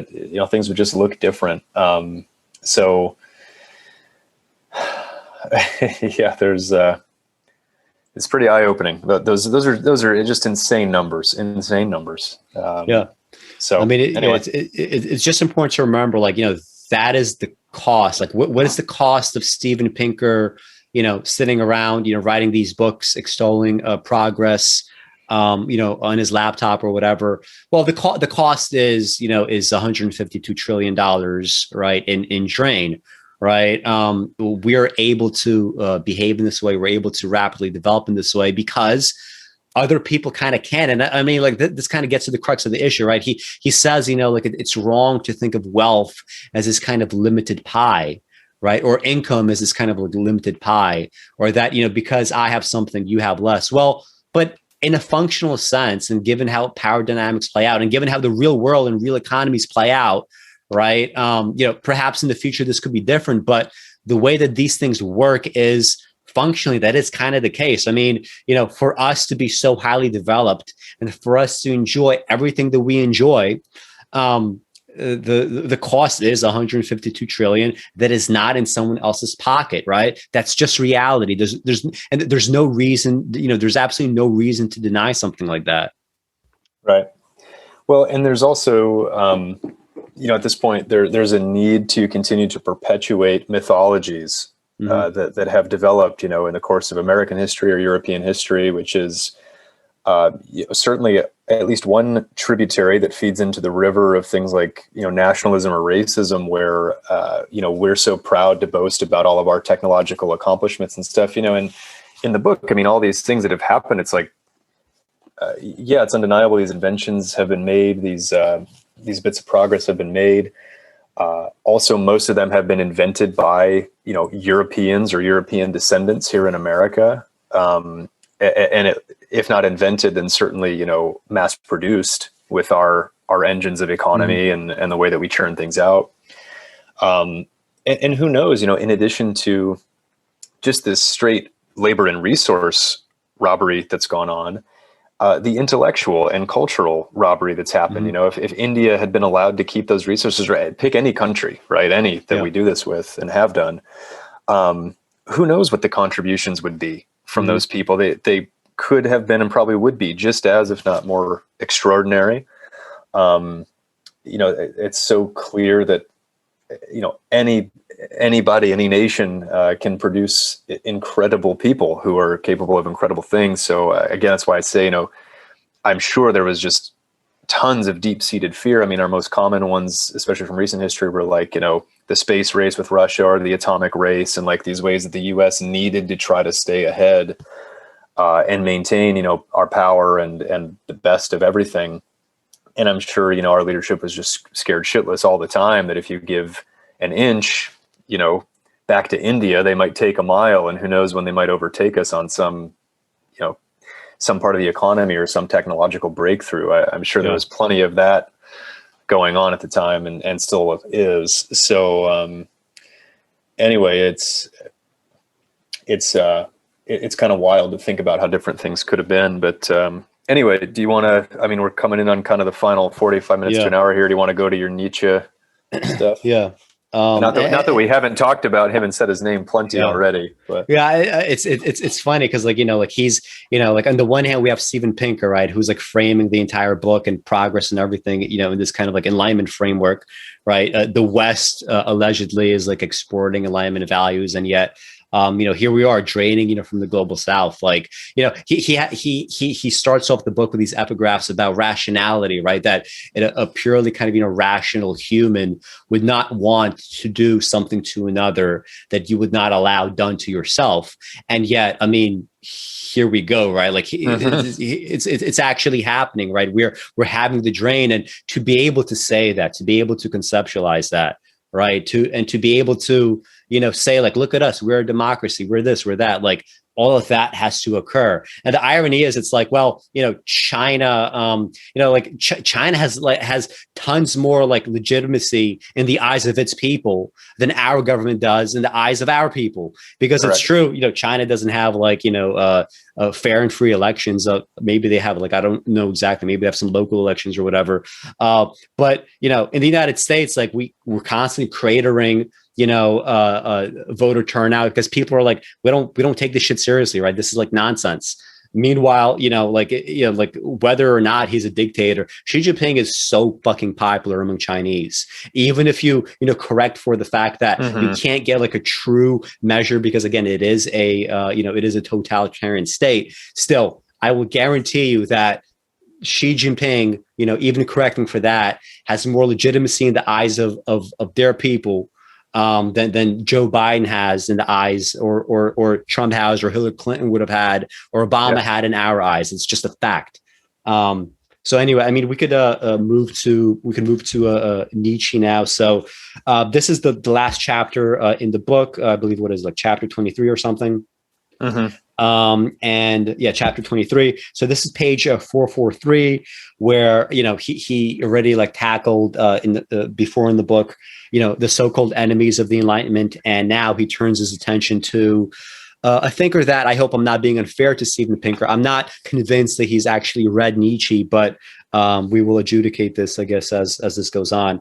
So this is the way that he characterizes Nietzsche. After laying out the logic of humanism, I noted that it stood in stark contrast to two other systems of belief. We have just looked at theistic morality. Let me turn to the second enemy of humanism, the ideology behind resurgent authoritarianism, nationalism, populism, reactionary thinking, even fascism. By the way, all things that absolutely Nietzsche was against, except for authoritarianism. Right. As with theistic morality, the ideology claims intellectual merit, affinity with human nature, and historical inevitability. All three claims we shall see are mistaken. Let's begin with some intellectual history. If one wanted to single out a thinker who represented the opposite of humanism, indeed of pretty much every argument in this book, one couldn't do better than the German philologist Friedrich Nietzsche. Earlier in the chapter, I fretted about how humanistic morality could deal with a callous, egoistic, megalomaniacal sociopath. Nietzsche argued that it's good to be a callous, egoistic, megalomaniacal sociopath. It's just so fucking this is just, anyway, not good for everyone, of course, but that doesn't matter. The lives of the mass of humanity, quote, the botched and the bungled, the chattering dwarves, the flea beetles, count for nothing. What is worthy in life is for a superman or Übermensch, literally overman, to transcend good and evil, exertable to power, and achieve heroic glory. Only through such heroism can the potential of the species be realized and humankind lifted to a higher plane of being. The feats of greatness may not consist, though, in curing disease, feeding the hungry, or bringing about peace, but rather in artistic masterworks and martial conquest. Western civilization has gone steadily downhill since the heyday of Homeric Greeks, Aryan warriors, helmeted Vikings, and other manly men. It has been especially corrupted by the, quote, slave morality of Christianity, the worship of reason by the Enlightenment, and the liberal movements of the 19th century that sought social reform and shared prosperity. Yeah, shared prosperity. We just talked about the shared prosperity, 152 trillion drained from the global south since 1960. Mm-hmm. Such effete sentimentality led only to decadence and degeneration. Those who have seen the truth should, quote, philosophize with a hammer. and give modern civilization the final shove that would bring on the redemptive cataclysm from which a new order would rise. Lest you think I'm setting up a straw Ubermensch, here are some quotations. So here's the first quote from Nietzsche. I abhor the man's vulgarity when he says, what is right for one man is right for another. Do not to others that which you would not that they should do unto you. The hypothesis here is ignoble to say to the last degree. It is taken for granted that there is some sort of equivalence in value between my actions and thine. Here's a second quote. This is from Thus Spoke Zarathustra, a novel that Nietzsche wrote, right? Not a work of nonfiction. I do not, oh, sorry, not we're not there yet. This is a separate quote. I do not point to the evil and pain of existence with the finger of reproach, but rather entertain the hope that life may one day become more evil and more full of suffering than it has ever been. So in the second quote, just to be clear, when Nietzsche is talking about suffering in general, he's not just talking about some callous sociopath that without reason exerts a will to power and forces everybody else into slavery. He is actually usually when he's talking about suffering, it is the suffering of the self, right? It is oftentimes his own suffering, right? Nietzsche often said he wants to make something of his own suffering. He basically says that, when we're talking about human values, is it possible that compassion is not, the only basis for morality? Can suffering also be a basis for morality? Does personal suffering lead to anything of value? And can historical, when he talks about historical suffering, can historical suffering lead to anything of value? What is interesting is that Pinker answers the question in the affirmative again and again and again and again. Do we have all these corpses that we stand upon with Native Americans that are, genocided away, or, a slavery that is done to present an additional unit of GDP, or colonialism that allows Pinker to have a cheap laptop on which that he, writes his books? Pinker's answer is yes. Nietzsche answers in the affirmative as well, but Nietzsche doesn't dress that up in like anything that's highfalutin or anything that's like, trying to, deny that this reality exists. He says yes, right? He's not ashamed to say that. When he talks about an overman, that overman will not be ashamed to say yes, just like Pinker is not ashamed to say yes. But Pinker, the reason why Nietzsche would absolutely hate Pinker is Pinker does not want to take the next step and say, well, maybe I could be an overman. Right? Maybe I could play that historical role. Nietzsche would say, what a fucking coward. He's willing to step on the corpses of the past, and he's willing to write these books extolling these virtues of the West, but he's not willing to actually take the next step, rip off the fucking Band-Aid and say that, what, I could be this overman because look at me, I'm writing these great books, on the corpses of others, right? This is where the disagreement will come in. So another quote, and this is this is a quote from a novel, right? Thus Spoke Zarathustra is a novel. Man shall be trained for war, and woman for the recreation of the warrior. All else is folly. Thou goest to woman, do not forget thy wit. And he's using this quote, right, to show that, well, he's sexist, he's militaristic, which it is true. Like Nietzsche, he was a great fan of Napoleon. He wasn't a fan of Germany. He wasn't a fan of his own country, but he was a great fan of Napoleon. He definitely has that militaristic streak. But it's odd to use this quote explicitly because, and also he was a very sexist. I think her name is Salome, the woman that he was in love with. His most sexist remarks actually coincided with the time that Salome refused his entreaties for marriage. Yeah. And in fact, like when he would like send around his books to like women that he did know, he would say like please don't take some of these statements personally, because he sort of he was kind of like the proverbial incel right before we had that term, and he was sort of aware that there would be this negative response. But the reason why using this quote for this is so odd, it's not even so much that it doesn't necessarily capture his sexism. I mean, I guess it does in some ways, but the reason why in the scope of the novel it doesn't is, so Zarathustra approaches this woman and she tells this to him, and later on in the book he approaches the same woman later after Zarathustra undergoes his like psychological changes, and he says, "Remember when you told me that do not forget do not forget thy whip? Guess what? I'm gonna now try to whip you." And she stops him and corrects him and says, "But how could you say that? You really wish to whip me when I imparted all this knowledge to you, when I made you greater than, when I gave you this Nietzschean morality. And you cannot do this to your co-equal, because although I am a woman, I have accomplished something great by giving you this education. You must treat me as your equal." And guess what? Zarathustra actually says, "You're right." Right. Mm-hmm. So literally, like this quote, it does not work in the way that Pinker thinks. I doubt he's even read the full book. Right. That's the crazy part. Right. He tries to capture this philosophically. I doubt he's read the full book, because he would know the context, under the multiple contexts under which this quote appears. Right. And the final quote: "A declaration of war on the masses by higher men is needed.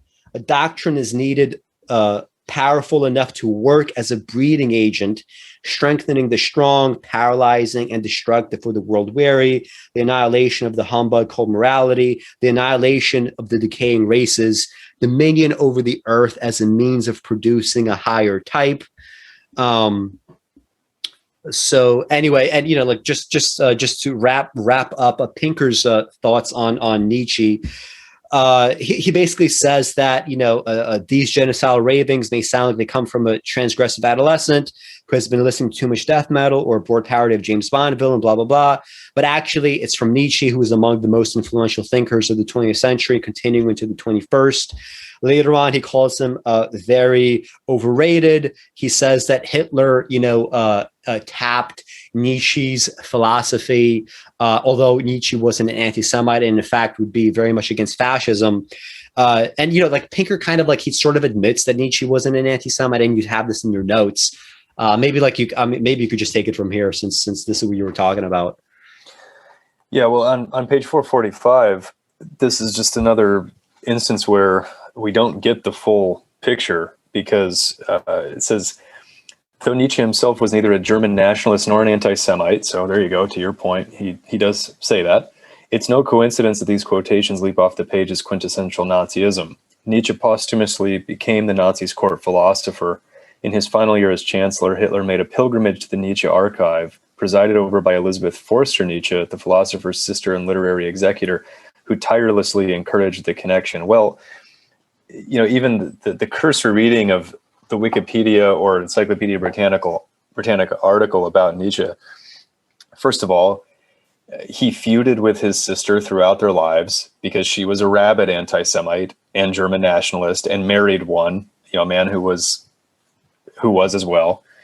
And when he died, obviously a fault of his, I don't know exactly why he didn't manage to leave his literary estate to someone else's care, but he left it to her care. Maybe that was just by default because he didn't leave it to anybody, I guess. And she was next of kin, who knows? But she went ahead and collected his, previously uncollected writings into the Will to Power, and gave it no context. Just disseminated it out into the world. And then, as Pinker talks about, his sister tirelessly encouraged the connection to Hitler because she was a Nazi. So, yeah, all these ideas were antithetical to Nietzsche's personal philosophy. It's so well documented that he broke ties with Richard Wagner. He broke ties with numerous people who he had grown up with or become friends with over the years, that, their particular fascist, nationalist, anti-Semite views got to be too much for him. And he ended the relationship. He didn't do that with his sister, presumably just because she was his family, even though, again, they were on again, off again, and, throughout the years. So it's just a pretty wicked misrepresentation to act as though, Nietzsche would have loved the fact that Hitler wanted to come, make a pilgrimage to his grave or his workplace or whatever, and then, appropriate all of his writings for the Third Reich. But it's not really explained any further than that in the book. Yeah. Right.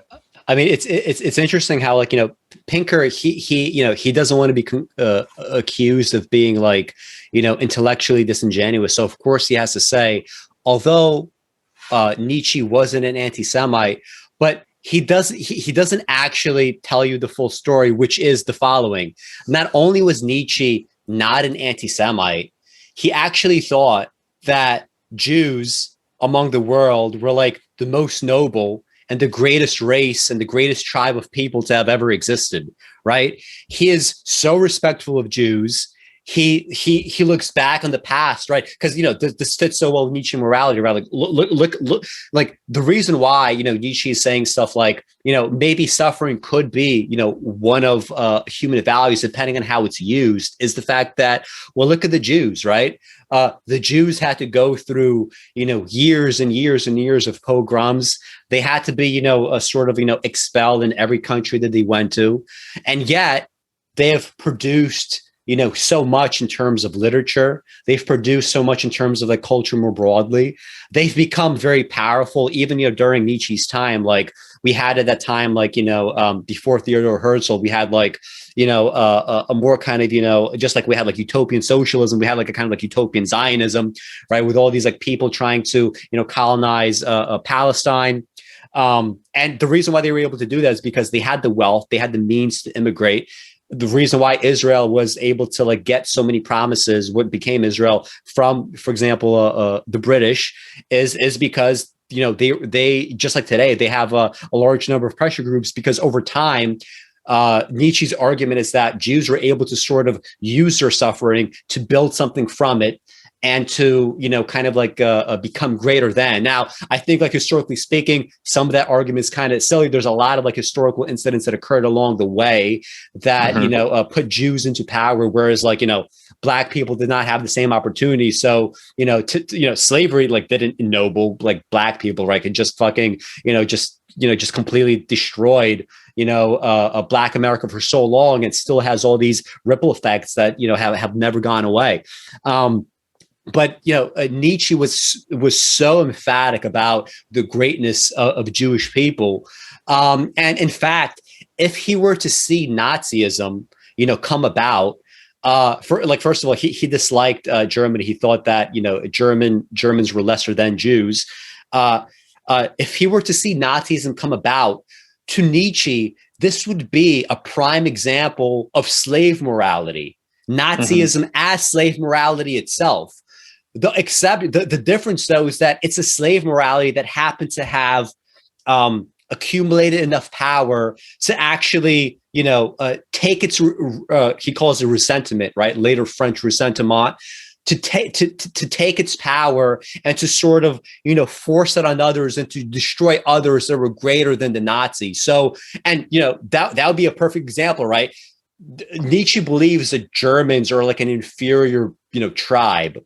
Suddenly Nazis come about, they claim without evidence that they're greater than, and they end up destroying the truly great tribe, which is the Jews. To him, this is slave morality. This is ressentiment. This is exactly an example, because to him, powerful or greater than is not simply, like Pinker wants to treat it as, I guess you could say philosophically, there could be a slippery slope to something like fascism. And it's not that, Nietzsche wasn't an authoritarian. In some ways he was, but to Nietzsche, it's not just crass power in terms of like, well, you happen to have like the riches and the guns, so you clearly are the most powerful. That's not a Nietzschean concept. The Nietzschean concept is, here's the people that is noble, that is cultured, that is powerful historically and otherwise, and here is an inferior race to him, the Germans, that see this, they become jealous, they want their money, they want their power, and they're going to exterminate them because they can never produce anything of value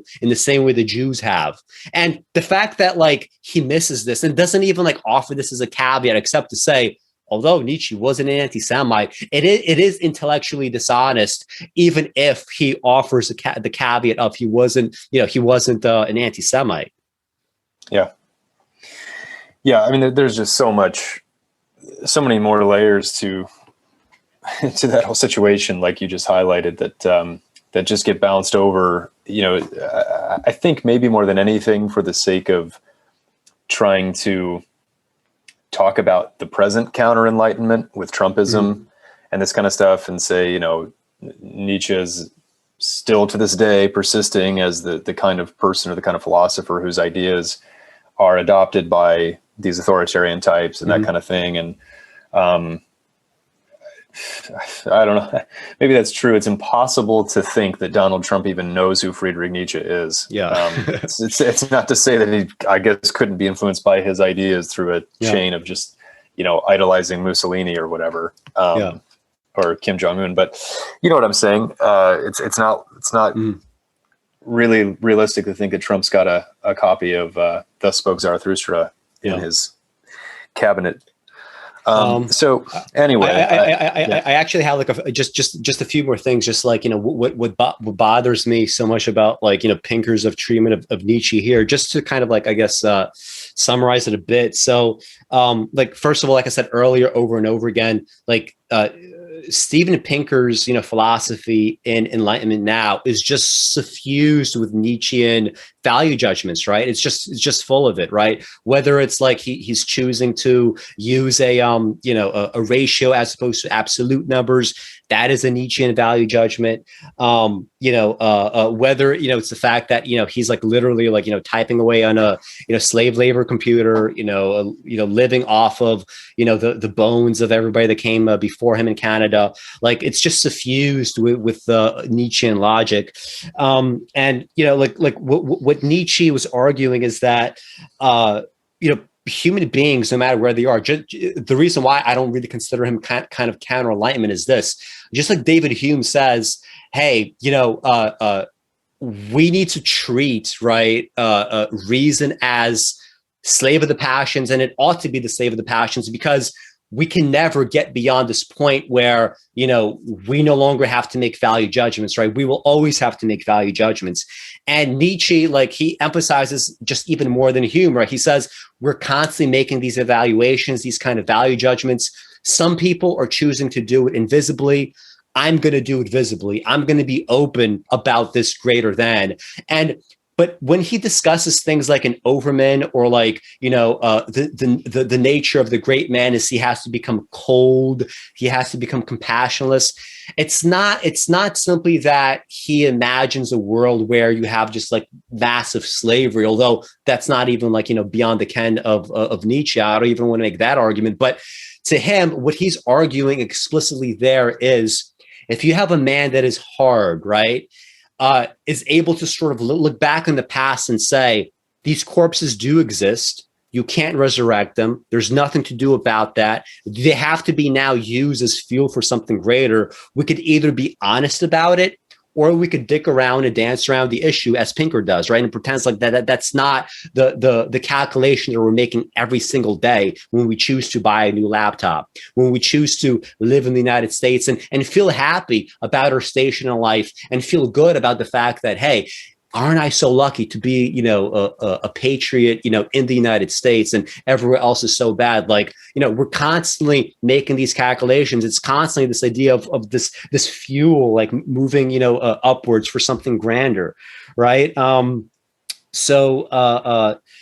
also, like, you know, this thing of like, you know, Nietzschean morality is not merely just like a matter of like, you know, he says he wants to get beyond good and evil because to him, there's another set of values, which is good versus bad, right? Good versus bad meaning excellence versus non-excellence, which again, completely suffuses Pinker's point of view here. Excellence versus non-excellence. What is the excellence here? What is the analog? It's, oh, look at us. We're on a trajectory that's moving forward, that's moving higher. That's the excellence, right? Everything else is just kind of like a side detail, right? Everything else is just, it can be elided because, you know, although like, yes, we have more absolute numbers of people suffering than ever before, absolute numbers of animals going through unprecedented suffering. That is an example of non-excellence, right? The excellence is the trajectory. This is the greatness that we need to latch ourselves onto.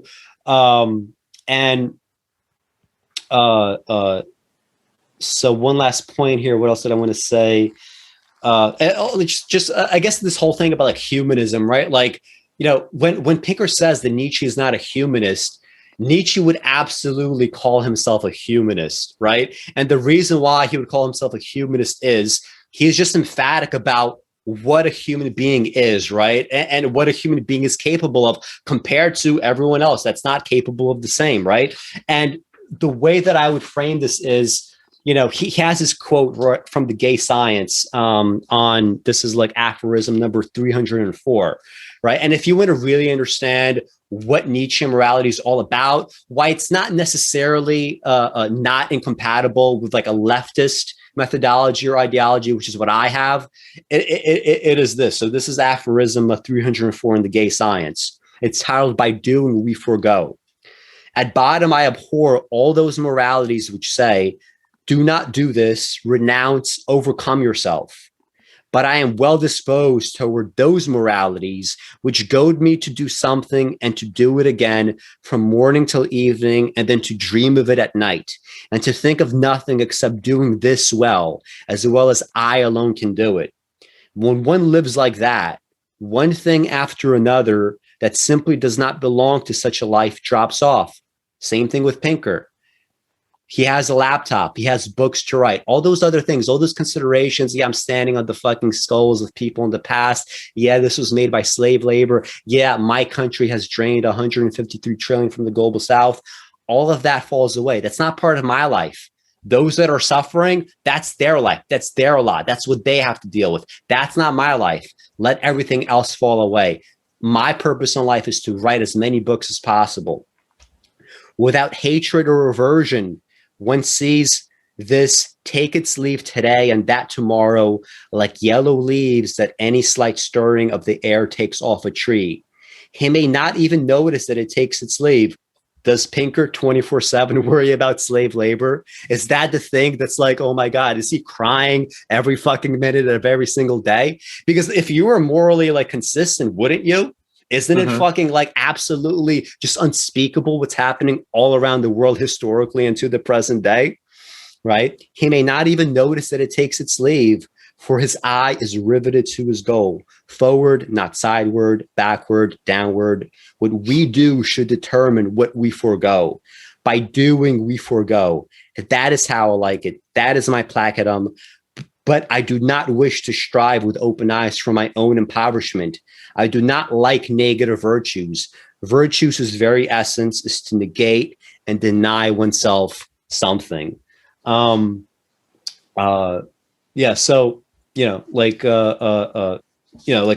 basically my point is this.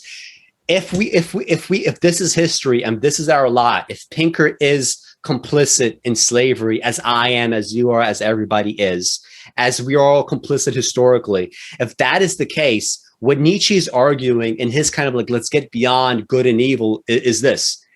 The only thing that could possibly redeem all this suffering, it's not Christian white guilt. Oh my God, can you just fucking imagine what's going on, right? It's not constantly crying 24/7, right? The only thing that can possibly redeem it is to do something great based on the fuel that you are given. Again, you cannot resurrect these corpses. You cannot turn this thing that is now fuel into something else. The only thing that you could do is you could waste the opportunity, right? You could live out your life just like fucking snorting cocaine, fucking strippers. That's your indulgence, right? After draining 153 trillion from the global south, right? The only thing that could have any sort of redemptive quality is the Nietzsche morality. This is why he's so adamant about this morality. And the fact that, like Pinker is so dependent on this and yet misses this, it really just rubbed me the wrong way. It's really annoying. Anyway, that's all I have to say about Nietzsche at this point. Yeah, understood. I think maybe my final thought on that, and then I'll get into my starting to conclude comments, would just be,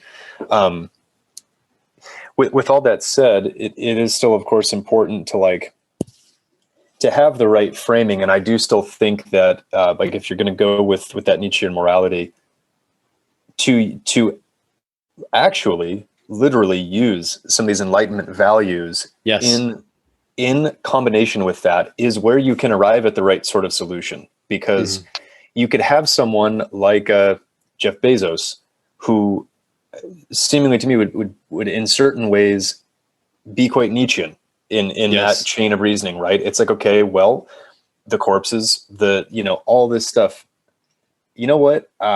I'm going to go ahead and build a corporation. That's my idea of a greater contribution. That's what I'm going to do. I have the means to do it, the education, the connections, the will. Yeah, So he does that. and would Pinker say that Bezos is a bad guy, or that he's unethical, or that his property needs to be expropriated? Like, he wouldn't make that argument, I don't think. Yeah, but most likely not. But the point being, like, there's still a tipping point for all that stuff. Like, at a certain threshold, maybe a company like Amazon is good and helpful for the world. By now, it's long surpassed that, right? Like, now it's a way to just appropriate these same kind of things, and they're doing it at a larger scale than any other corporation, just about, or certainly equally with anyone else, right? Worker conditions are terrible. They're preventing unionization. They're dodging taxes. They're doing all these things that eventually now turn into massive negative externalities, not to mention the fact their whole company is just I guess they have Amazon Web Services, but it's basically just a consumptive machine for humanity, right? So then to go give some money to a charity that's going to help with global warming and commit loosely to some sort of carbon neutral plan, it's like, no, you need to shut your company down, if you want to actually be part of that solution. So you've reached a point there where somebody has maybe for a while been on a decent ascent, and then eventually it just way oversteps its bounds. But you also could have someone, who looks at these same things and decides to, I don't know, be in Congress and actually be someone who advocates for the right kind of legislation. And they could take that as their, Nietzschean morality play to help on all this. And they do have Enlightenment values at the forefront. You could have somebody who starts, some sort of NGO that can help with this. Or you could have someone like a Jason Hickel, right, who's out there saying, well, I'm going to shine light on these issues that I see, and I have privilege. He's from Swaziland, which was actually a colonized African country, so he has some personal experience with this. But present day, he's been living and educated in the U.S. and UK for a long time, and he's writing articles for Vox and Al Jazeera and doing talks at Google, right? He's got a privileged life now, like you and I do, but he's making the efforts to, to take some of that Nietzschean morality and point out the things that need to be pointed out, and hopefully make the right strides. So anyway, it can still be chosen what direction to take it, and more people would need to make that right calculation, I guess, and combine the two, and maybe that's where we can get the next leg up of progress on these things. So, my final comment as we move toward wrapping up, which I put in my show notes to you and maybe mentioned briefly earlier, was just with all of this said, there's nothing really mentioned in this book at all on Pinker's part about the arts and culture and all of this progress that he's going to cheerlead and champion and talk about. That's fine, but especially in the rich developed nations, which now have way more than we ever could possibly need. There's distribution issues, et cetera, all the things we've talked about, but just in general, it's now there. It's been tapped into, right? And it's available. But then for the higher pursuits, what has culture become presently? And where are we with some of these really important things? Because to a certain extent, especially with things like, the enormous rise of the self-help industry or the fitness industry or, all this different kind of stuff. It's like, these are massive parts of our culture. And they're focused on just continuing to increase happiness and well-being. So to write a whole book about the way that well-being has transformed and come along and, it has been and is an obsession in a way for much of humanity. Where do we go from here with extrapolating that forward? Because, Pinker's answer, like to the extent that he does touch on the arts, it's basically this kind of like, when he gets accused of like scientism, it would be, something like this, like where he says, well, I think, moving forward, the sciences need to combine with the arts and the arts need to combine with the sciences. But he doesn't really offer much beyond that. I don't think he's necessarily like, all, so passionate about the arts. Like that's not that's not his area, right?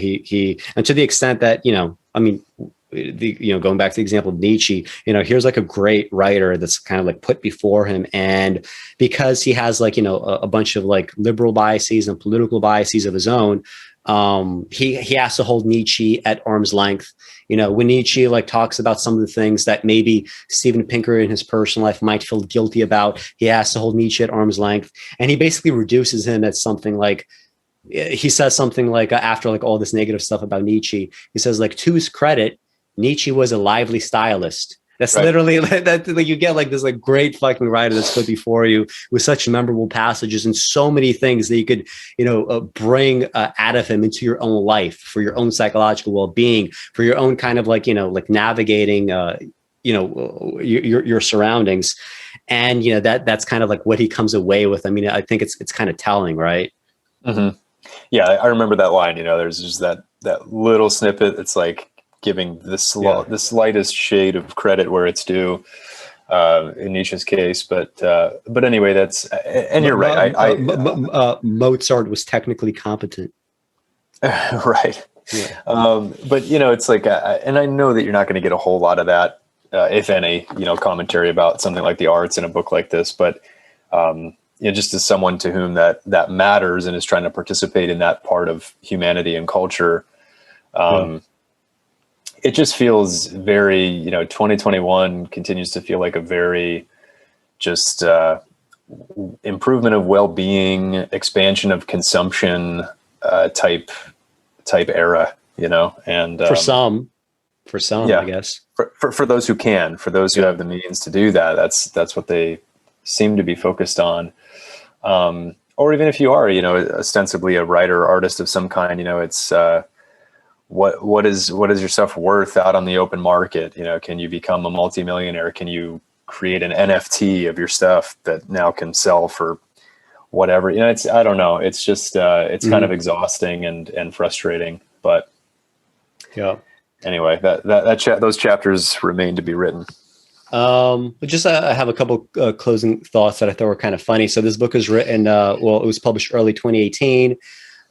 He kind of like disparaging. There was this guy that made this. What was his name? His name was Martin Rees, right? He had this like prediction. A bioterror or bio-error would lead to 1 million casualties in a single event within a 6-month period, starting no later than December 31st, 2020. And, because the Enlightenment Now, like Steven Pinker's book, is so kind of like, it's Pollyanna in the sense that like, he's always trying to downplay some of these existential threats, which, I mean, he's not wrong necessarily for doing that. I think in general, existential risks to the world, especially like to humanity, have been way overstated. I mean, even in something like a nuclear war, right? Human beings are probably going to survive, much less something like global warming where, human beings are going to survive. So I'll grant Pinker that. But in Pinker's, desire to keep people away from this like perennial brink of always prophesying the end of the world, he does this thing where he starts to like, understate perhaps some of the risks. I mean, I've always kind of assumed that we're going to get some kind of bioterror or bio-error that's going to lead to, mass casualties. And guess what? In 2020, we actually did get that.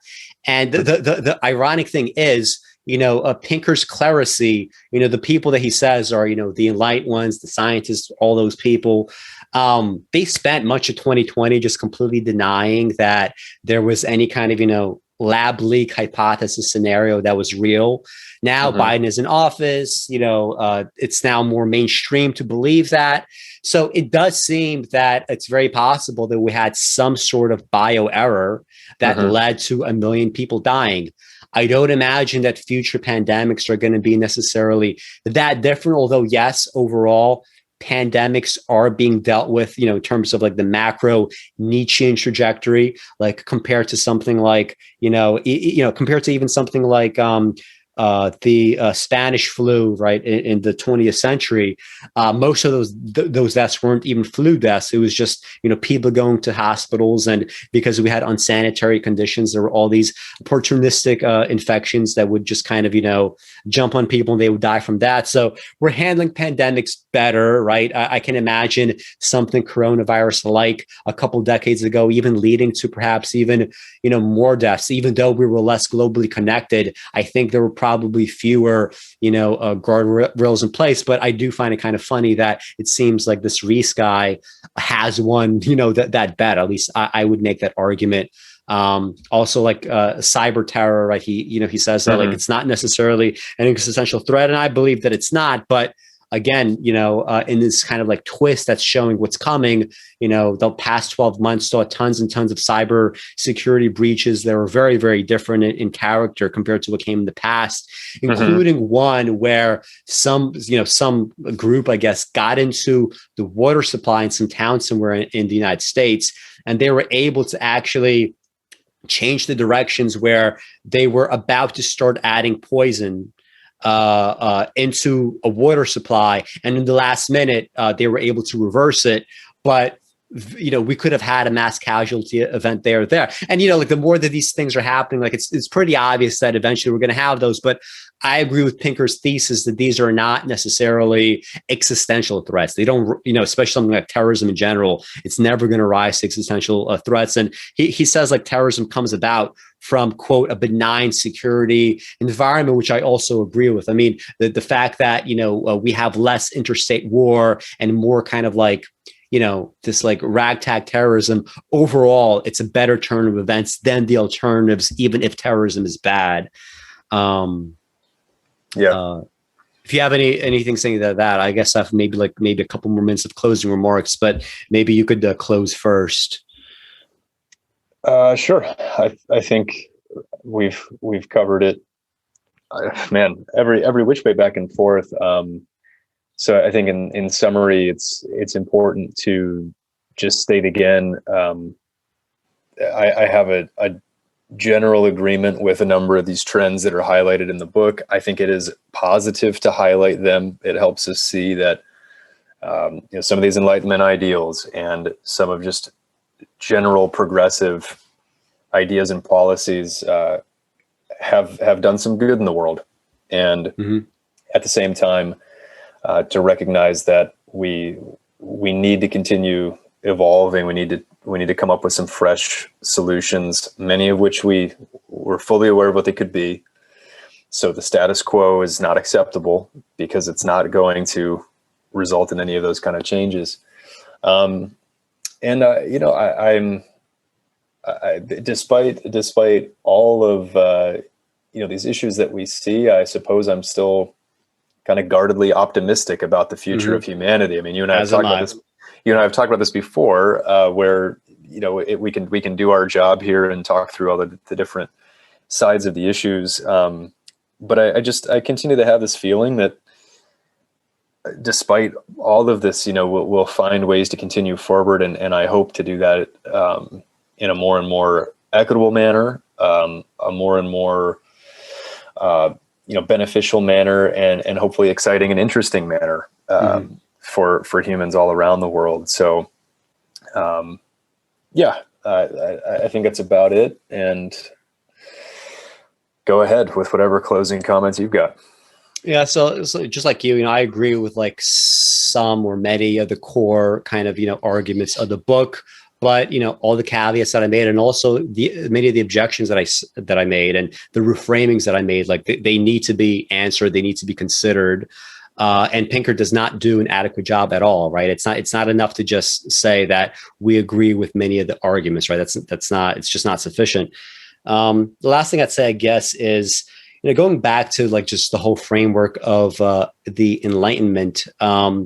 It really does, like the more that I think about it, like it very much is a straitjacket for, his own kind of set of arguments. Like, I mean, like, first of all, like, when he says like, oh, look, Nietzsche's ideas have been co-opted by Nazis to do all these bad things. Like, isn't he so overrated?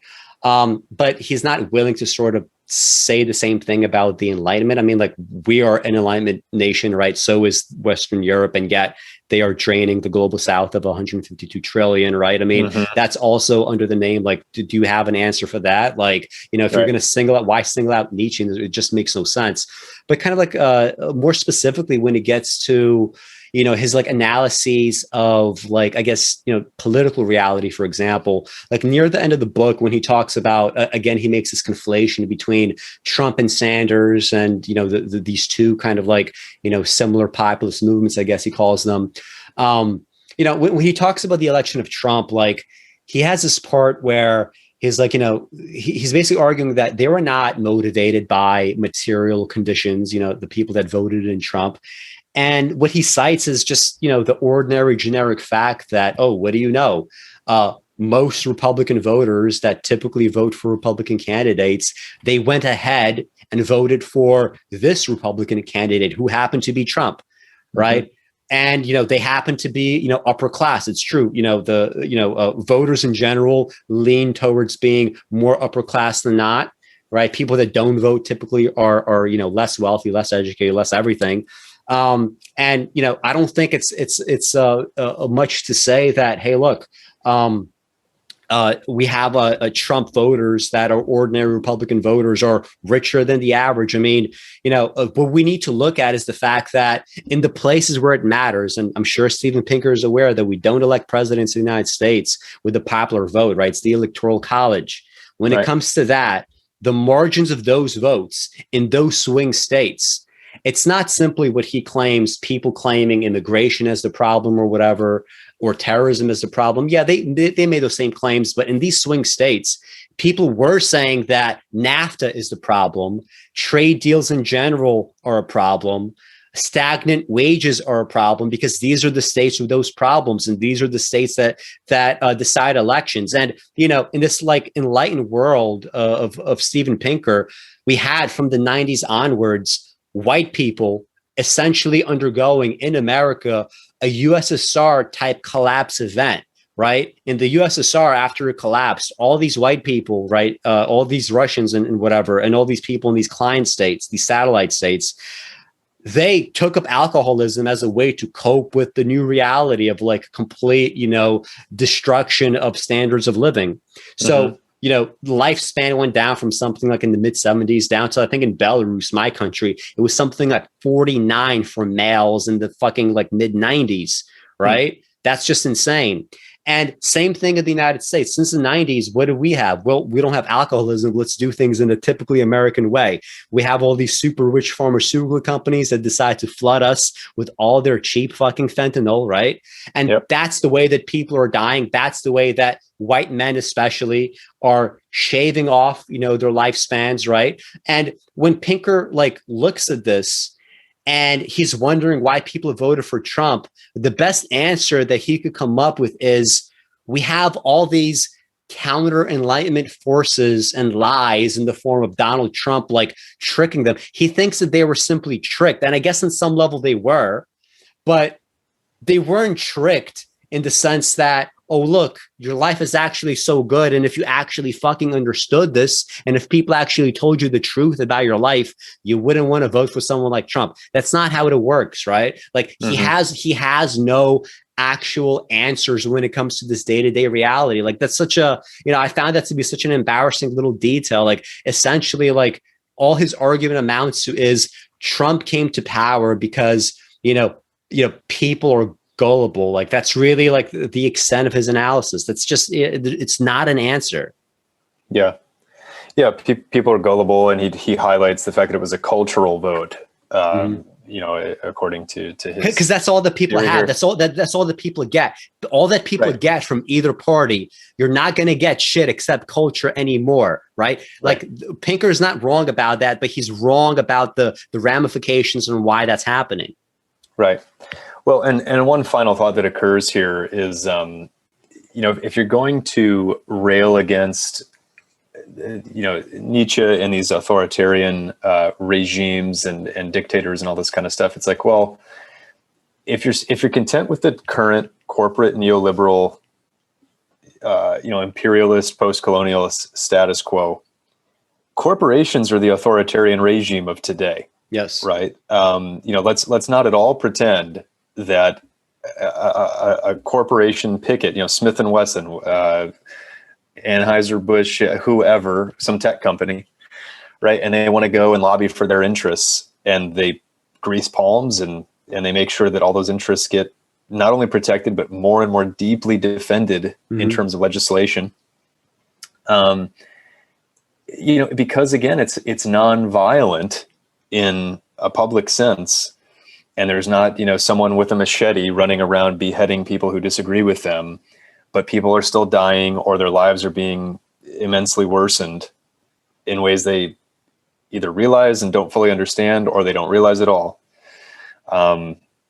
These are the current status quo products of Enlightenment Now, I guess, the way it stands. So again, to really put those kind of values into practice is I think, to be someone who's attempting to understand it and attempting to shine a light on it, and hopefully help more people understand it so that we can move on to something better. One thing that we'll notice more and more as time goes on, and I make this point in my recent essay on automaticnation.com, is that, as time goes on, more and more of these sort of clerisy, enlightened types, that Pinker represents, that other people represent, they will be increasingly blamed for these problems. I mean, again, he doesn't like Sanders. He doesn't like Trump. He would have voted for Clinton, right? And the more that you get these kinds of Clinton votes, the more that you're going to get the very kinds of phenomena that he is, on the one hand, accurately decrying, but on the other hand, is not able to explain why they're coming about, other than, we have this, force of good and evil, right? Alignment and everything else. It's just, I don't know. I just find it very silly. Okay, well, it is what it is. This was a great conversation. I was very much looking forward to it. I'm glad to see the way that it turned out. Thank you guys for sticking with me. If you haven't hit like, please do so now. It's very, very helpful for me and the channel. If you haven't subscribed, please do so. In a couple of weeks, I'm going to have another conversation with Keith Jackowicz. We're going to tackle the collection of short stories, Lost in the City by Edward P. Jones. And a month from now, you and I, Jill, we're going to tackle Kurt Vonnegut's Breakfast of Champions. So then we will have two books on the channel from Kurt Vonnegut. Anyway, guys, thank you for watching, and I'll see you.